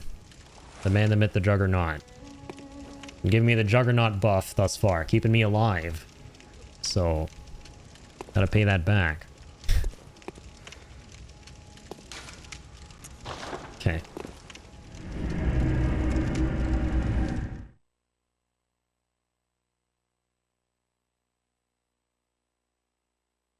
Yeah, I remember Ricky was telling me about the, you guys are going for another New Worlds, right? Sounds super duper fun, man. Yeah, you're gonna have a really good time with 16, Ricky. It's a hell of a good game. That music has an insane soundtrack. It's so good. Kirkhammer is nice because you have a quick sword, but a big damn rock when that isn't enough. Yeah, I think Kirkhammer is the sword I played with a whole bunch on my very, very, very first playthrough of Bloodborne. Like, 10 years ago to the day. I love being able to say that, like, exactly 10 years ago, because it was playing on the 10-year anniversary, and it's about to end in 30 minutes, Sag. Enjoy and cherish these next 30 minutes, all you can, fellow hunters, for they will never come again. The final 30 minutes of the 10-year anniversary. Didn't you see the warning? Turn back at once. Old Yarnum, burned and abandoned by men, is now home only to beasts. They are of no harm to those alive. Turn back, or the hunter will face the hunt. Okay. Sounds like a friendly fellow. That's 6 blood vials. So, Old Yarnum. This is a place that got absolutely fucked. No, truly just fucked. As you can tell, the beasts are afraid of flames. That being said, good thing Flame and Phoenix is in the chat. Imagine a remake being released on the anniversary. Imagine, yeah, just imagine for a moment. 10-year anniversary remake would be really cool, you know. Far away from the 10-year anniversary, so... You know, let's cross our fingers about that one.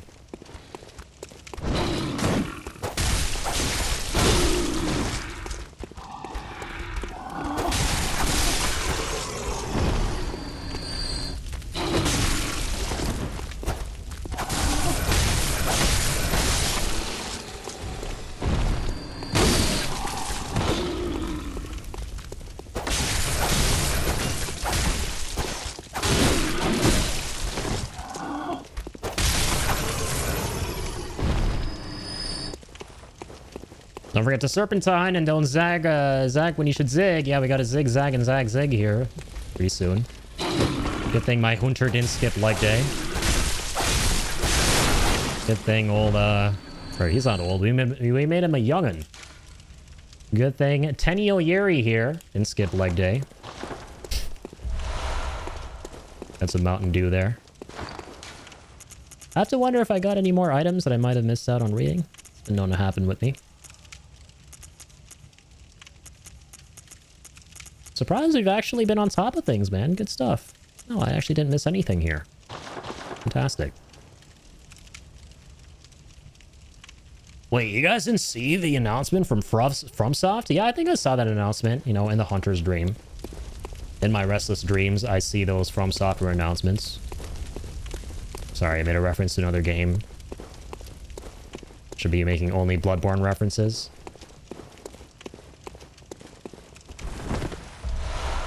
Ooh, 2 shards, okay. Don't mind if I do. Imagine if it was a surprise release, like, yeah. Oh my god, golly, would you look at that? It actually is a 10-year anniversary of Bloodborne for the next 20 minutes. So there's a chance that, you know, maybe in the next 10 minutes, or 11 or 12, or, you know, anytime before the next 20 minutes, there might be a surprise shadow drop. Guys better keep an eye out for the PS Store. No, or Steam, because it might be a PC port finally. Nintendo Switch 2 exclusive release. That'll be the funniest fucking shit I'll ever see in my entire life. Dude, I bet both my nuts that that shit will never happen in 10 million years. You are a skilled hunter. Adept. Fucking love Jura, he's up there. Blood, as the best hunters are. Sounds so cool. And add more dialogue for us. He's complimenting us. Cool guy.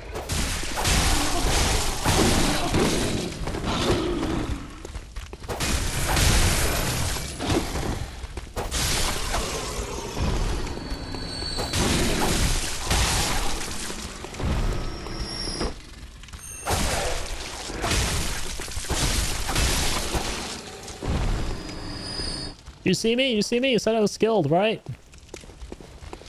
Are you proud of me there?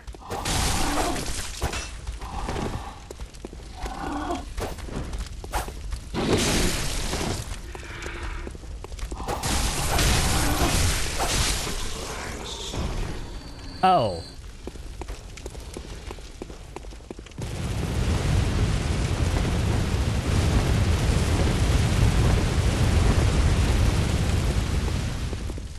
I don't think he likes me, guys.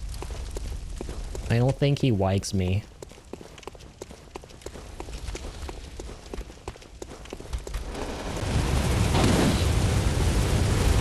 This part is so fucking cool, though. Say cover! Shit! My battery's low. Oh, hi, what's up? That's what's up.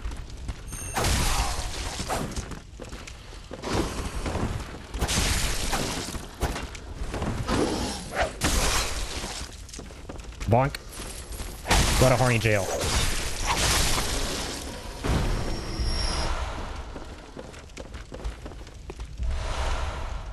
I'm gonna take those antidotes.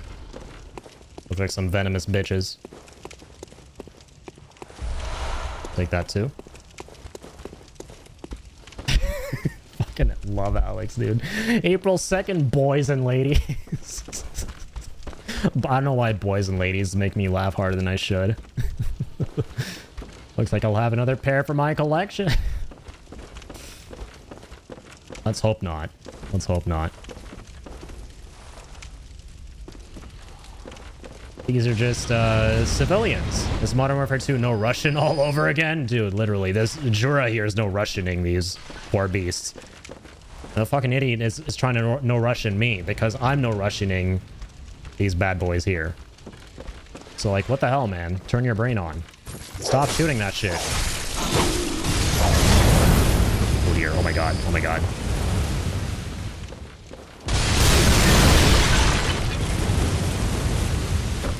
I'll do that.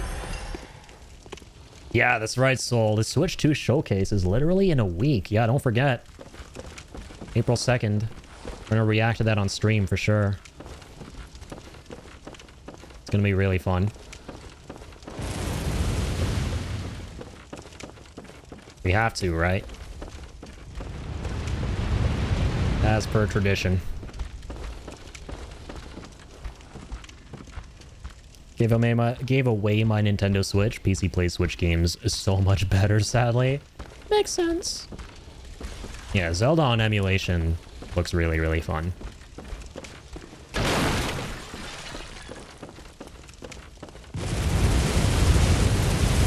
forget. Oh, there we go. Yeah. Gotta go on these wooden planks here.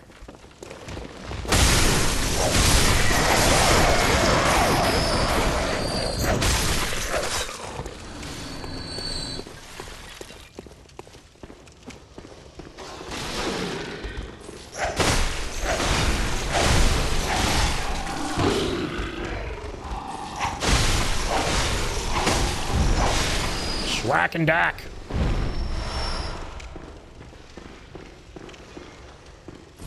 Boink. Boink. Boink.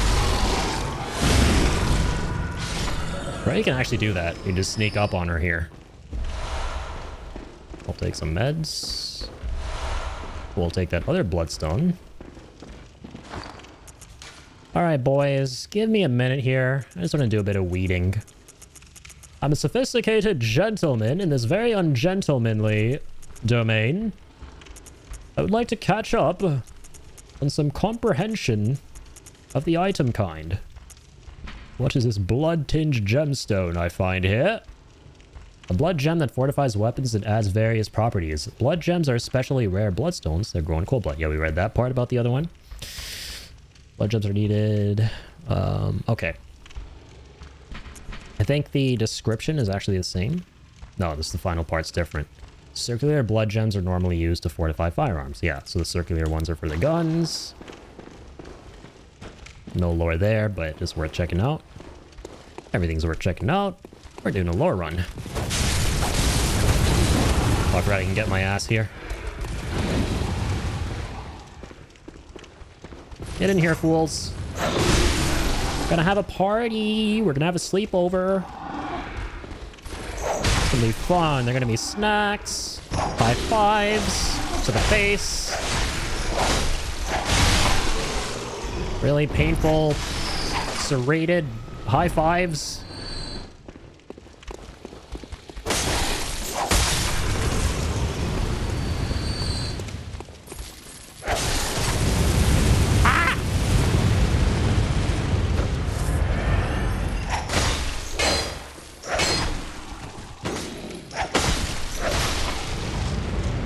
Peace on you, you son of a bitch. Alright, who we got over here?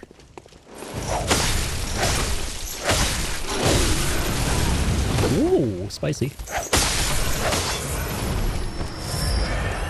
No one anymore. That's who.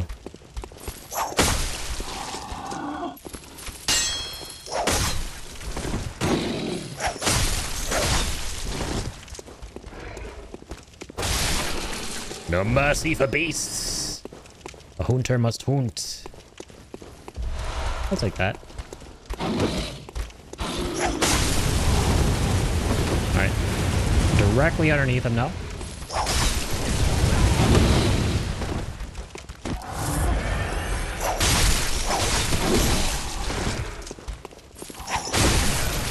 Shit.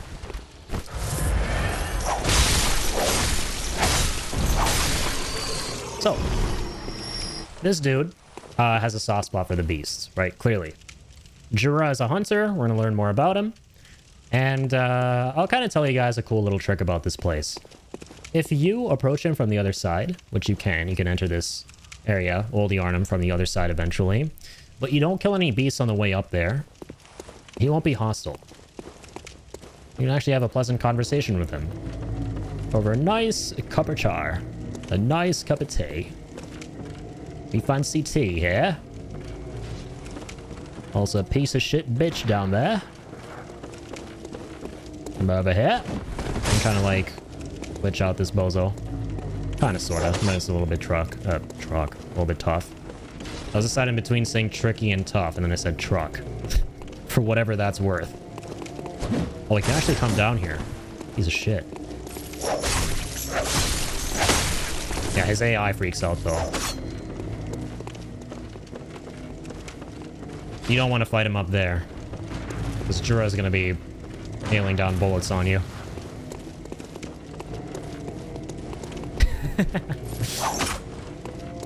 Still have my Switch, but I don't have the online anymore, as I am always on my PlayStation, hardly playing my Switch. Yeah, I don't think I ever did Switch online. I won't lie, there's nothing multiplayer that caught my attention on Switch. Like, not saying that there wasn't anything multiplayer, obviously there was. Some of the biggest behemoths are multiplayer games on Switch, but they're just not my cup of tea. I'm more of a solo player when it comes to Nintendo. So yeah, I never really bought into the whole Switch Online. There's some pretty cool benefits though, like if you... I think you get like a classic lineup of games and stuff like that. I don't know, I'm not too familiar.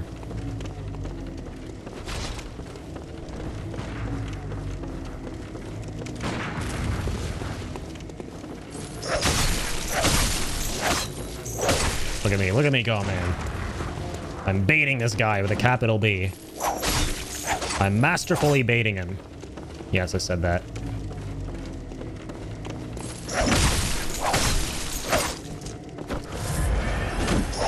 Fucker uses a blood vial, I forgot. He only has like one, I think, though. This is so nice with the whip. Shit.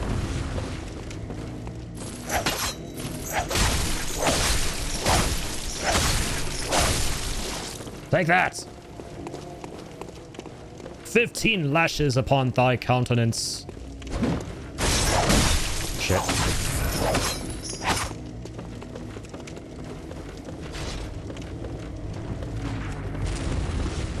Bring thine wretched backside here.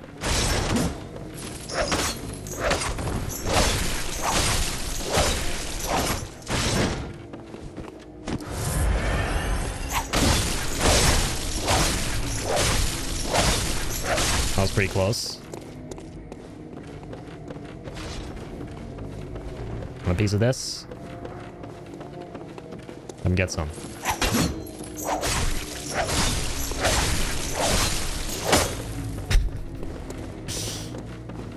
I'm sorry to the folks at home watching who don't find this to be very riveting, but in my defense, I gave you a quota of that with the Gascoigne fight, okay? You can't tell me that shit wasn't beautiful. That shit was some exhilarating anime shit. So it's all good. I get a pass here.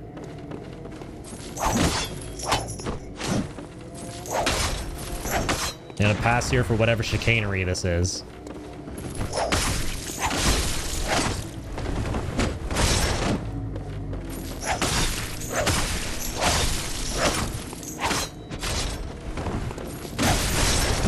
Bitch.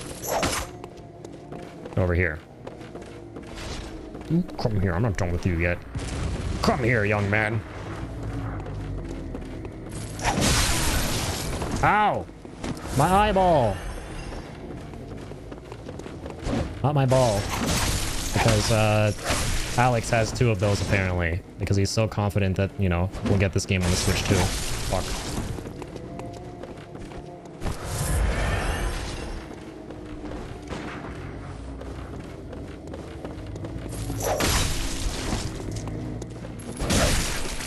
Let's go.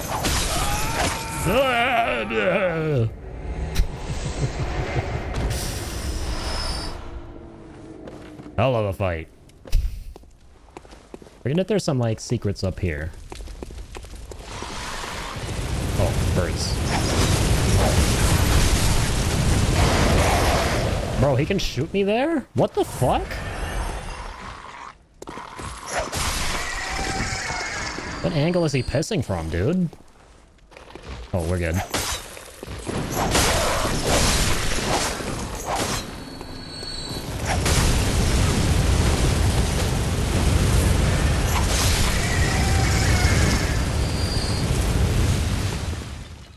Bitch ass.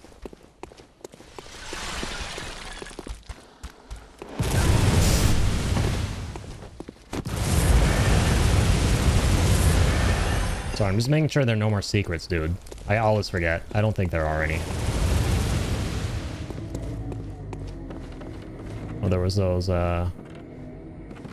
Oh, there's that set of stairs there. We gotta take those. We're not gonna be able to open this.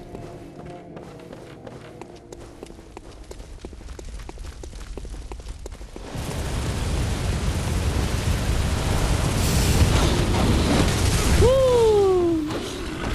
Yay!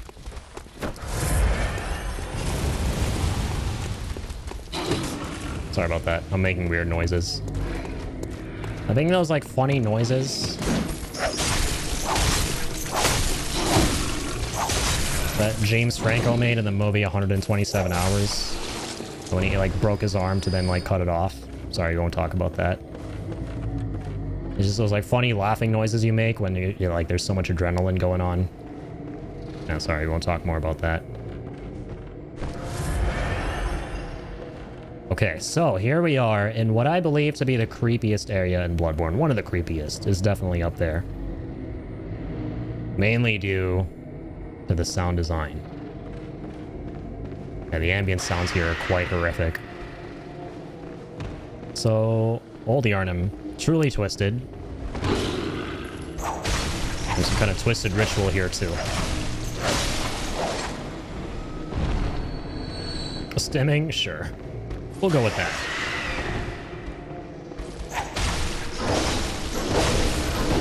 Oh, fuck me. These guys build up poison really fast.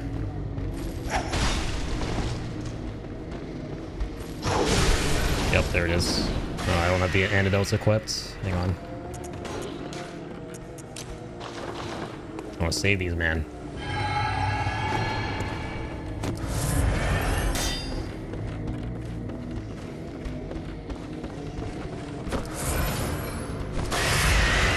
Low on them vials. They don't want to be.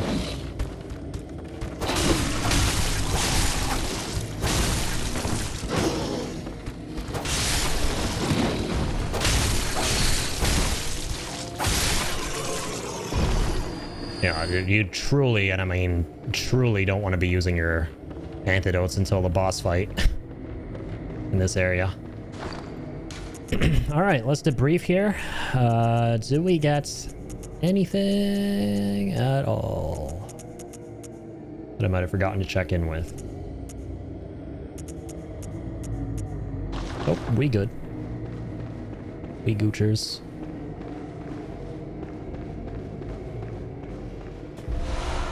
Try more of these antidotes.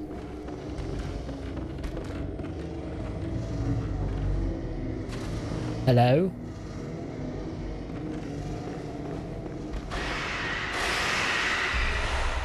I'll just be taking that. Bye. Where am I gonna go? Oh, holy shit. Holy fuck. Forgot about those little gremlins.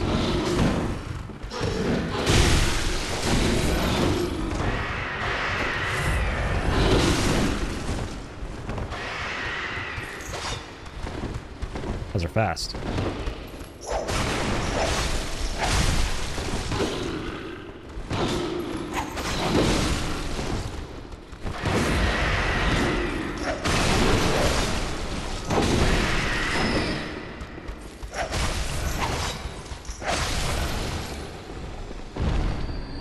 Sweet Christmas, Mang.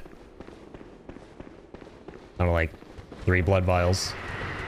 Oh no, man, this isn't looking too hot. Well, at the very least, let's focus on opening up that door we saw earlier with the ladder. It's a good chunk of progress. Eek.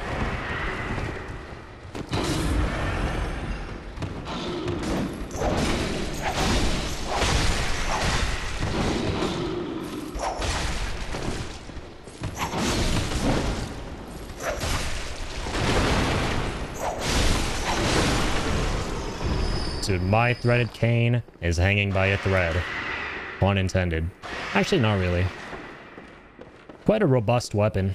Still at 153 durability. That bitch better not be planning on chasing me down. Fuck.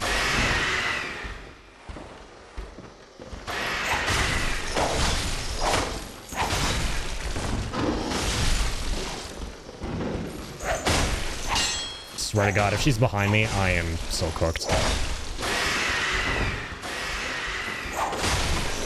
Dude, for a nanosecond, and I'm glad I didn't act on this, my brain went to Elden Ring and I was like, oh, hey, I can press X to jump and then do like a jump attack, but nope. Oh, those blood vials are nice. That hit wasn't. Hate when that happens.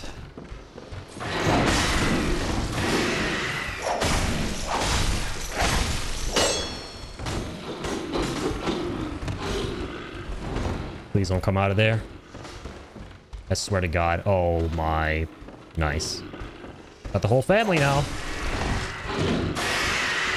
One for the family.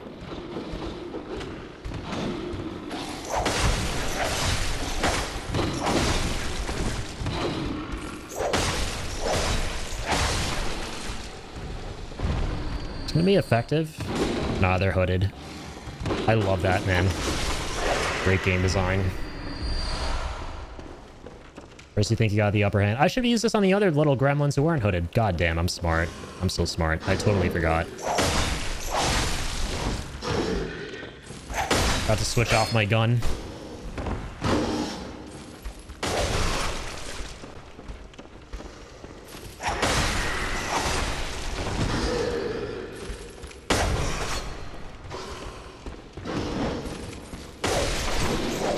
I love the threaded cane for the fact that seldom does it actually clang into walls like that. You have to like work through narrow passages with it.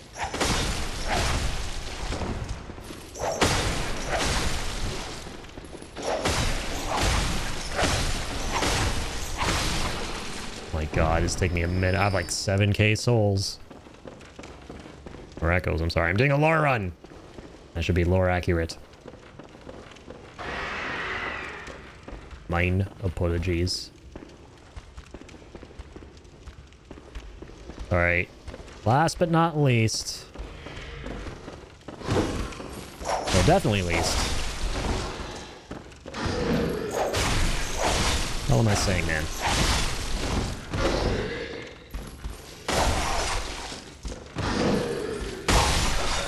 There we go. And we got some blood vials for our trouble. Okay, now we can enjoy the delightful sights and smells at this very welcoming and warm environment. God dang. That looks like a beast that's both bloody and starved. This is the part where one of you guys goes, say that again. Ritual blood, let's go. So we need to use that as an ingredient for getting into the Chalice dungeons. Let's read about it. This is the first time we're getting in on this playthrough. Material used in a holy chalice ritual. One of the basic ingredients used to satiate a holy chalice is this incoagulable blood. When all is melted in blood, all is reborn. Makes sense that you would need blood. Or, you know, blood ritual.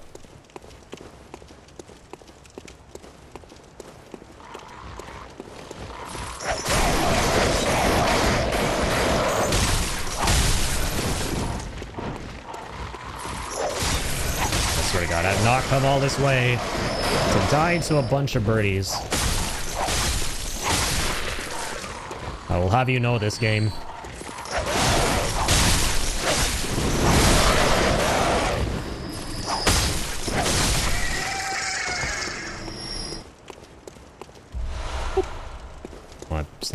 Slapped his ass there. That was kind of disrespectful.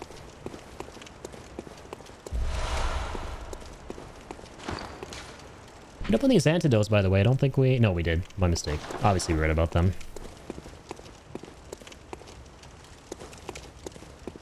So as you can tell, overrun with a capital O by beasts. Old Yarnum got messed.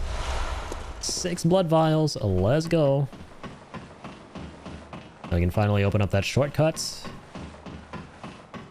There are 2 shortcuts, so here's the first one.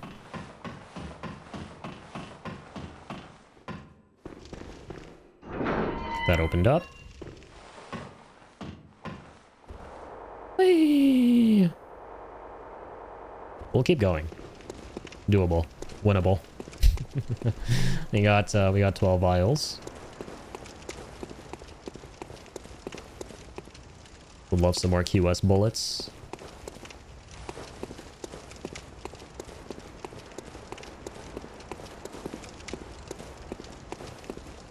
True. Yeah, we gotta go this way. This part can get a little bit hairy.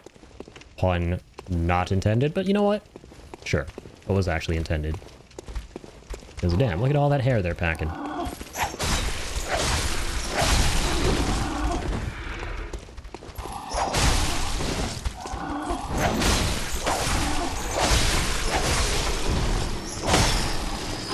Shit.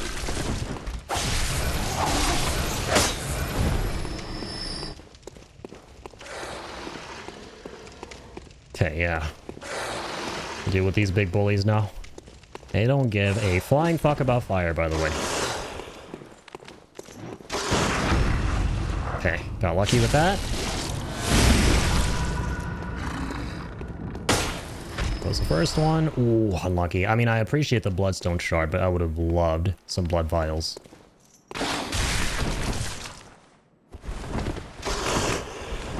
Dang it, we couldn't combine the blood bullet with the regular one? Oh, that's bull.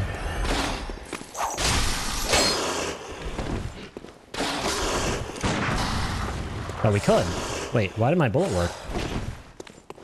In that case, why did my bullet work that one time? Some more blood bullets.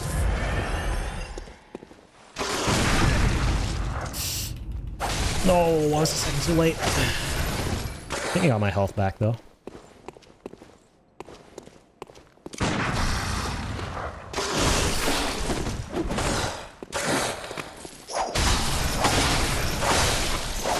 God, the range on the threaded cane needs to be studied.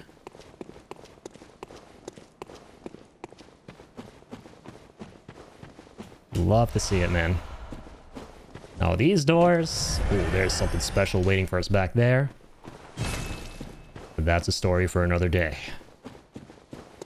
So yeah, as you probably guessed it, based on what I said earlier, you can come via that way. You can even come via that way if you want. I don't think you actually can from that way.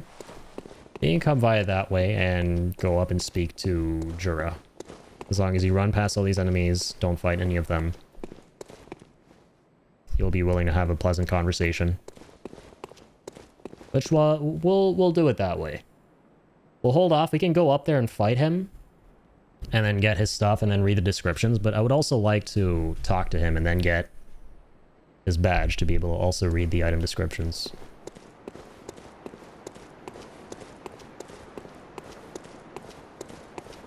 Also got a lot of echoes here. Fuck, I forgot that happens. Holy jump scare. Yeah, there are a lot of jump scares with these dudes around here.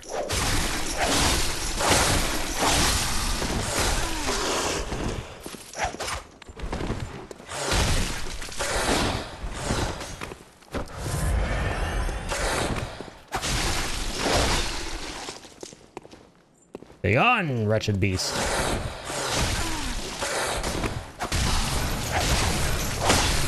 Oh, whip that ass.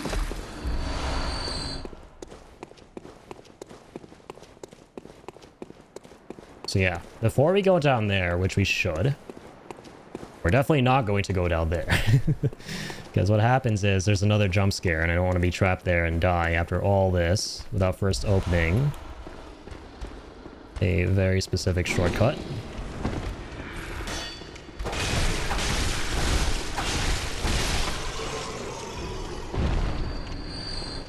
Now let's both of these bozos real fast.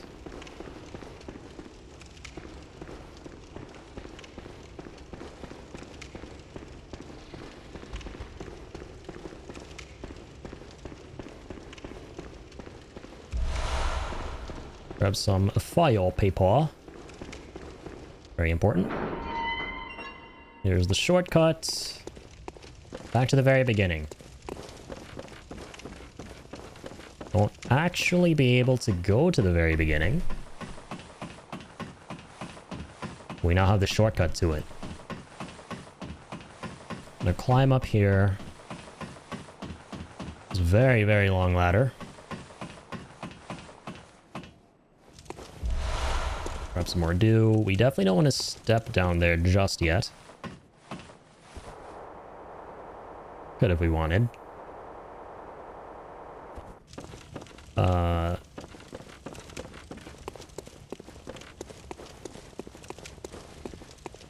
feeling a bit ballsy though. I won't go for the boss, but we'll do a little bit more exploring. If we die, that's fine because we have a shortcut now. Take those. We're getting a lot of bloodstone shards. We're going to get to do a lot of upgrading after this, which I am a fan of.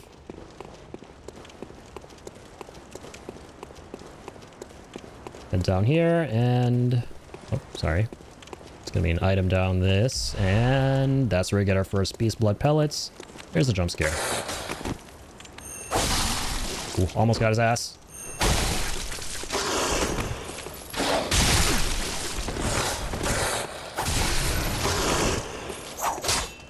Missed. Not that time. Good shit. One of the jump scariest enemies of all time. Considering that like the game breaks its own rules. These games aren't known to break their own rules when it comes to mob placement, right? You don't see this guy anywhere. He's not even here to begin with. This area is rife with horror elements. Like, you go down here, you pick up the things, you're out, you're like, oh, I'm just gonna leave, and nope, there he is. So, here are the beast blood pellets, right? Our first time getting them. Kind of talked about them. Now let's read about them. Large medicinal pellets supposedly formed of coagulated beast blood. Banned by the Healing Church due to their unclear origin. Interesting. Grants a spur of beasthood. Ripping apart the flesh of one's enemies and being rained upon by their splattering blood. Invigorates one's sense of beasthood, feeding strength and euphoric feeling alike. So, makes sense it's banned by the Healing Church because it literally makes you more beastly. But yeah, in gameplay terms, it allows us to deal more damage and take more damage. I normally never mess with them, but they are very useful for special runs of the game. Like if you're trying to no leveling run, they are so handy.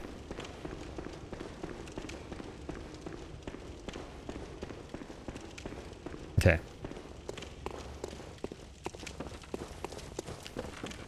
So, at this point, now that we have 13,000 runes, I'm sorry, wrong runes, fuck, echoes, we're gonna go back to the Hunter's Dream, spend them all, take some levels, get some upgrades, start using Kirkhammer. Turn into a literal juggernaut with the Kirkhammer. Quite fitting, if you ask me. Oh, the lizard.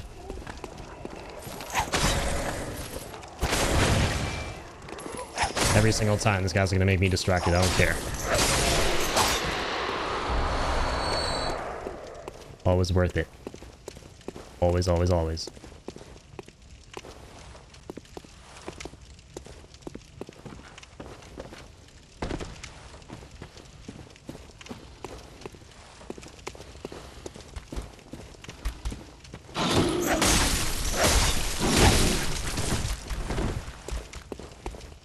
Oh, you're aggro too? Alright. Want some?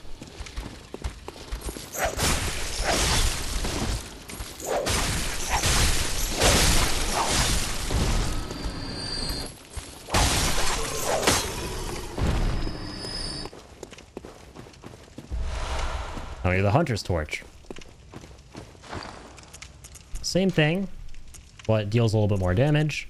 Definitely not the same thing in the lore, so let's check that out. Torch formed by wrapping a pine resin drenched cloth around the end of a long stick, once used in old Yarnum. Designed to incinerate beasts and victims touched by the scourge. Its fire damage is highly effective against beasts.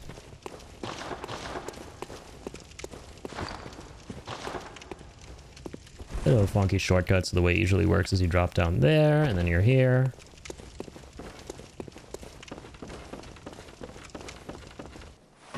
Now we can run back up. Or climb back up.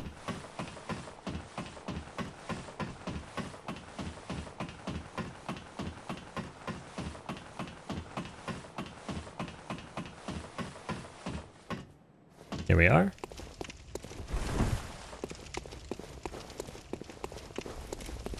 Back to the beginning. What a lovely, picturesque tour that was. Of beautiful old Yarnum. Didn't you guys enjoy that? What a lovely place. Okay. And back to the Hunter's Dream. Oh, Blade of Mercy, man. That's one of my favorites, too.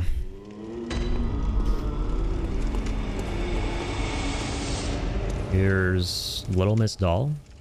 Lost deep in thought. Happens to me, too. Welcome home, good hunter. I must have drifted off. What is it you desire?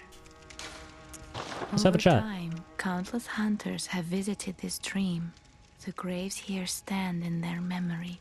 It all seems so long ago now. That was rather inappropriate of me. I did not mean to do that. As always. Over time, it all... That's not how you honor one's memory, by being hyped that they're dead.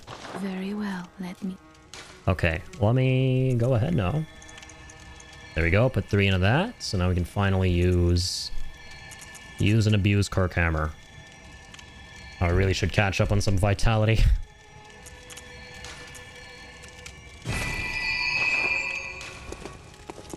Over time,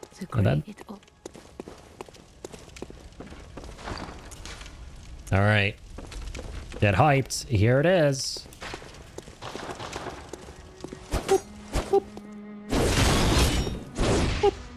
I really should have more stamina when using this, though.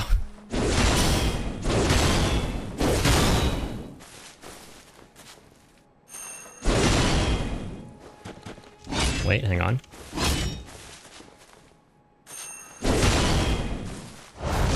How do I... Oh, I don't have enough stamina for that. You can do a heavy attack like that and then immediately swap back to the regular variation and continue the combo. Like that. Fucking love this game. You going until we pass out? As in you might be going until tomorrow night? We'll see. It remains to be seen. Stay tuned. I'm gonna be so cooked. Okay, man, I need more stuff here.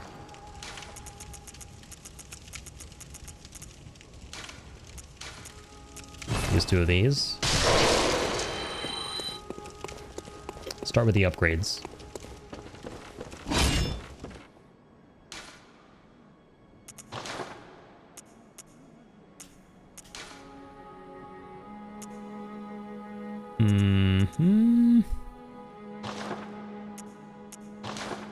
Hang on a sec.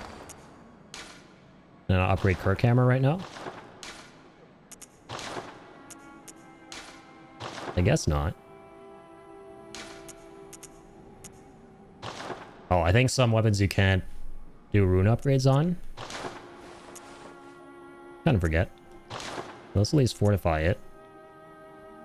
Oh, because yeah, right. I keep forgetting. By fortifying, you unlock new slots to put blood gems in.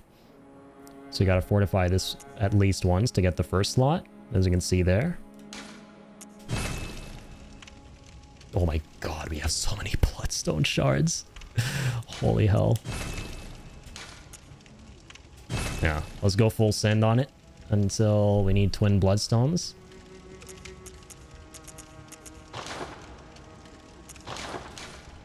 Repair that because we can. Is that... Oh, I was about to ask if that was an old stove on your back. Then I realized it's a hammer. It is indeed a hammer that can do this.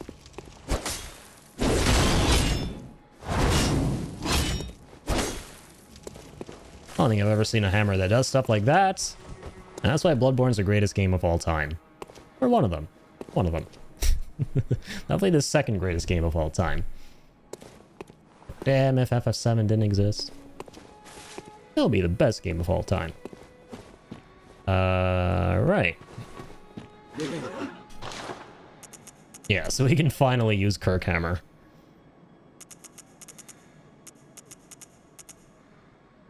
See if there's nothing else, or anything else to read, sorry. Yeah, we absolutely need some of these. I have like no bullets, dude. I'm legit considering doing a blood vial farm. Or a blood vial run just to farm these.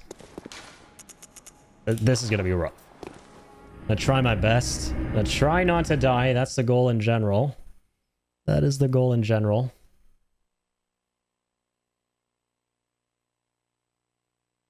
But feeling a little bit shaky about this. Don't have a lot of stamina. Don't have all the vials. Have no bullets. You don't really... Oh man, bullets do kind of help though. Fuck. What am I saying? The boss fight here.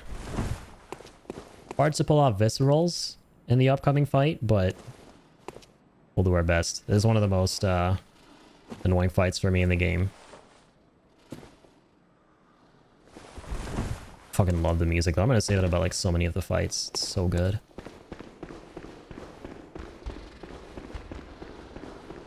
I'll say this right now to build up some hype. Remember how I was talking about how the Gascoigne theme is really exhilarating and makes you feel like, oh shit, we're about to get absolutely screwed. All 16, 17 different ways. Well, this takes that and dials it to 11. I'm fucked. Boing! Boing! Wow! Oh, he's dead. Good.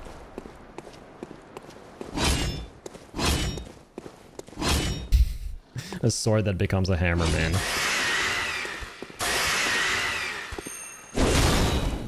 I'm sorry. JK, bitch! Oh fuck, oh fuck, oh fuck, oh fuck. I should probably have this equipped still. There's just some range. Hell yeah. Striking bloodstone. Oh, my bad. I also forgot to put in bloodstones into Kirkhammer. Nice. I'm going in helly underprepared for this.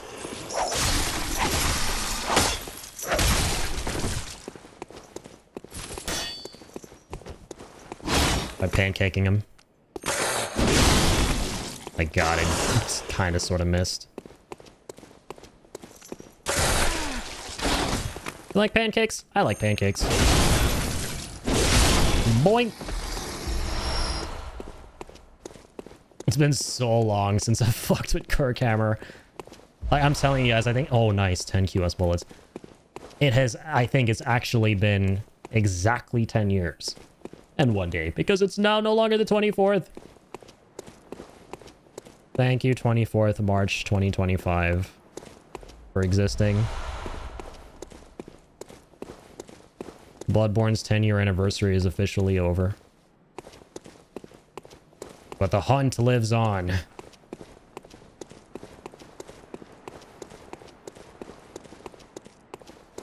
So yeah, for this fight we can summon Alfred if we want.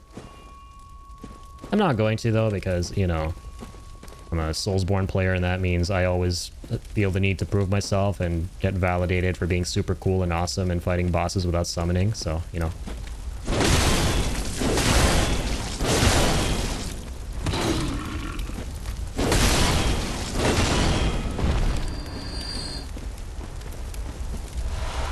I'll take some of that.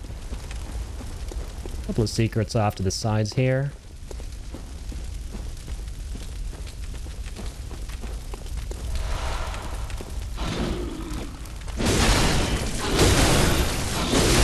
Oh, fuck. Alright, this is not the time to be slow poisoned.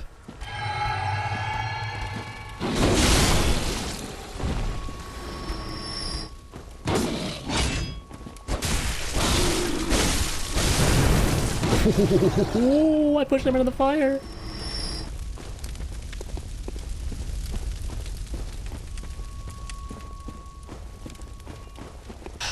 If you're wondering why I'm just running around like a headless chicken right now, is I'm kind of stalling, I'm not gonna lie. I'm really scared, guys. I'm really scared. Fuck, okay. Hang on. Alright, you see where it says 5 deaths and how we've been at that for a little minute now? Well, it's kind of about to change, potentially. Very likely. Alright, fire paper. I'll do the secure camera. For Jugger!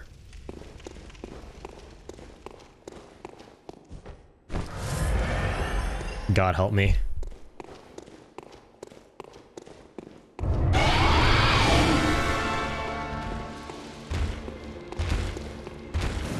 Alright, bring it on. Bring it on, BSB!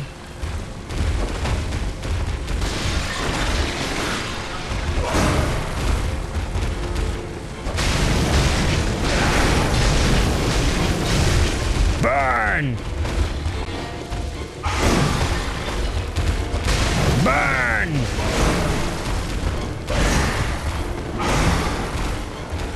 Supernova! Sorry, I played too much Rivals.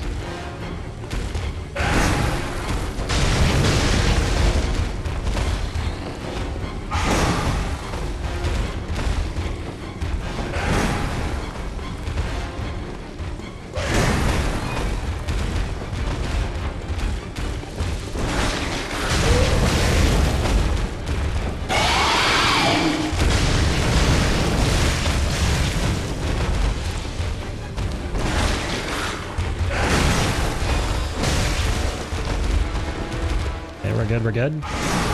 Round 2 with the fire paper. Round 2. We still have a lot.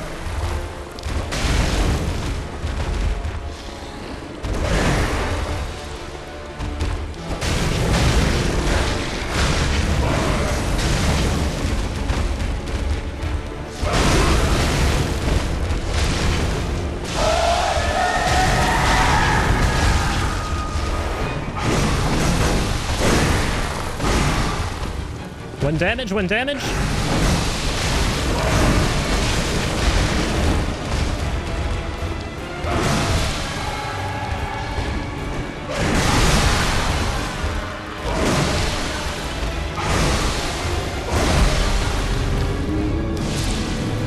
Oh, we almost had it on the first attempt. Fuck. We're so close on the first attempt. I don't know if I ever got him on the first attempt before. I don't know if I ever got this guy on the first attempt, man. Oh my god. Fuck. You never want to get in front of this bozo. Oh, well, that run's never gonna happen again. GG's. You never ever get beginner's luck like that again for like the next 100 attempts. Oh my god.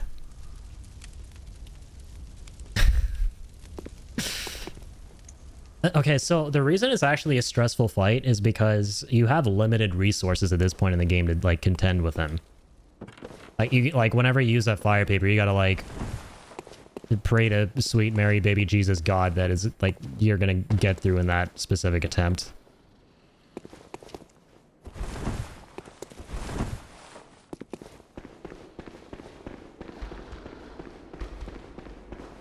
Almost, dude, almost.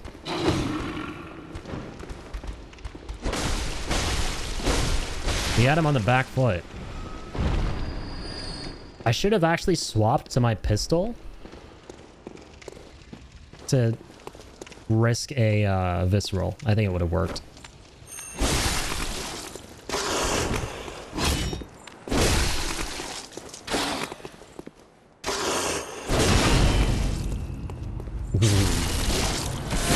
Visceral off of him too. Let's go.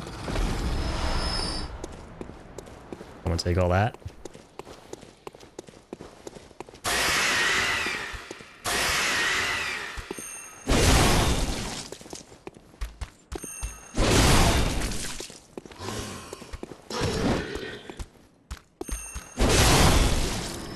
Thankfully, he's dead as shit.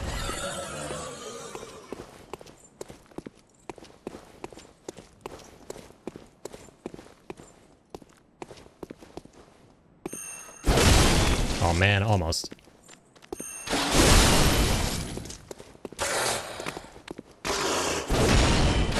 I'm fucked.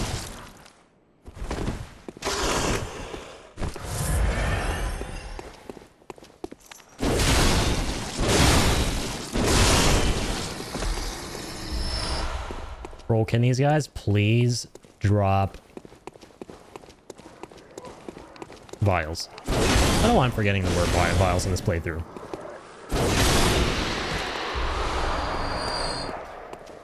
Okay, guys. The second time's a charm. Come on. W. Alright, switch to this. Let's go.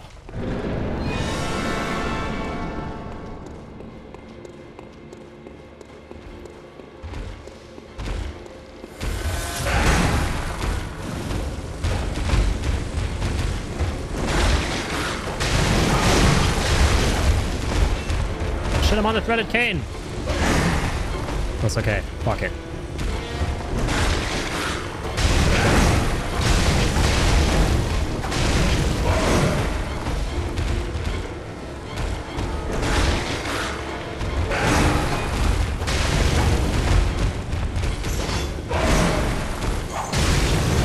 Fire whip! That looks so sick.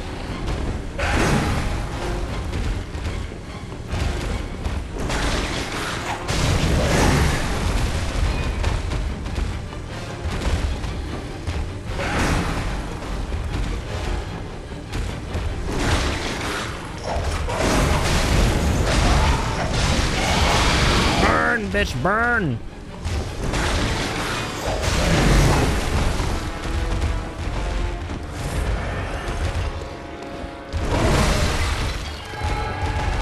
Oh, play close, play close.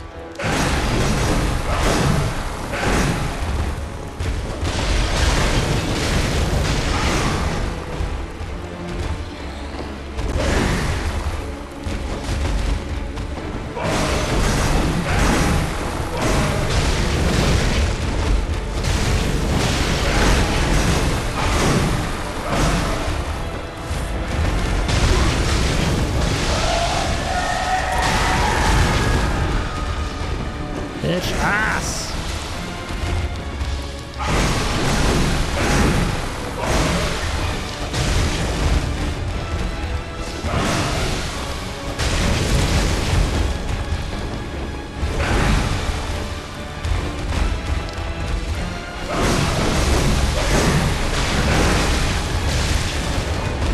Die!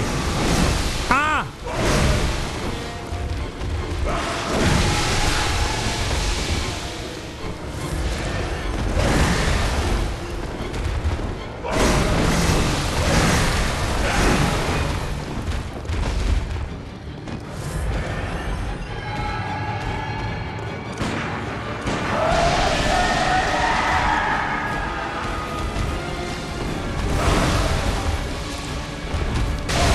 Bitch, die! Second attempt. Oh, fuck. I hate BSB so much, man. Surprisingly chunked him way more this playthrough. Oh my god, oh my fucking god. Hunter must hunt. A hunter must hunt! Got some secret antidotes back here. Oh. Oh my god. Oh wait, okay, thank god. I thought it was still poison for a second. Oh my goodness.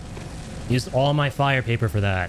Worth it. This is the only point in the game where you want to like go to town on the fire paper.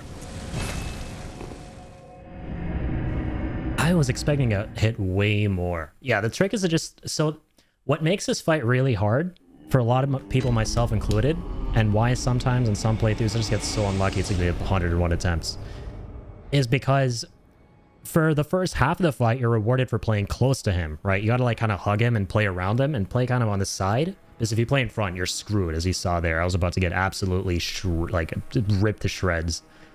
But then the second half of the fight in phase 2, when he starts using the AoE poisoning, if you're near him, you start taking poison damage. So you're like, shit, where do I play now? And if you try and like get away and go far away, he does his leaps and all of his crazy attacks that punishes you for not playing too close. So it's like you gotta really, really find a balance and the hope to hell the shit works out towards the end. Oh man. Yeah, that's why BSB will never not be a stressful fight. But we got him. Let's go. Another 100 attempts. Addy when he lies. This is a situation where I am proud to be a liar. Not gonna lie. Pun not intended. Welcome. What is it? Okay. Very well. Let me. Okay. I'm just relieved. I'll admit to you guys, whenever I start up a new playthrough of Bloodborne, especially if I'm like streaming it, one of the earliest things I dread the most is potentially being stuck on BSB for a long time and just having the fun sapped out of the game because of that, and not being able to, like, you know, show as much of Bloodborne as I can. So I'm glad we got through that. Okay, let's go with... Let's get Endurance to 10, just for some more stamina since we're using Kirkhammer. Yeah, 2 points into that. Does she have anything to say? Welcome. What is overtime? The great. No. So a few things change when you beat BSB. There's some important new areas you can access, but I don't think anything changes in retrospect. Like, I don't think NPCs change and stuff like that. So here's what we can do. I think at this point... Wait, hang on. Let me go ahead and maybe upgrade Kirkhammer. Dude, Kirk chunks him. Did you guys see how much damage we were doing with Kirkhammer on fire? I don't think I've ever beaten BSB that fast.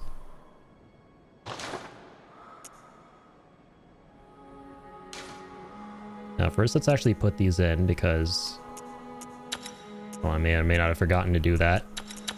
Let's go with physical attack up.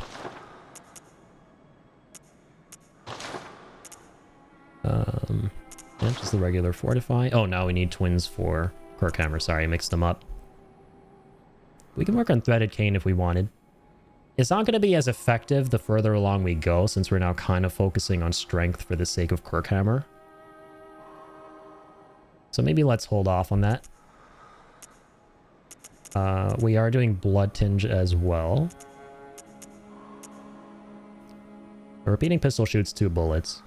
Might as well, yeah, upgrade our pistols on this run. Go for repeating. And now it's C in, Blood Tinge scaling. BSB!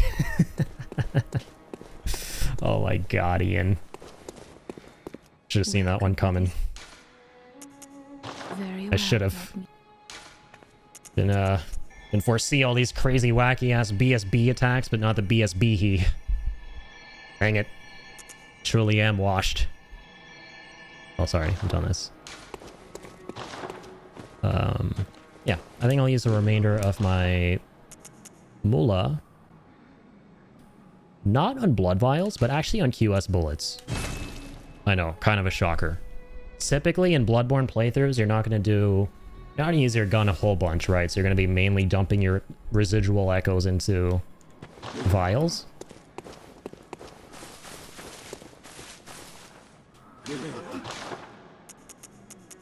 We got a Gascoigne set too if we wanted.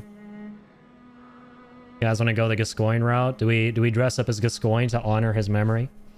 Let's do it. Fuck it, we ball.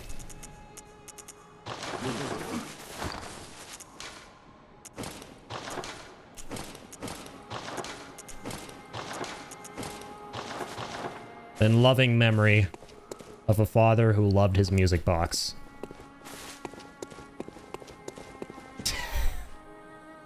You're gonna foresee? Fuck. I'll let it go now, I swear. Do but don't at the same time. Oh, it doesn't make a whole lick of sense. But neither does this twisted, cruel, crazy world. Okay, yo, so I actually can go and have a cup of char. Have a cup of tea with, Bajura. You guys like tea? I like tea. Let's go have tea. So if we go to Church of the Good Chalice... Yeah, my bad. Before I said you can only approach him from behind via that giant set of doors we saw, but no, we obviously can go from here as well. In the BSB area. I also don't believe got anything new. Oh, I'm silly. Of course. We got the Chalice. So now we can do the Chalice dungeons. Yeah, so like Gurman was talking about, the Holy Chalice is here in Olyarnum, and the BSB was in possession of it. BSB he. I'm so cooked. Never gonna be able to see his name the same way ever again. All thanks to Ingenious here. Do I now just have to like actively avoid saying words that end in E so that Ian no longer capitalizes on them? You know what? I don't think I will, because then Ian will always capitalize on him and I'll have a more active chat. And active chat make me happy. Active chat makes stream more happy. And I like being happy. You know? Need to feel like cool, happy streamer. Okay, I'm gonna... Oh my fucking god. Apparently I'm not gonna do anything I want to do. So yeah, as long as we let these bozos just do bozo things. Not stop them from doing bozo things.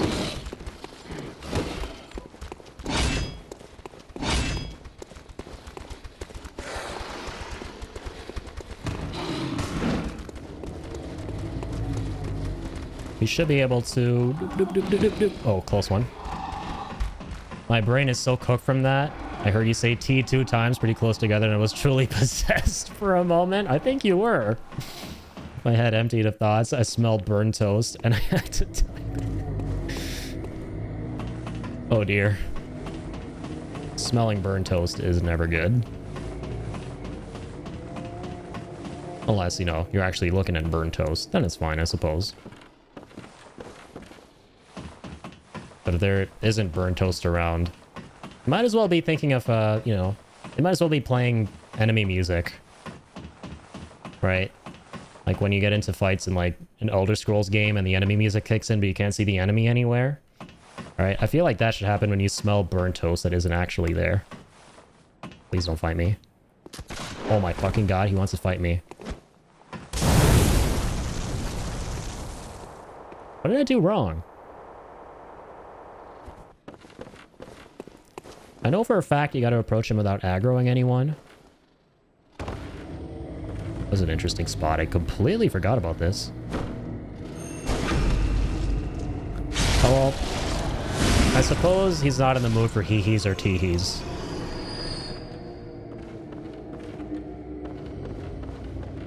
We can walk across the planks up top.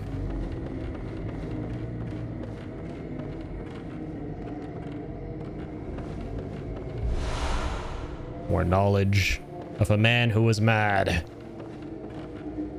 A lot more items around. Might as well grab them. Doing a lower run. Ah! Ah!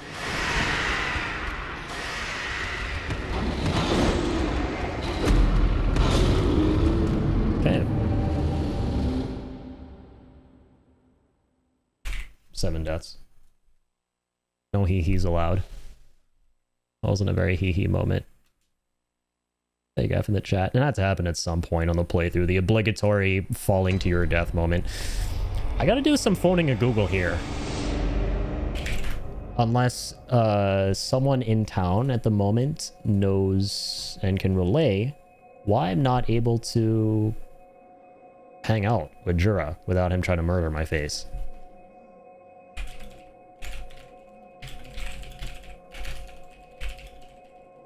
Is it because you have to go through the other doors?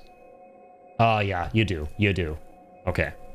So I actually was right before. Oh, shit. How many echoes was that? Does anyone remember how many echoes I lost when dying? Is it even worth going back? I mean, maybe for the items, but... Oh, God. God, it's such a long walk. I don't think I had like any because I wasn't even killing anything and I spent a whole bunch.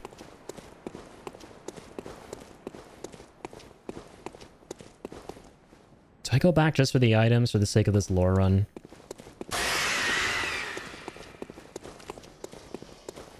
Alright, why not? Why not? Why not?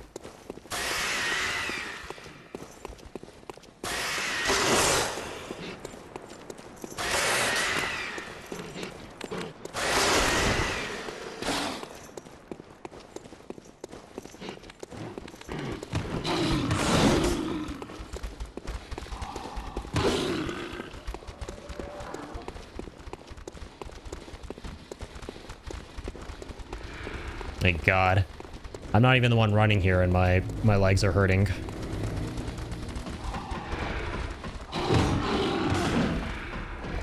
Imagine actually being this dude doing all this running while carrying this huge ass, a gazillion ton hammer on your back. Maybe you shouldn't imagine it, because we can see it. Sorry, that was a bit sadistic. Alright, I'm gonna go up here.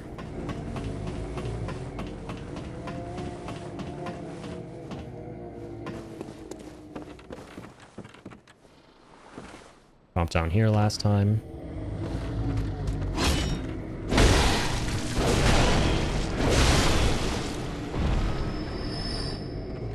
Bro, this damage needs to be studied in like a college course. Just saying. Anyone dropped out of college, go back. Gotta pick up this course because this is some insane damage we're looking at. Gotta study it.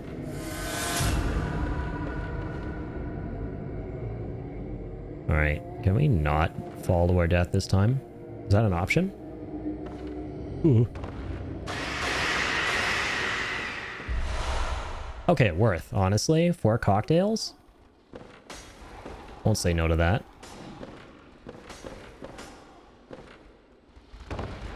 Oh my God. Oh my God. You have to be shitting on me. I had to do a running jump to get... Is there an item? There was an item, right? Fuck. Came all this way just for you. Shithead. Well, alright. Guess we're gonna pinch ourselves and wake up again. What an ass use of this item, man. This playthrough is so scuffed. Alright, well, let's hope that wasn't like... The secrets of the pale blood. Let's hope that's not what that item was. So I feel less bad about not getting an item on this lore run to read about. So I'm thinking. We've done all this. Yeah, so now in Odin's Chapel, there's a door that's open to the right. Where a friendly little Red Riding Hood Slender Dender Man is. We can go through that door.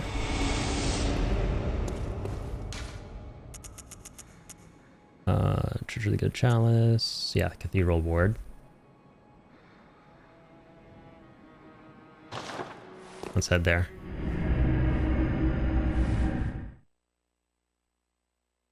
Before we continue, going through that door we unlock by killing BSB, there are a few things you should probably do. Number one, let's go straight ahead, like right out these doors. Guess that's a job for me. Ingenue, boncologist coming up. That sounds like a pretty awesome degree to have. Usually, Eileen is out here. I hope I didn't miss anything to be able to talk to her.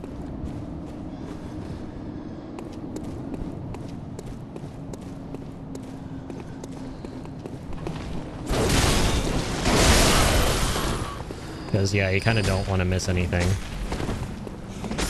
I want to be besties with her. Son of a bitch.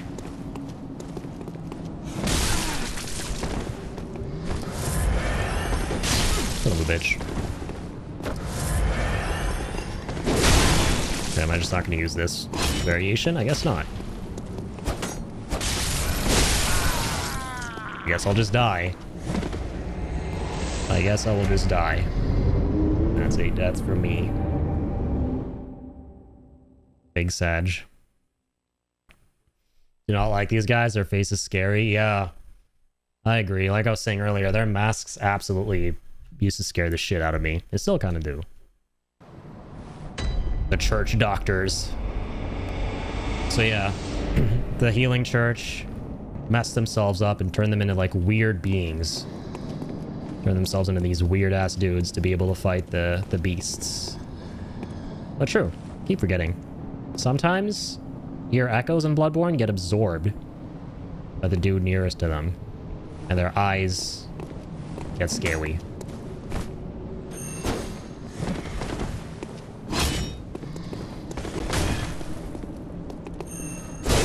Pancaked. That's what I was looking for all along. And my echo's back. So, a couple things we can do here. First things first. I'm gonna get kidnapped.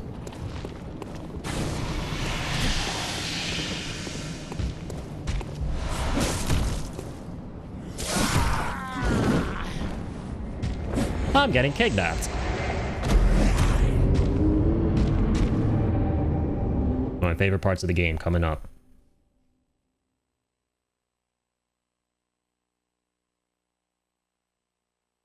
This is going to be kind of fun to go through on a lore run here.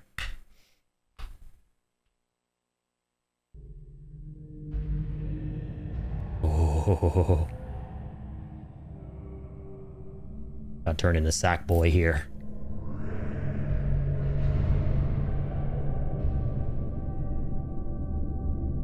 So I forget what these enemies are called, but they are scattered in very small numbers in very dark, obscure places early on in the game across Yardam. Like we saw there, one of them was just hanging out in that little corner. If they kill you early on in the game here, they will take you somewhere. So Yahar Ghul, the Unseen Village, which we are going to revisit later on in an official capacity.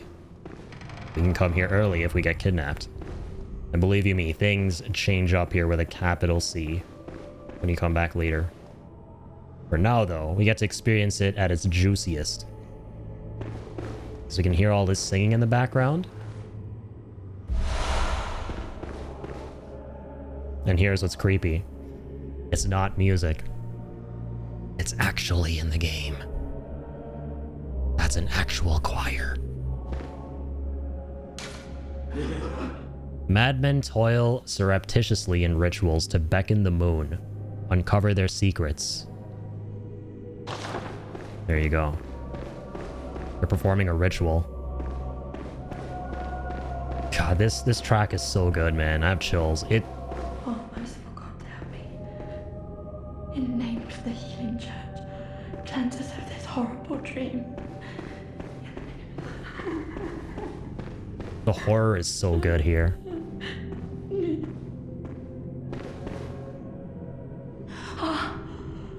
By your garb, the healing church. I lucked out. Save me. Oh, I have no words to express my relief. You can take this at least. Okay, cool. Yeah, normally this never happens for me because I don't have a healing church outfit equipped, but I have Gascoigne's garb on, so she thinks I'm a member of the healing church, and she's a little bit less scared now. That's pretty cool. Normally she just continues sobbing away. She's like, oh, please, don't touch me. Sure to please an upstanding member of the church like you. Oh, thank you so much, dear gods. Thank you, sir. I was seized on the street by the hulking brute in the cathedral ward and locked up here, and I've heard moans echoing in the distance ever since. What was the other thing she said? So, okay, wait. the hunt is on tonight. Then the streets are perilous, and every door will be shut tight. Perhaps it isn't my place to ask, but do you know somewhere that might take me in?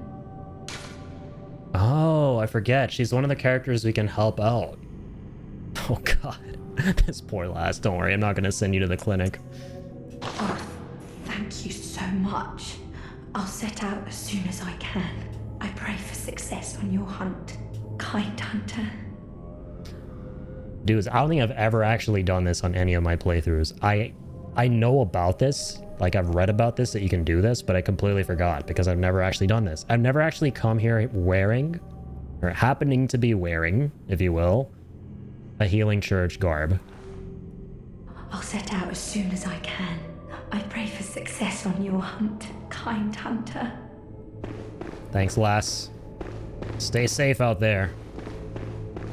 As the Zach Fair gif goes, the sparkly Zach Fair gif. KYS. Keep yourself safe. I'll take some of that frenzied cold blood. Don't mind if I do.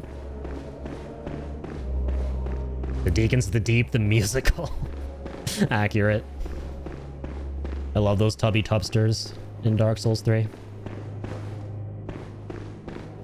I think that this would make the Deacons of the Deep shit their pants, I'm not gonna lie. Even the Deacons wouldn't be jiving with this place.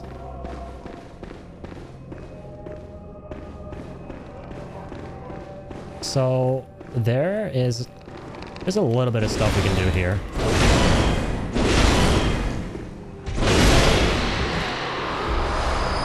Starting with getting these.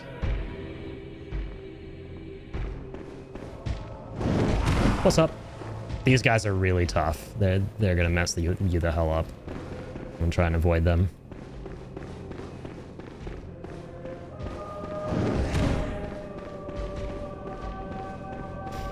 So, we can use this lamp to get the hell out of here. If we want to leave, we can. Interesting door. Maybe we'll be able to come back here later on in the game. Way later. So, there's some really good items you can get here early game that really give you a leg up throughout your playthrough. Mainly, you just want to run through a lot of shit to be able to get them, though. Because if you don't, shit like that will happen.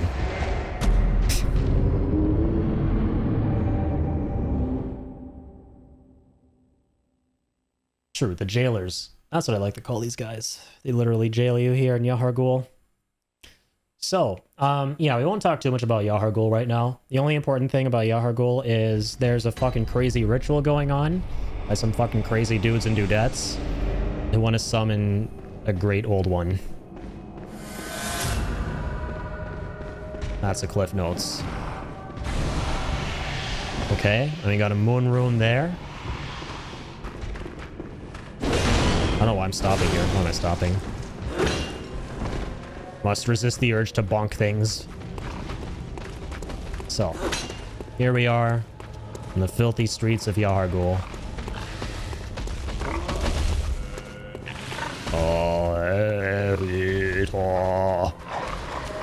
We don't want to fuck with any of these.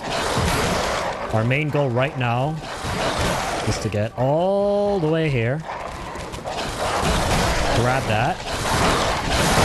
Can we actually get out too? Oh, we can. Oh my god. Am I actually gonna get out of this? Normally I just go there to get that and then die. These are all very late game things going on.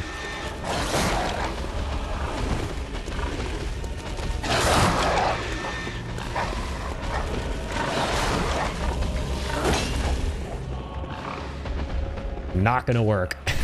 Oh, we are so fucked if they come in here. I'm hiding. Oh. Yeah, Ian, this is literally the equivalent of going to Caelid for the first time.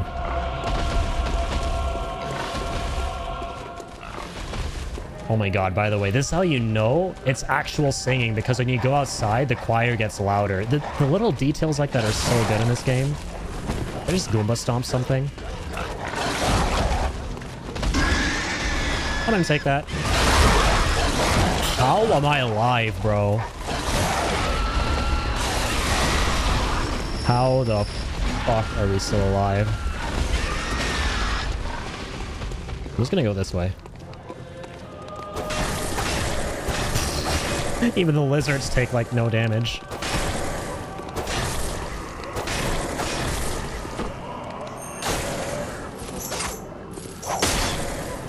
Wrong thing.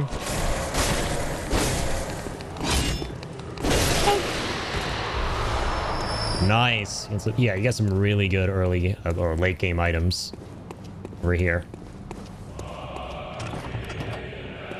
Oh shit, we can actually open that one. Facts. So yeah, we got Tonitrus. That's the main thing. That used to be my favorite weapon in Bloodborne. Big bonky hammer. Big bonky hammer.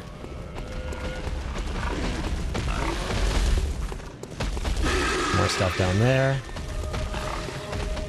I don't know how the fuck I'm even still alive, man. I'm not gonna stop putting that out there. Got her goal set. No, I'm not. Oh, not 210. Jesus, what the fuck was that? I would be depressed and stressed and depressed and even more stressed if I was actually dead 210 times by now. Shaking, crying, screaming, rotting. Accurate. Now let's just get the rest of those items and then dip the F out.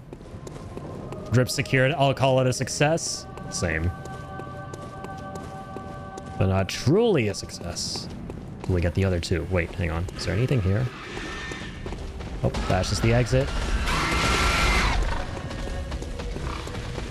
Anything around that corner?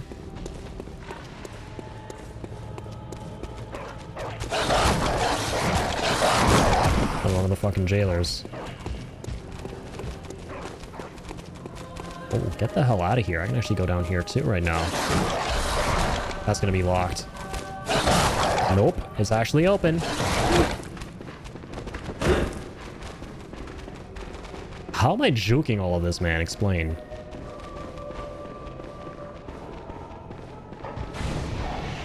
It's gonna go. Oh my. Okay. I spoke too soon. Got distracted there by another little alleyway. Alright, these deaths don't count. I honestly shouldn't be updating the death counter. But I will. It's the right thing to do. Okay, don't worry. We're gonna read up on all the items we're getting here. First, we gotta grab the haul, you know?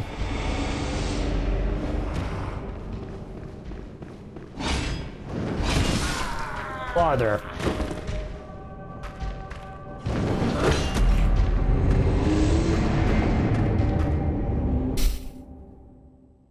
This is why no one likes jail.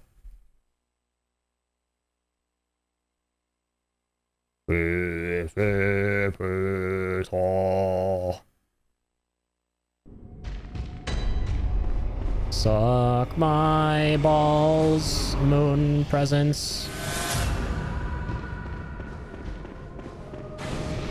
Or whoever that I forget the name of the specific god they're trying to summon in this one. Alright, hang on.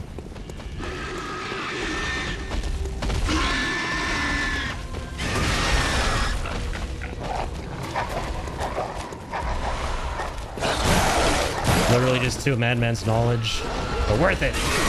Ow. We'll die with honor.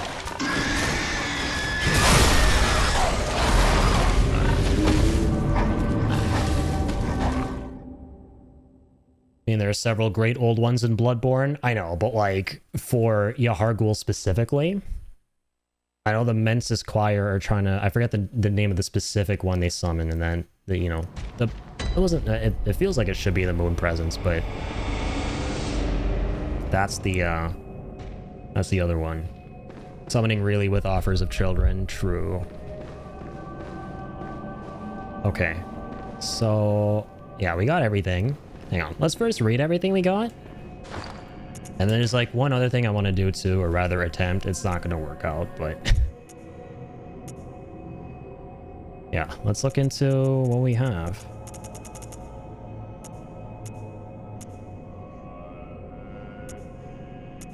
Starting with Tonitrus. Unique trick weapon contrived by Archibald, the infamous eccentric of the Healing Church Workshop. Choir is Ebrietas, true. Right, that's the actual Upper Cathedral Ward Choir, right? Or something like that. I know you fight Abriatus in the Upper Cathedral Ward.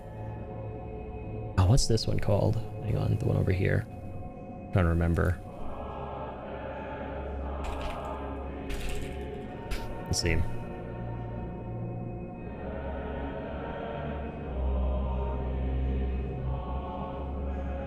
I keep wanting to say Moon Presence. One Reborn. Okay, there we go. That's the one I'm looking for. So striking this peculiar iron morning star flail like a match generates the same blue sparks that blanket a dark beast. Unfortunately, for reasons untold, the hunters of Archibald's time did not fully take to the device. Boomers didn't like technology. So yeah, it's basically a little electric Tesla weapon. You can actually use it already.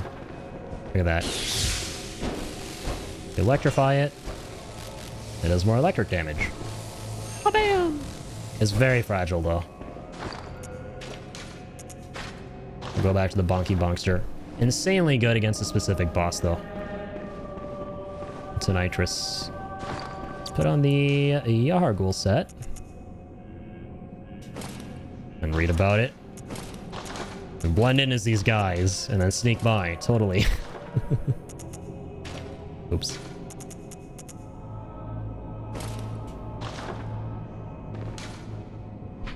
There we go. Iron helmet worn by hunters of the unseen village, which is where we are. The hunters of Yahar'gul answer to the village's founders, the School of Mensis. There's a place that establishes the School of Mensis. The other branch of the church. Hunters in name only. These kidnappers wear their black hoods low to shadow their eyes. This helm is made of metal, a rarity for hunter garb, and has high defense but only against physical attacks.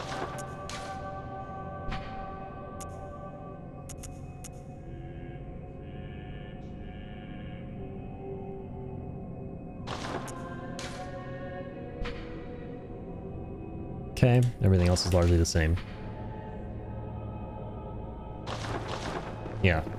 So, another group of hunters from the School of Mensis, who are a crazy demented bunch of dudes who tried to commune with what we're going to see eventually when we come back here. They tried to commune with the old ones, but they had a specific way of going about it where they would literally trap themselves inside of their plane of existence and deep fry their brains as a result. It's like entering the Matrix, basically, but in Bloodborne. From what I understand. One Reborn, yeah, exactly. From the School of Mensis here. It's a failed great one. Interesting, yeah, I may not have ever caught on to that. I'm excited to get to that part again. But cool that we read about Tonitrus, because it kind of sets up this next part. And right now I have a theory, now that we've read about Archibald, who was the guy who invented it from the Healing Church. And if any of y'all out there know the answer to it, I'm going to pose the question in just a second. I don't mind knowing. My theory is kind of a question. Or, well, it can pose a question. Alright, let's get them bullets. Let's get the vials.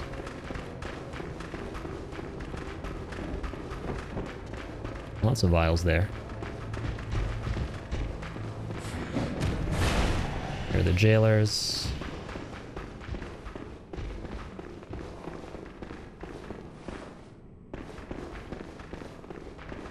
Okay, there isn't like another path there, obviously.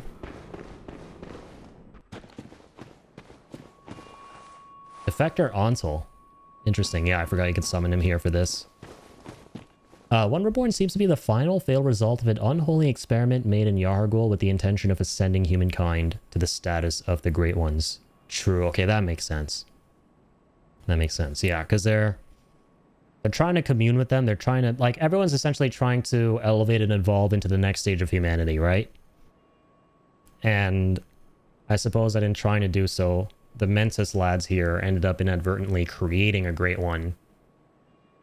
And it was like a failed experiment. Everything kind of boils down to like failed experimentation in Bloodborne. Like mankind tries to meddle with powers they don't understand, and it backfires. It's like the age-old tale of that. Very interesting. So here's what I'll ask now. We read about Tonitrus and Defector, or not Defector until Archibald, who created it. Is this what became of him? No, sorry, because this guy's name is Darkbeast Parl. Here he is. We're definitely not going to whack him just yet.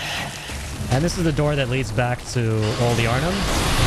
So we got to kill this guy to be able to talk with Jura. We're going to do nothing to him.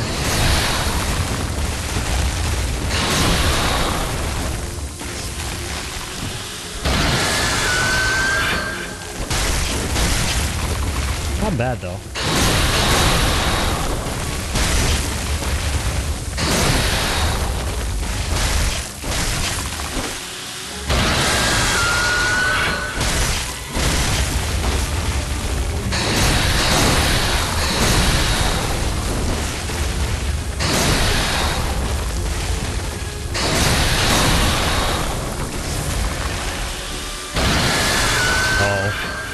You gotta time the dodges right for the iframes. He is beatable, you just gotta do the fight perfectly at this specific point. Also to note is the line between kin and great ones. Fire paper, if I remember correctly. Oh, is he weak to fire paper? That would make sense, yeah. I don't think I have any left after the fight with BSB. I'll probably buy some, but... try that again. We're dealing like a decent amount of damage. We just have to stay underneath him and then kind of abuse the iframes when he does the AoE.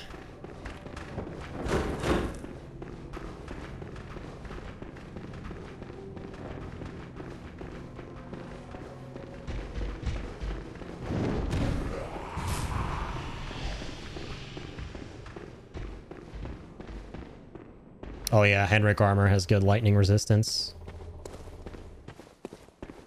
Don't have it right now, because I think the Henrik and Aileen stuff happens a little bit later. I'm gonna try a couple more attempts right now. See how it goes. I have nothing to pick up.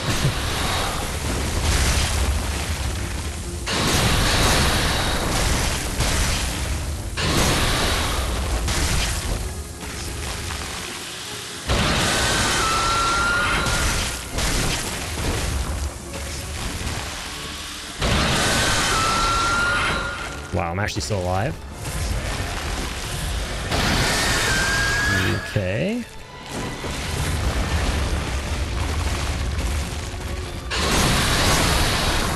Gotta stay like underneath him and really time the dodges right. Won't be here too long. 50 attempts later.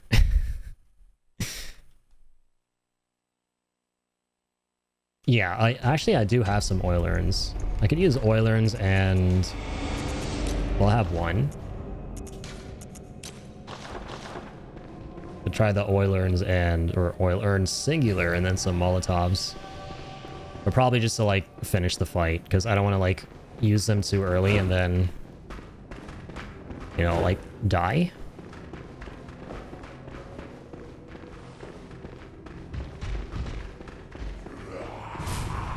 If we can beat him really early here, that would be amazing.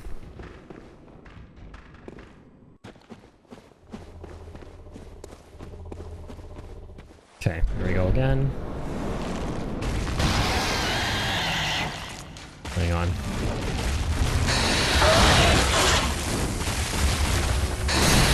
I'll put on the other armor that has better elemental resistance.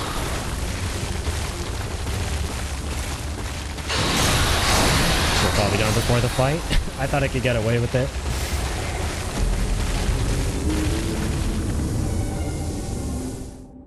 Doesn't mean negligible, but still.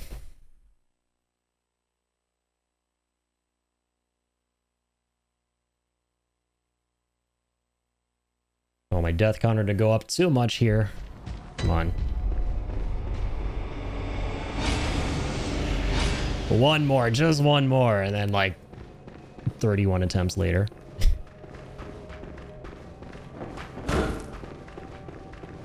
I am going to skedaddle skedoodle.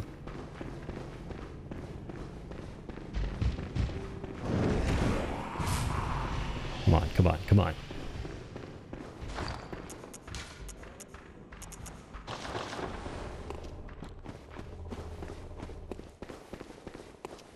Let's go.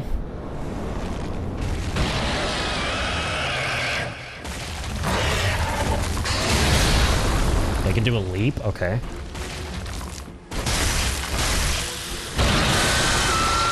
Son of a bitch.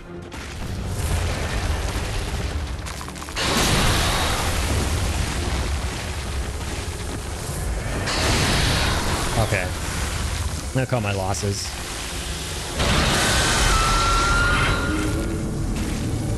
I could beat him. It's just gonna take forever to do it. It's gonna take forever to do it.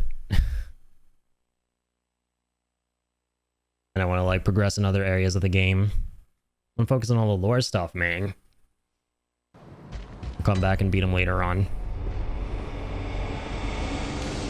Okay. All the max dude emotes.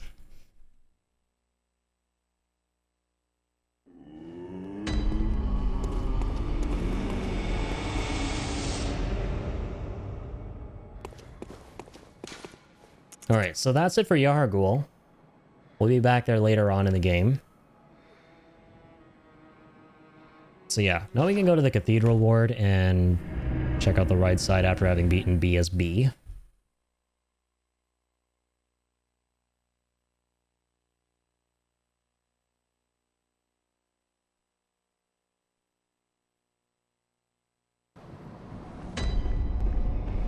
Okay.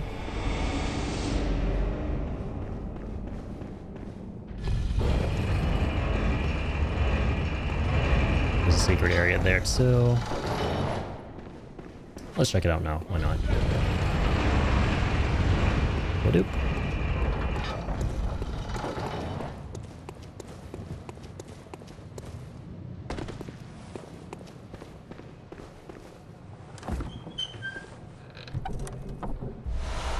Formless Odin.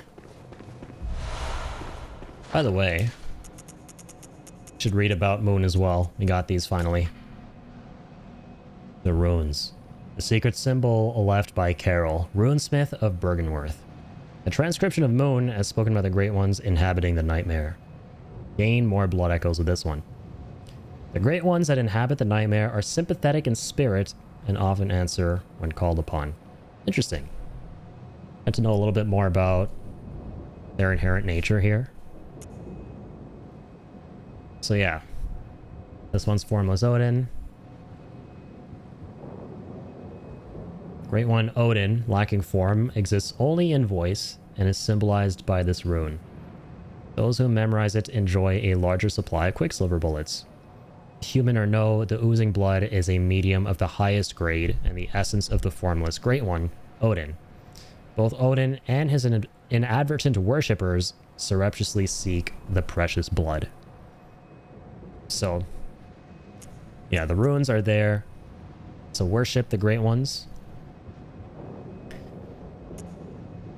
And you basically got blood inscribed in them.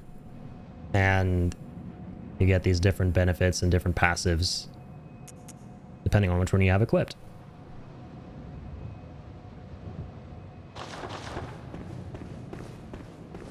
Actually get a lot of lore intel from those.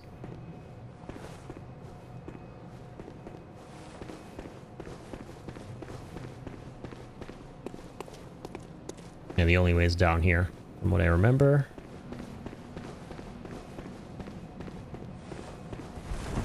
Hey! Ow. What the fuck? I mean, still hear the old geezer from down here. That man's angry, dude. He is angry. He missed out on our anime battle. And now he's happy that it got to have an ending.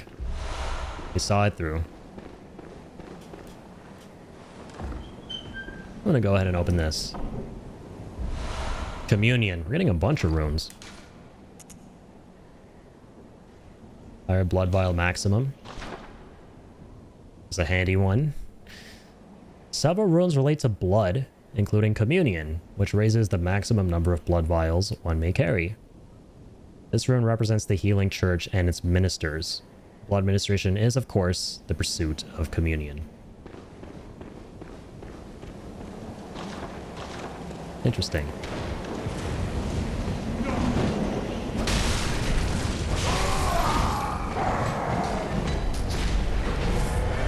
Alright. Let's climb the heck up this tower. We got something special waiting for us up there. Oh, dear God.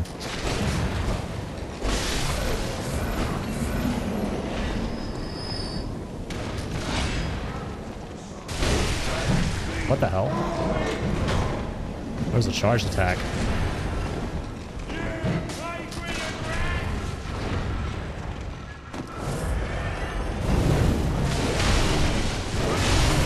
Good. Chunk all your health and get chunky health back. Mine. Mine. Mine. Mine. Mine. Mine.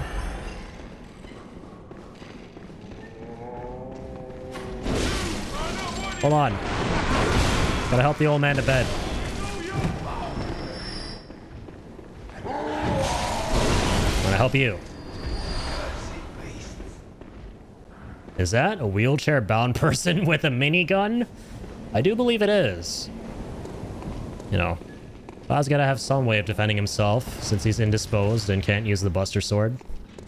Oh, sorry, wrong game.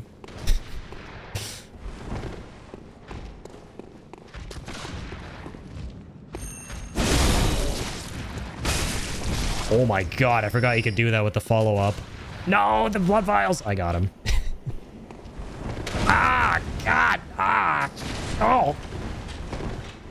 Oh! That was close.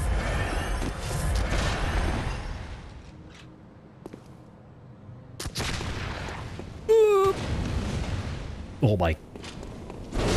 Bitch! Oh my god. Freaking geezers, man. Alright, I'll take that. I'll take that. Someone check on Barrett's arm. Oh dear. Yeah, I'm gonna need some assurance that that's not Barrett's minigun. Someone's gotta check in on Barrett real quick. Doop, doop, doop, doop, doop, doop, doop, doop.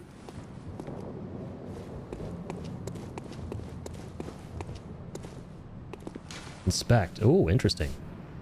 The sky and the cosmos are one. The choir. So yeah, we kind of sort of alluded to the choir before. The further up this tower we ascend, the closer to them we get. The choir, another crazy group of assholes. Literally everyone's a crazy asshole in this crazy ass world. Okay, thankfully, all this old timer wanted to do was yell profanity at me. And I'm hyped for killing him. Because I don't stand for profanity. And I can't stand profanity. Oh my god, my HP needs to be studied.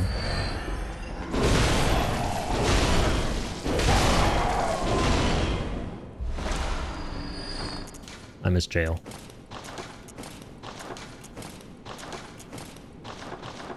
And when I took way less damage.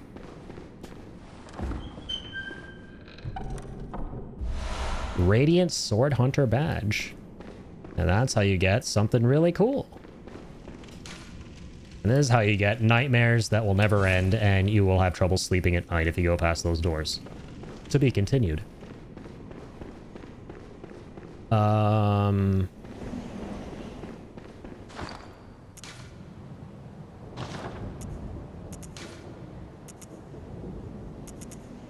Let's read. One of the badges crafted by the Healing Church. The Radiant Sword indicates the heirs to the will of Ludwig. These hunters, also known as Holy Blades, are what remains of an ancient line of heroes that date back to a very early age of honor and chivalry.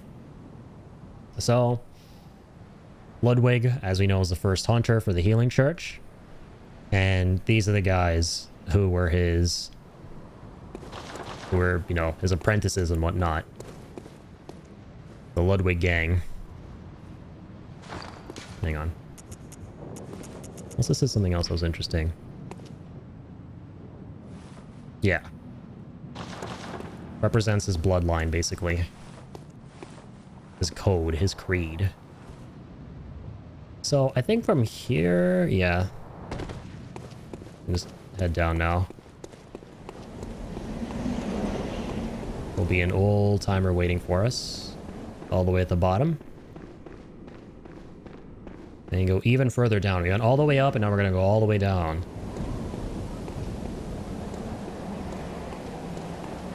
Wait, did we kill the guy you dropped? I know an old timer dropped, but I didn't see his health bar get decimated, but I'm assuming it did. Okay, time for this shit. I don't feel confident about it. But we're gonna do it. And we're getting Dark Souls 2 flashbacks here. Well, it's time to start.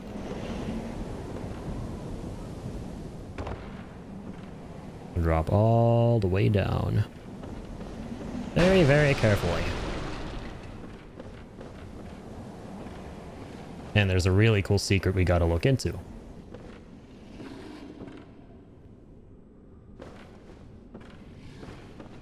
A lot of significance to this tower. Hey, messenger top hat. Got another little piece of attire for him. Where is it?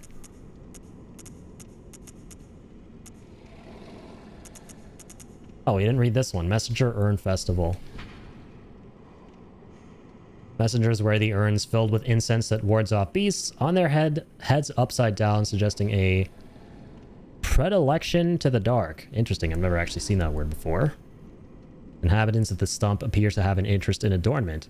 Why not let them be happy and revel as babes? Revel as babes. It always says that for all of them. I love it. Or for most of them.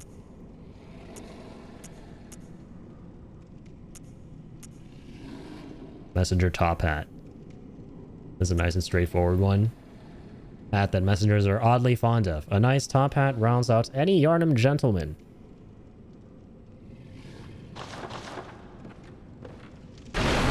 All about fashion souls, man. Even for those little gremlins.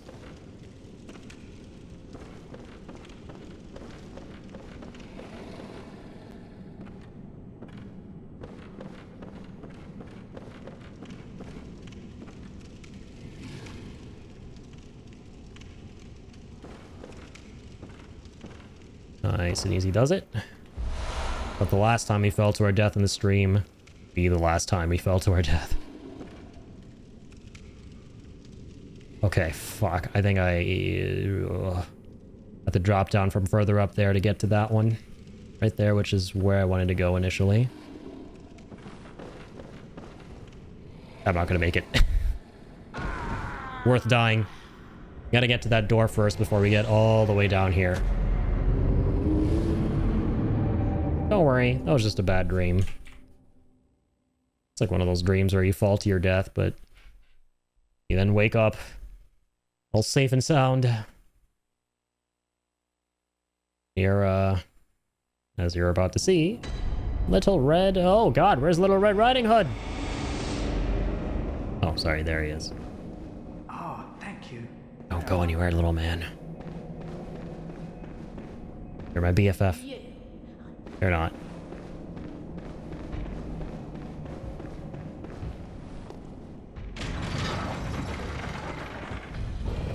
Yeah, my bad. We have to drop down to that platform with those doors.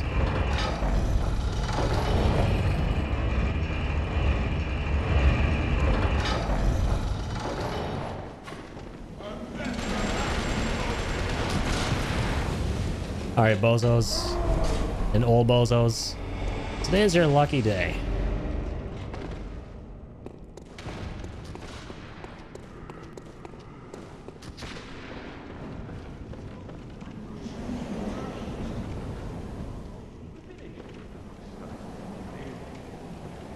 trying to remember the trick to this.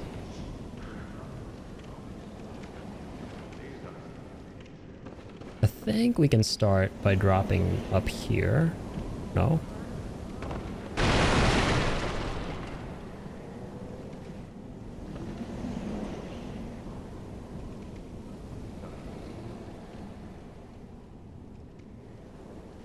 Oh, we gotta drop down as much as we can on that side. Because the door is on that side.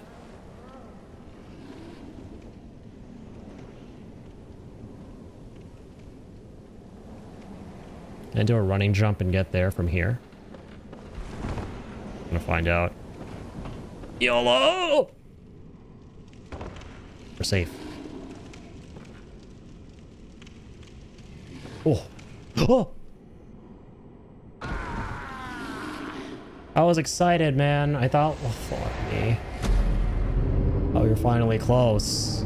We weren't. We were not, in fact, finally close.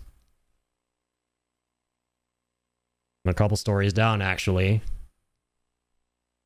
Where he eventually, you know, ended up lying dead and cold on the cold, hard floor.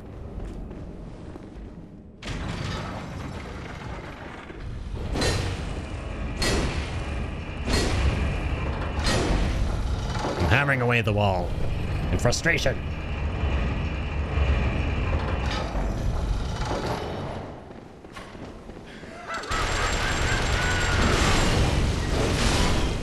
Quit your yapping and laughing.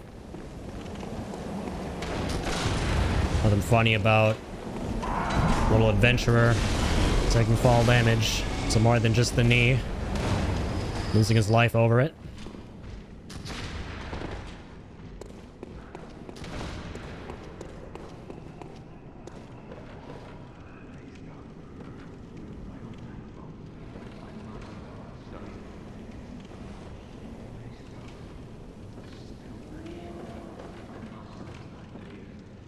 Okay, we can... No, man.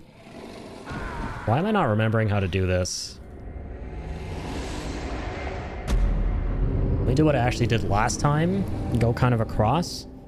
And then jump across as much as I can to the other side. And then do the running jump from there. It's not even a running jump. You gotta like fall down to it is what I remember. That's what I recall. A fall down to the workshop.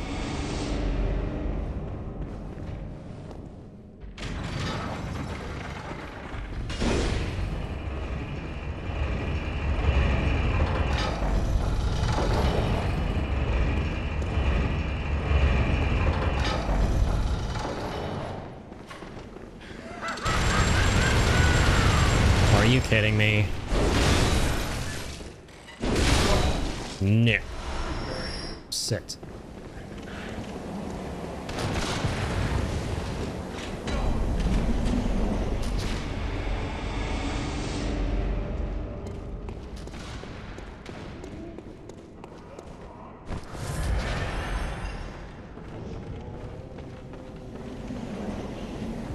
Down to my last vial. I'm not sure I want to be.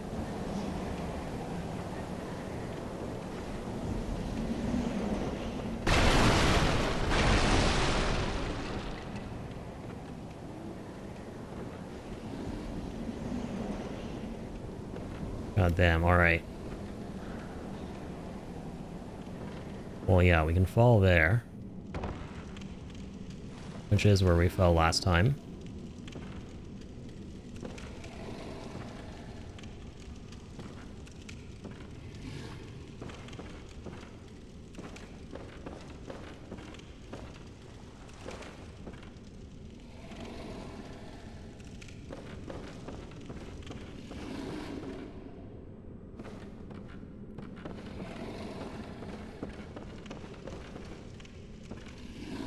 We're not making it with the running jump. Yeah, we have to fall there again. Ay, ay, ay. Why am I not remembering this? Okay, why is this eluding me? How do I get to the area right underneath where I start at the very top? Because it doesn't extend enough to where I can drop down to it. Okay, no, I'm missing something here. That's very, very obvious. Oh, man. Those are the easiest things on the playthroughs.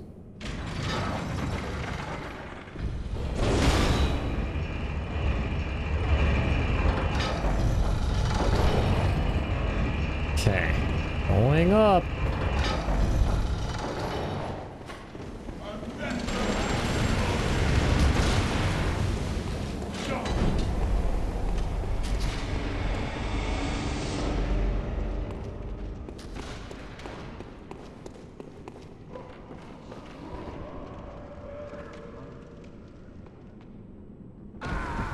Not from there. Definitely not from there. Dude, I'm just farming deaths.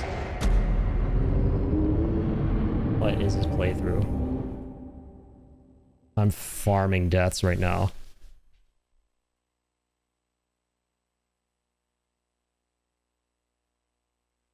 Come on.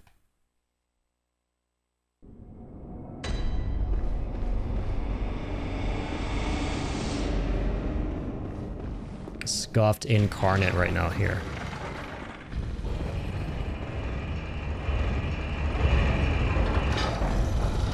I don't want to look it up. It's not something I need to look up.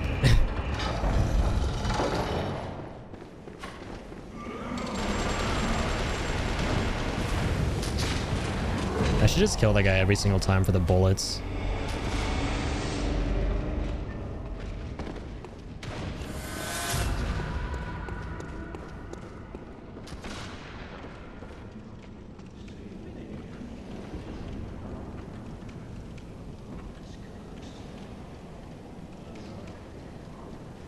So there's the door.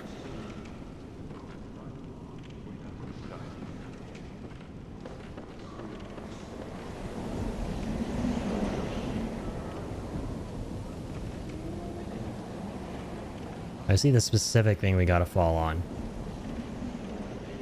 I do see that. Hang on.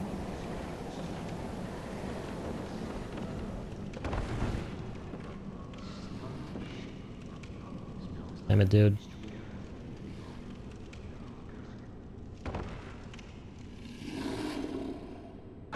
Come on, I'm gonna look it up.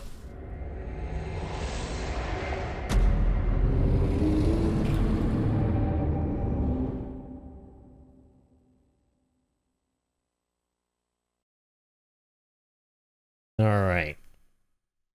It's gonna frustrate me to no end when I see what it is, and I'll be like, oh my god, of course, was that obvious?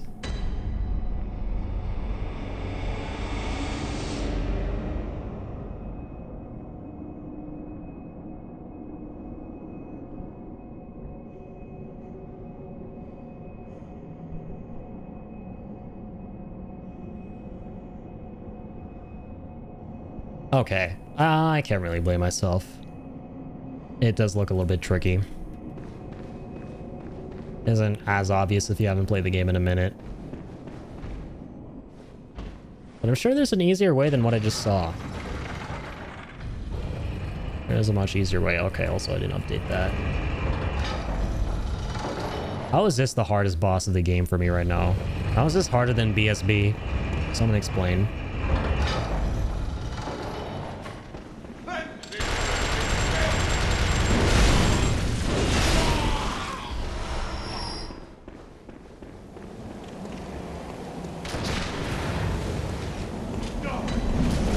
Trying to stand on a wooden plank.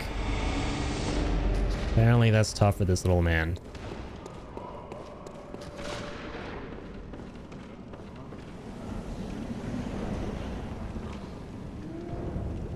So yeah, that's where you want to drop. Oh, fuck me, man. Ah, I made it, but then I actually did a second roll. I didn't actually mean to do that. God. What the hell, man? Trying to fall onto a wooden plank. I'm gonna fall onto a wooden plank out here.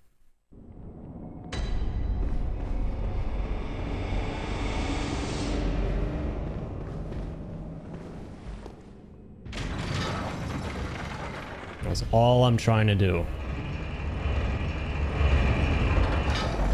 Come on. Must accomplish this for the sake of all of Yarnum and the lore run, which is slightly more important. I'll be taking that.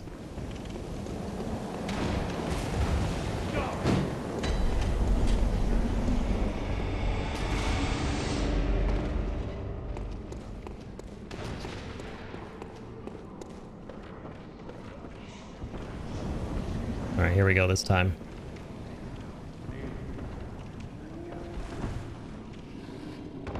Okay.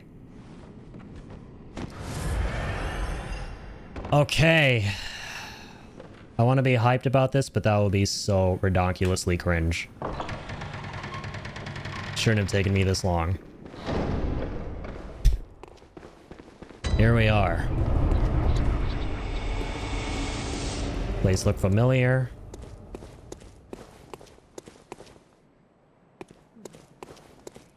Maybe not. How about now? Wonder if I've talked to someone here before.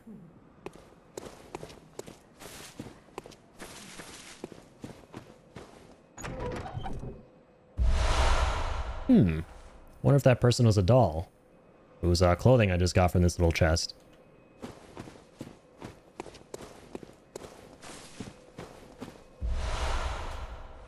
Quite a lot of things we're getting.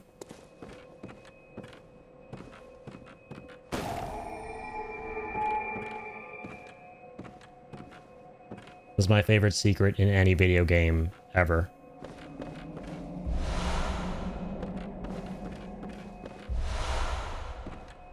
You got an umbilical cord too.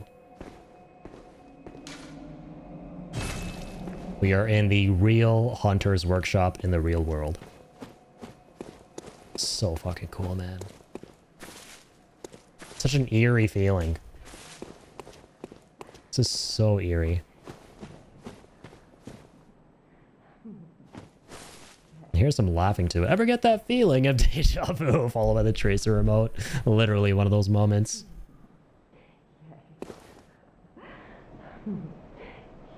Who the hell is that?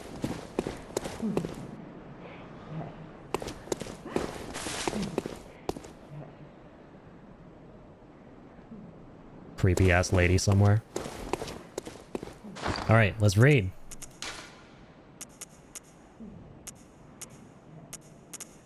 The doll set. Discarded doll's hat, likely a spare for dress up. A deep love for the doll can be surmised by the fine craftsmanship of this article and the care with which it was kept. It borderlines on mania and exudes a slight warmth.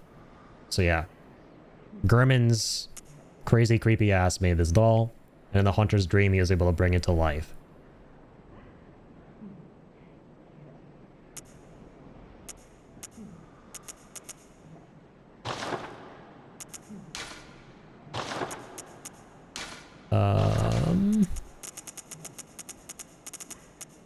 There's the umbilical cord, one of the most important items for the lore. A great relic, also known as the cord of the eye. Every infant great one has its precursor to the umbilical cord. Every great one loses its child and then yearns for a surrogate. The third umbilical cord precipitated the encounter with the pale moon, which beckoned the hunters and conceived the hunter's dream. Dang. Okay, we're gonna have to read that again. Every infant great one has its precursor to the umbilical cord. So obviously infants, umbilical cords, infant great ones have them too. Every great one loses its child and then yearns for a surrogate. We kind of sort of touched on that at the start of this playthrough as the premise. The great ones are trying to conceive, but they need a host. And that's where the Thumerian queen comes in, which we'll eventually get to.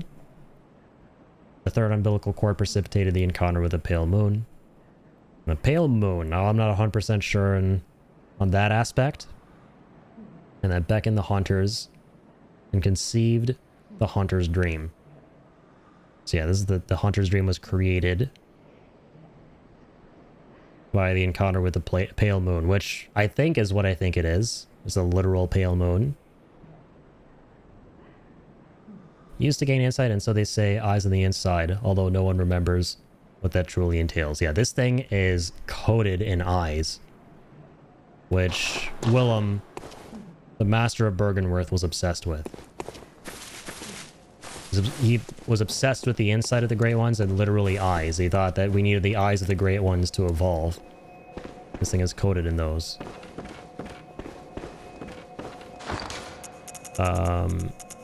Very big lore drop there. Small hair ornament.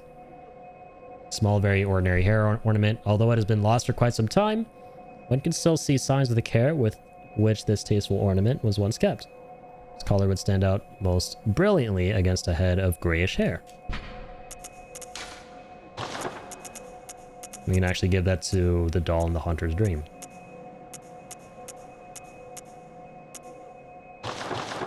That's it.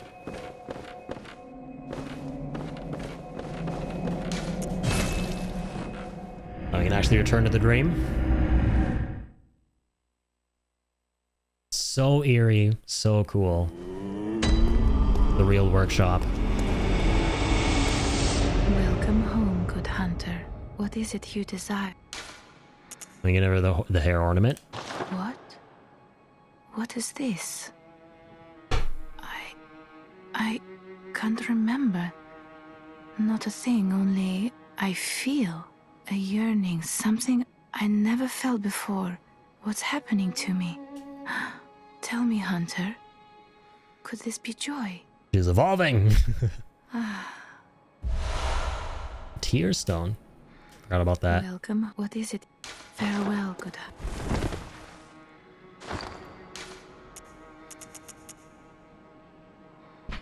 Silver shining tear stone, used to change into a droplet blood gem that fortifies any weapon. The doll sheds neither blood nor tears, and thus its nature remains unknown. Dang, that's depressing. She can't actually cry. She just, when she tries to cry, produces tears or stones from her eyes. I shall use it. A tear blood gem.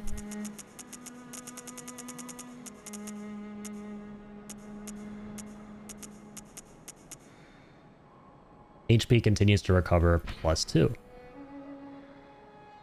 Created from a shining silver doll tier, this blood gem is a quiet but unfaltering friend that continually restores HP, the life essence of a hunter. Perhaps the doll's creator had wished for just such a friend, albeit in vain. He's so desperate to recreate Maria, one of the old hunters.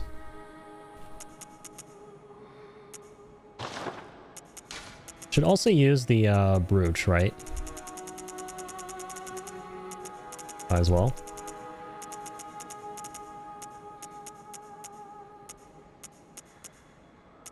Oh, did I already use it to get the gem? Oh no, we gave it to the little girl. I'm so stupid.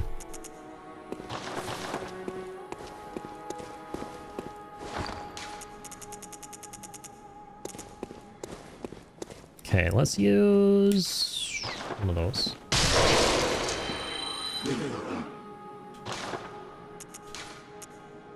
And some blood vials. Quite important last time I checked. No, just a couple.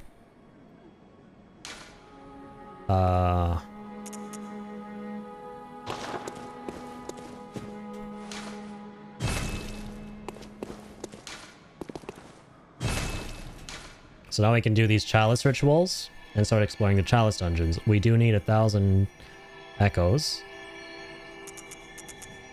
which we can get right now.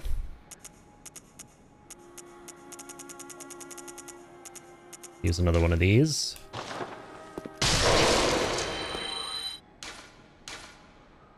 Need 2 ritual blood. Let's go to layer 1 of the Marian dungeons. So yeah, can use all of these to explore more and more and more layers of these accursed dungeons.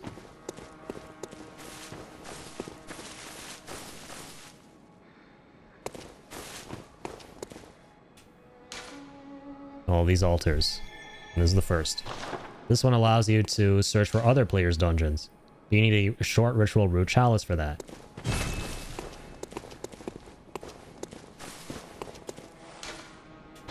All right. Let's do a chalice dungeon.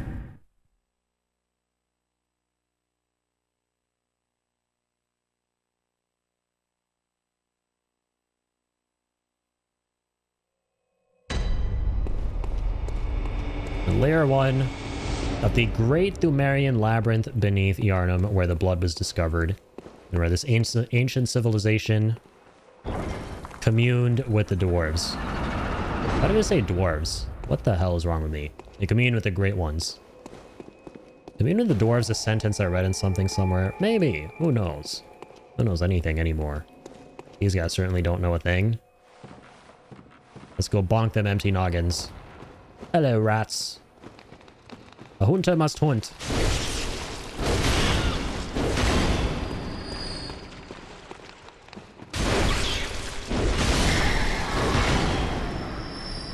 God, the chalice dungeons are so addictive, man. They're so addictive. Fun trivia, by the way. As soon as I get the root chalice to start looking up other players' chalice dungeons by typing in codes, I cannot make this up.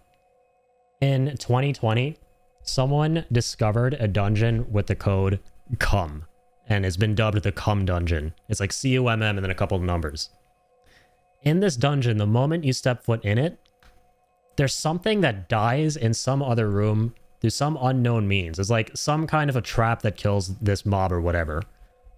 And you instantly get its runes, and it's like 100,000 runes. So that thereby allows you to break the game. You basically get those runes, get the hell out, level up everything, buy everything, GG's. I could really do that if I really wanted to. I wanted to break the game. And just have an easy mode experience if I truly wanted to commit to the lore run and just breeze through everything, but I won't. We did a stream where we explored that back in like 2020. Maybe I'll pull it up too because it's hilarious. Hang on. I actually will pull this up because it's super duper funny. Legolas, after meeting Gimli, communed with the dwarves, kind of based actually. Probably something from Lord of the Rings. I'm not gonna lie. Maybe my mind went to Lord of the Rings. Which honestly, it's a good thing for your mind to go to. The Cumgen. Enter the Cumgen. Alright, we're gonna pull up this VOD. Because I cannot make up how insane this is. Why am I not signed in? Okay, whatever. Uh-huh. 2021. Bloodborne affiliate. Stream through. Okay. Just the thumbnail alone. Just the thumbnail alone, man. I had so much fun making this thumbnail. This one right here. Greatest chalice dungeon ever? This was back in 2021. Oh my god, yeah, you get like 83,000. Alright, ladies and gentlemen. Where's the part where I went to the dungeon?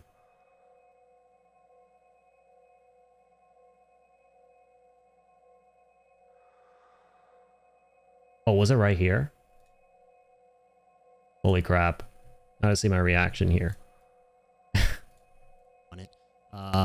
Okay, so where were we again? Oh yeah, breaking the game casually.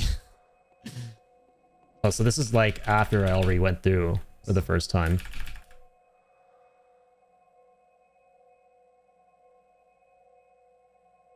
I don't know if you guys saw what happened there, but I just literally walked into that dungeon. Okay. Yeah, so literally... Wait. This dungeon is whack. 80k echoes every 20 seconds without killing anything. Alright, so you just go... Alright, where's this glyph at? I want to see myself typing this in. Hang on. Because of the funny... Yeah, come FPK. It's not even a hard code. There are no numbers. It worked. Oh my god. I hope there's no way to delete dungeons. I don't think there is. It's so awesome. This is absolutely ridiculous. So you go in there. Fucking way. I swear to God, if that's all it is. You literally... Okay. Here it is. So you walk in. And then someone's just dying.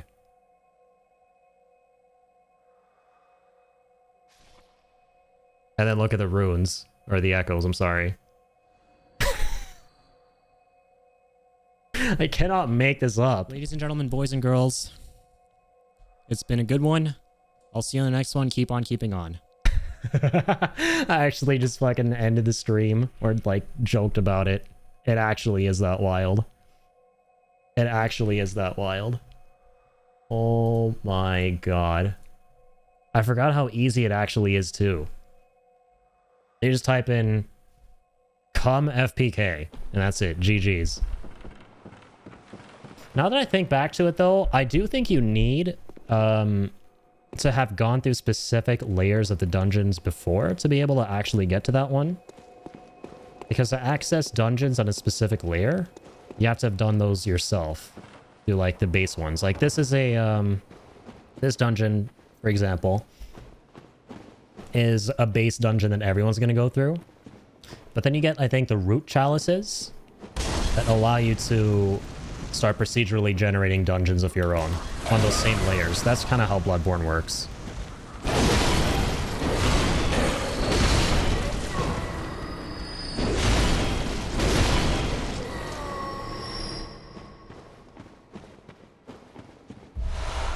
Get these 2 blood vials.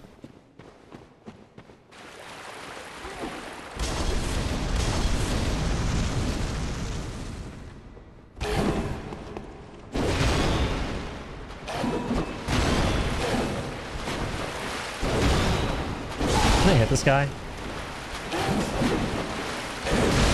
Thank you. Probably a good detour. We're getting a lot of echoes from this. But yeah, so we're basically... These skinny naked guys are the Thumerians, who've been cursed by the blood. And the further along we go, the deeper down we go, the more twisted they become.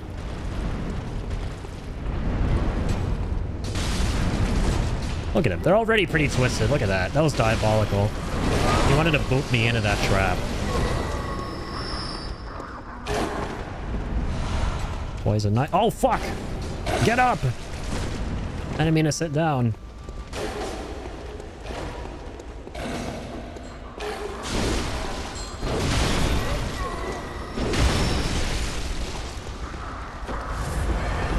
Gotta kill the summoner. Getting the orange ones.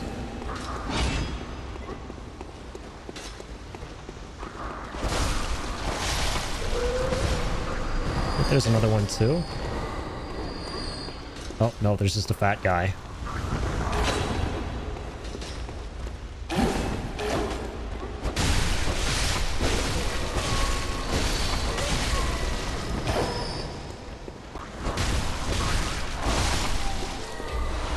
And grab some QS bullets.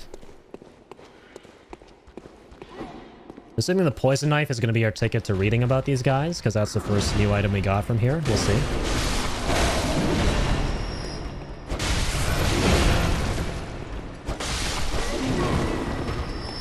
Alright, fatty. Let's go.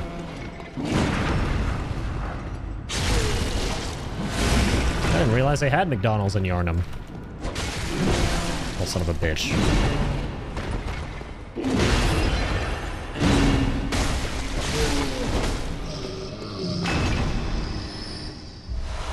Why is he so moist? I think you're asking the wrong question.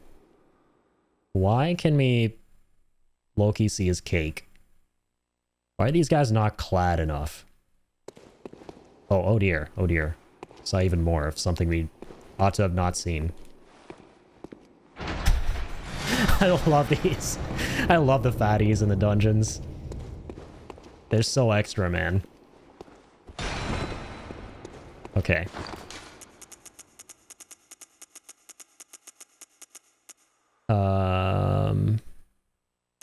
What was it we wanted to read about? Yeah, the poison knives.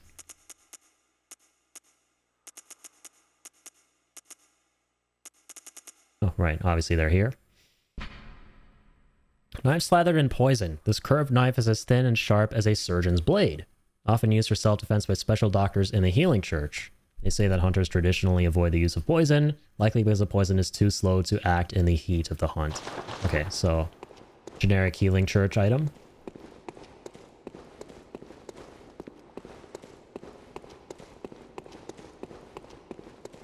So yeah, the way these dungeons work, you pull these levers and then you open up doors that lead you to the boss.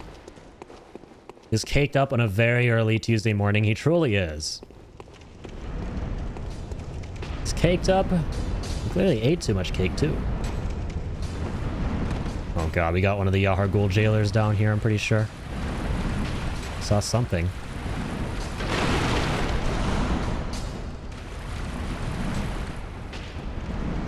Got me a Molotov. And do like me that.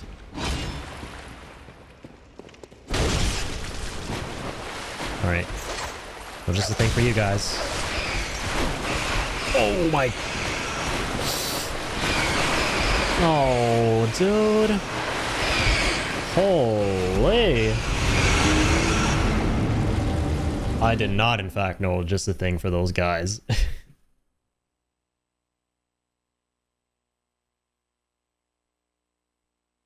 Why is everyone so mean? Why are rats so mean? Why is...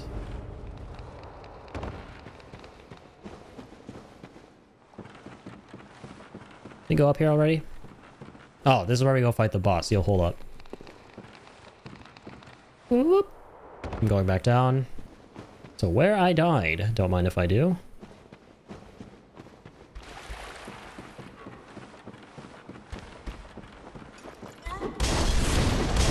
I hate you too.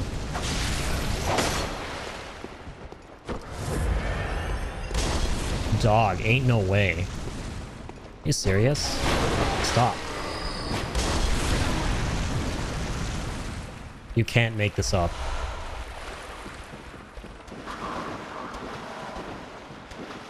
A lot of things as of late that you can't make up. He actually ononated. He actually dead-ass ononated. Oh, I'm so cooked.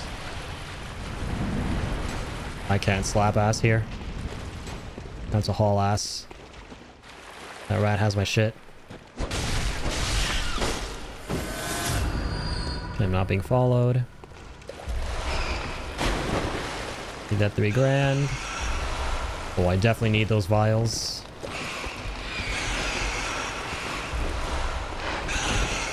Those cocks. I need them bullets. Need more bullets.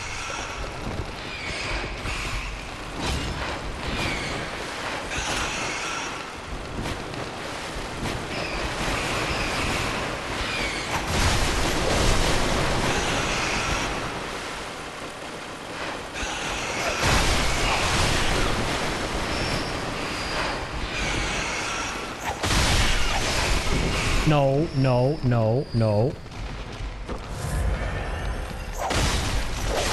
Thank God you don't get poisoned from these. That's all I'm gonna say.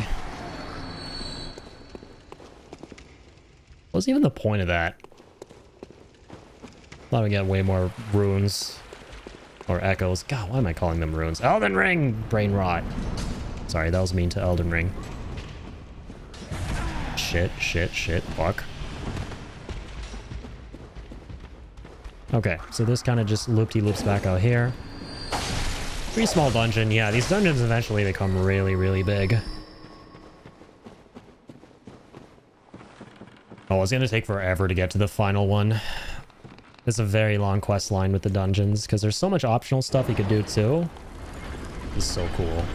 I don't know if I'll fully do it. I don't know how much I want to commit to this run. We'll see, though. We'll see. Okay. First boss fight in here. With the... Ian, you're gonna love this. The pulsating pustules. He's got one in his leg. Oh god. Ow. Oh god.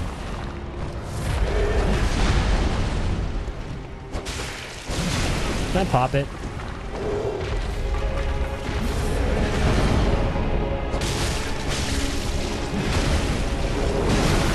Oh. Sag.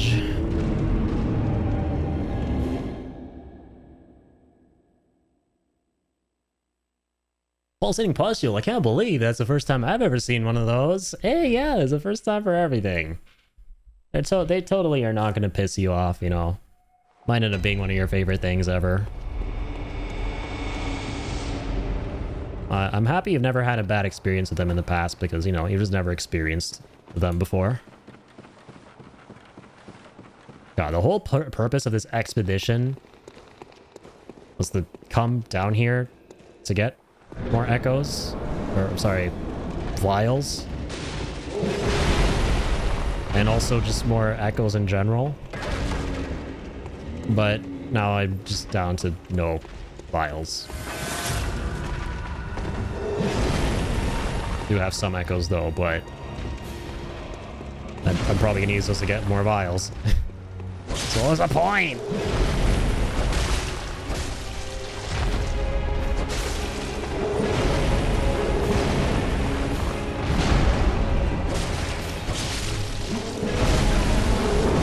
Really?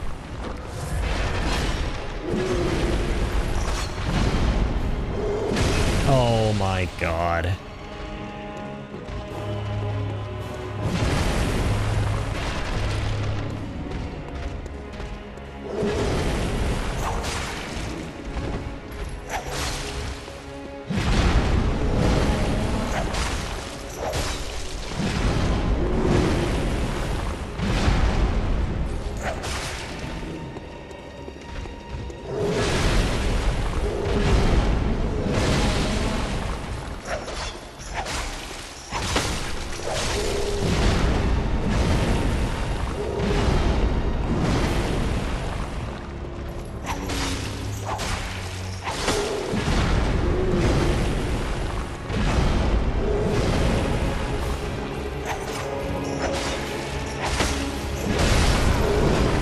Toast.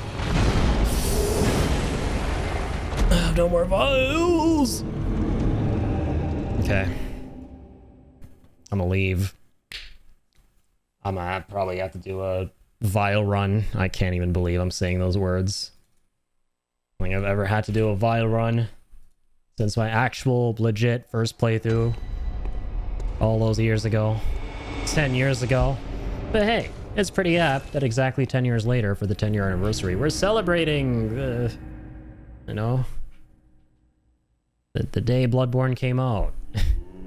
So we gotta celebrate what we did on that day, I suppose.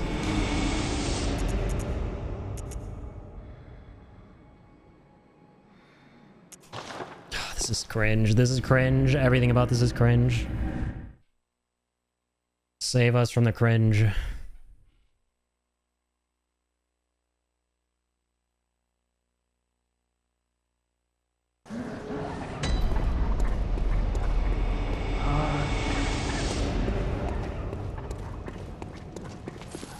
Glibbert's still vibing. Love to see it.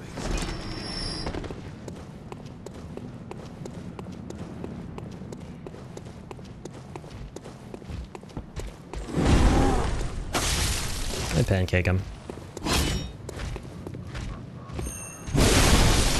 I can.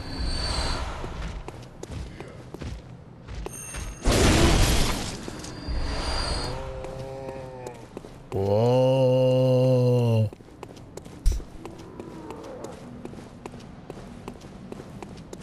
Let's finally open this door, by the way. Stupid ass door. Finally open it up.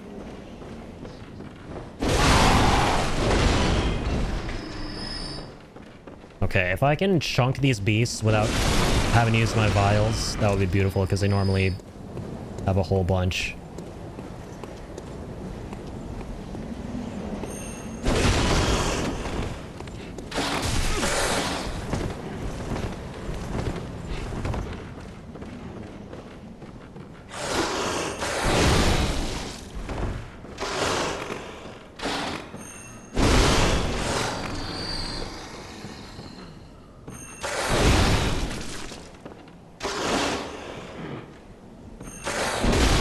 Nice and cheesy. Dang, they didn't both drop him. LRNG. Boo.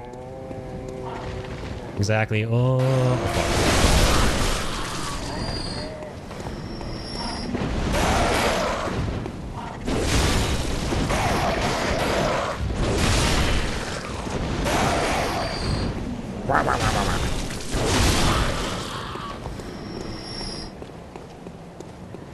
Yep, this is a very nice vial run.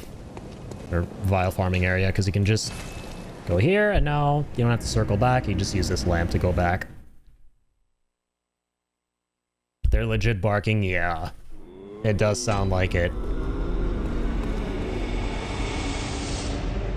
Am I correct in assuming there's a twisted part of this game where you start encountering dogs combined with birds? Or am I thinking of a different game? Might be Bloodborne. I should remember everything about everyone in this. Something tells me that that's a thing eventually. Yeah, the birds start becoming really twisted eventually. I do remember. I'm struggling to remember what they look like exactly. 9 veals. Oh. I actually use my 1409 here to buy a couple more. I like 3. Okay. 12 should be enough, right? I'm a really good player, right? Right? Right.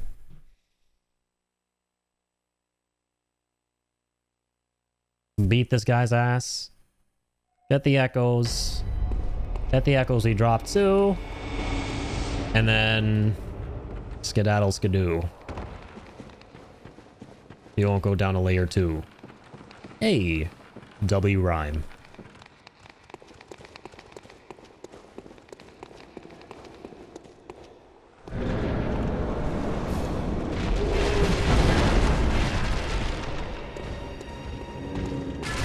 Oh, there my room. Oh my god.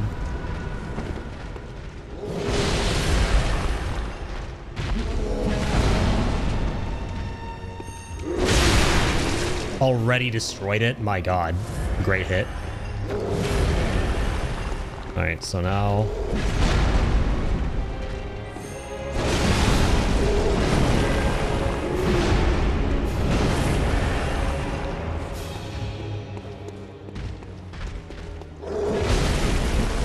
I should not be charging up attacks. It's so risky.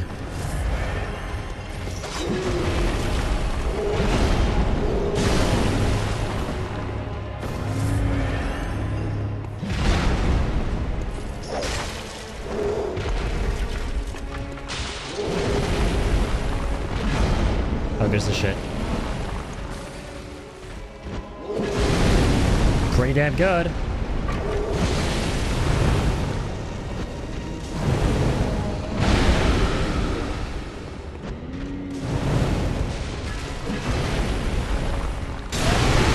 Eat shit.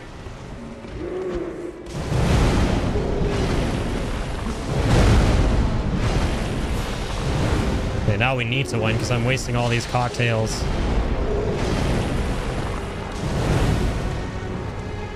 Ah!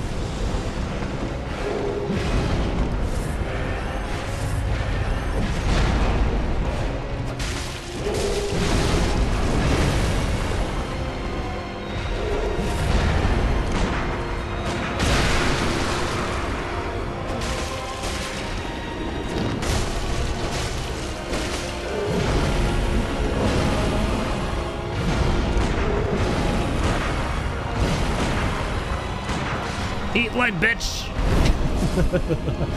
Blood tinge build, baby! Yeah! I shouldn't even be hyped about that fight. I don't think I've ever actually had to try hard that. There's a, like I keep saying, a weird ass playthrough by Jove.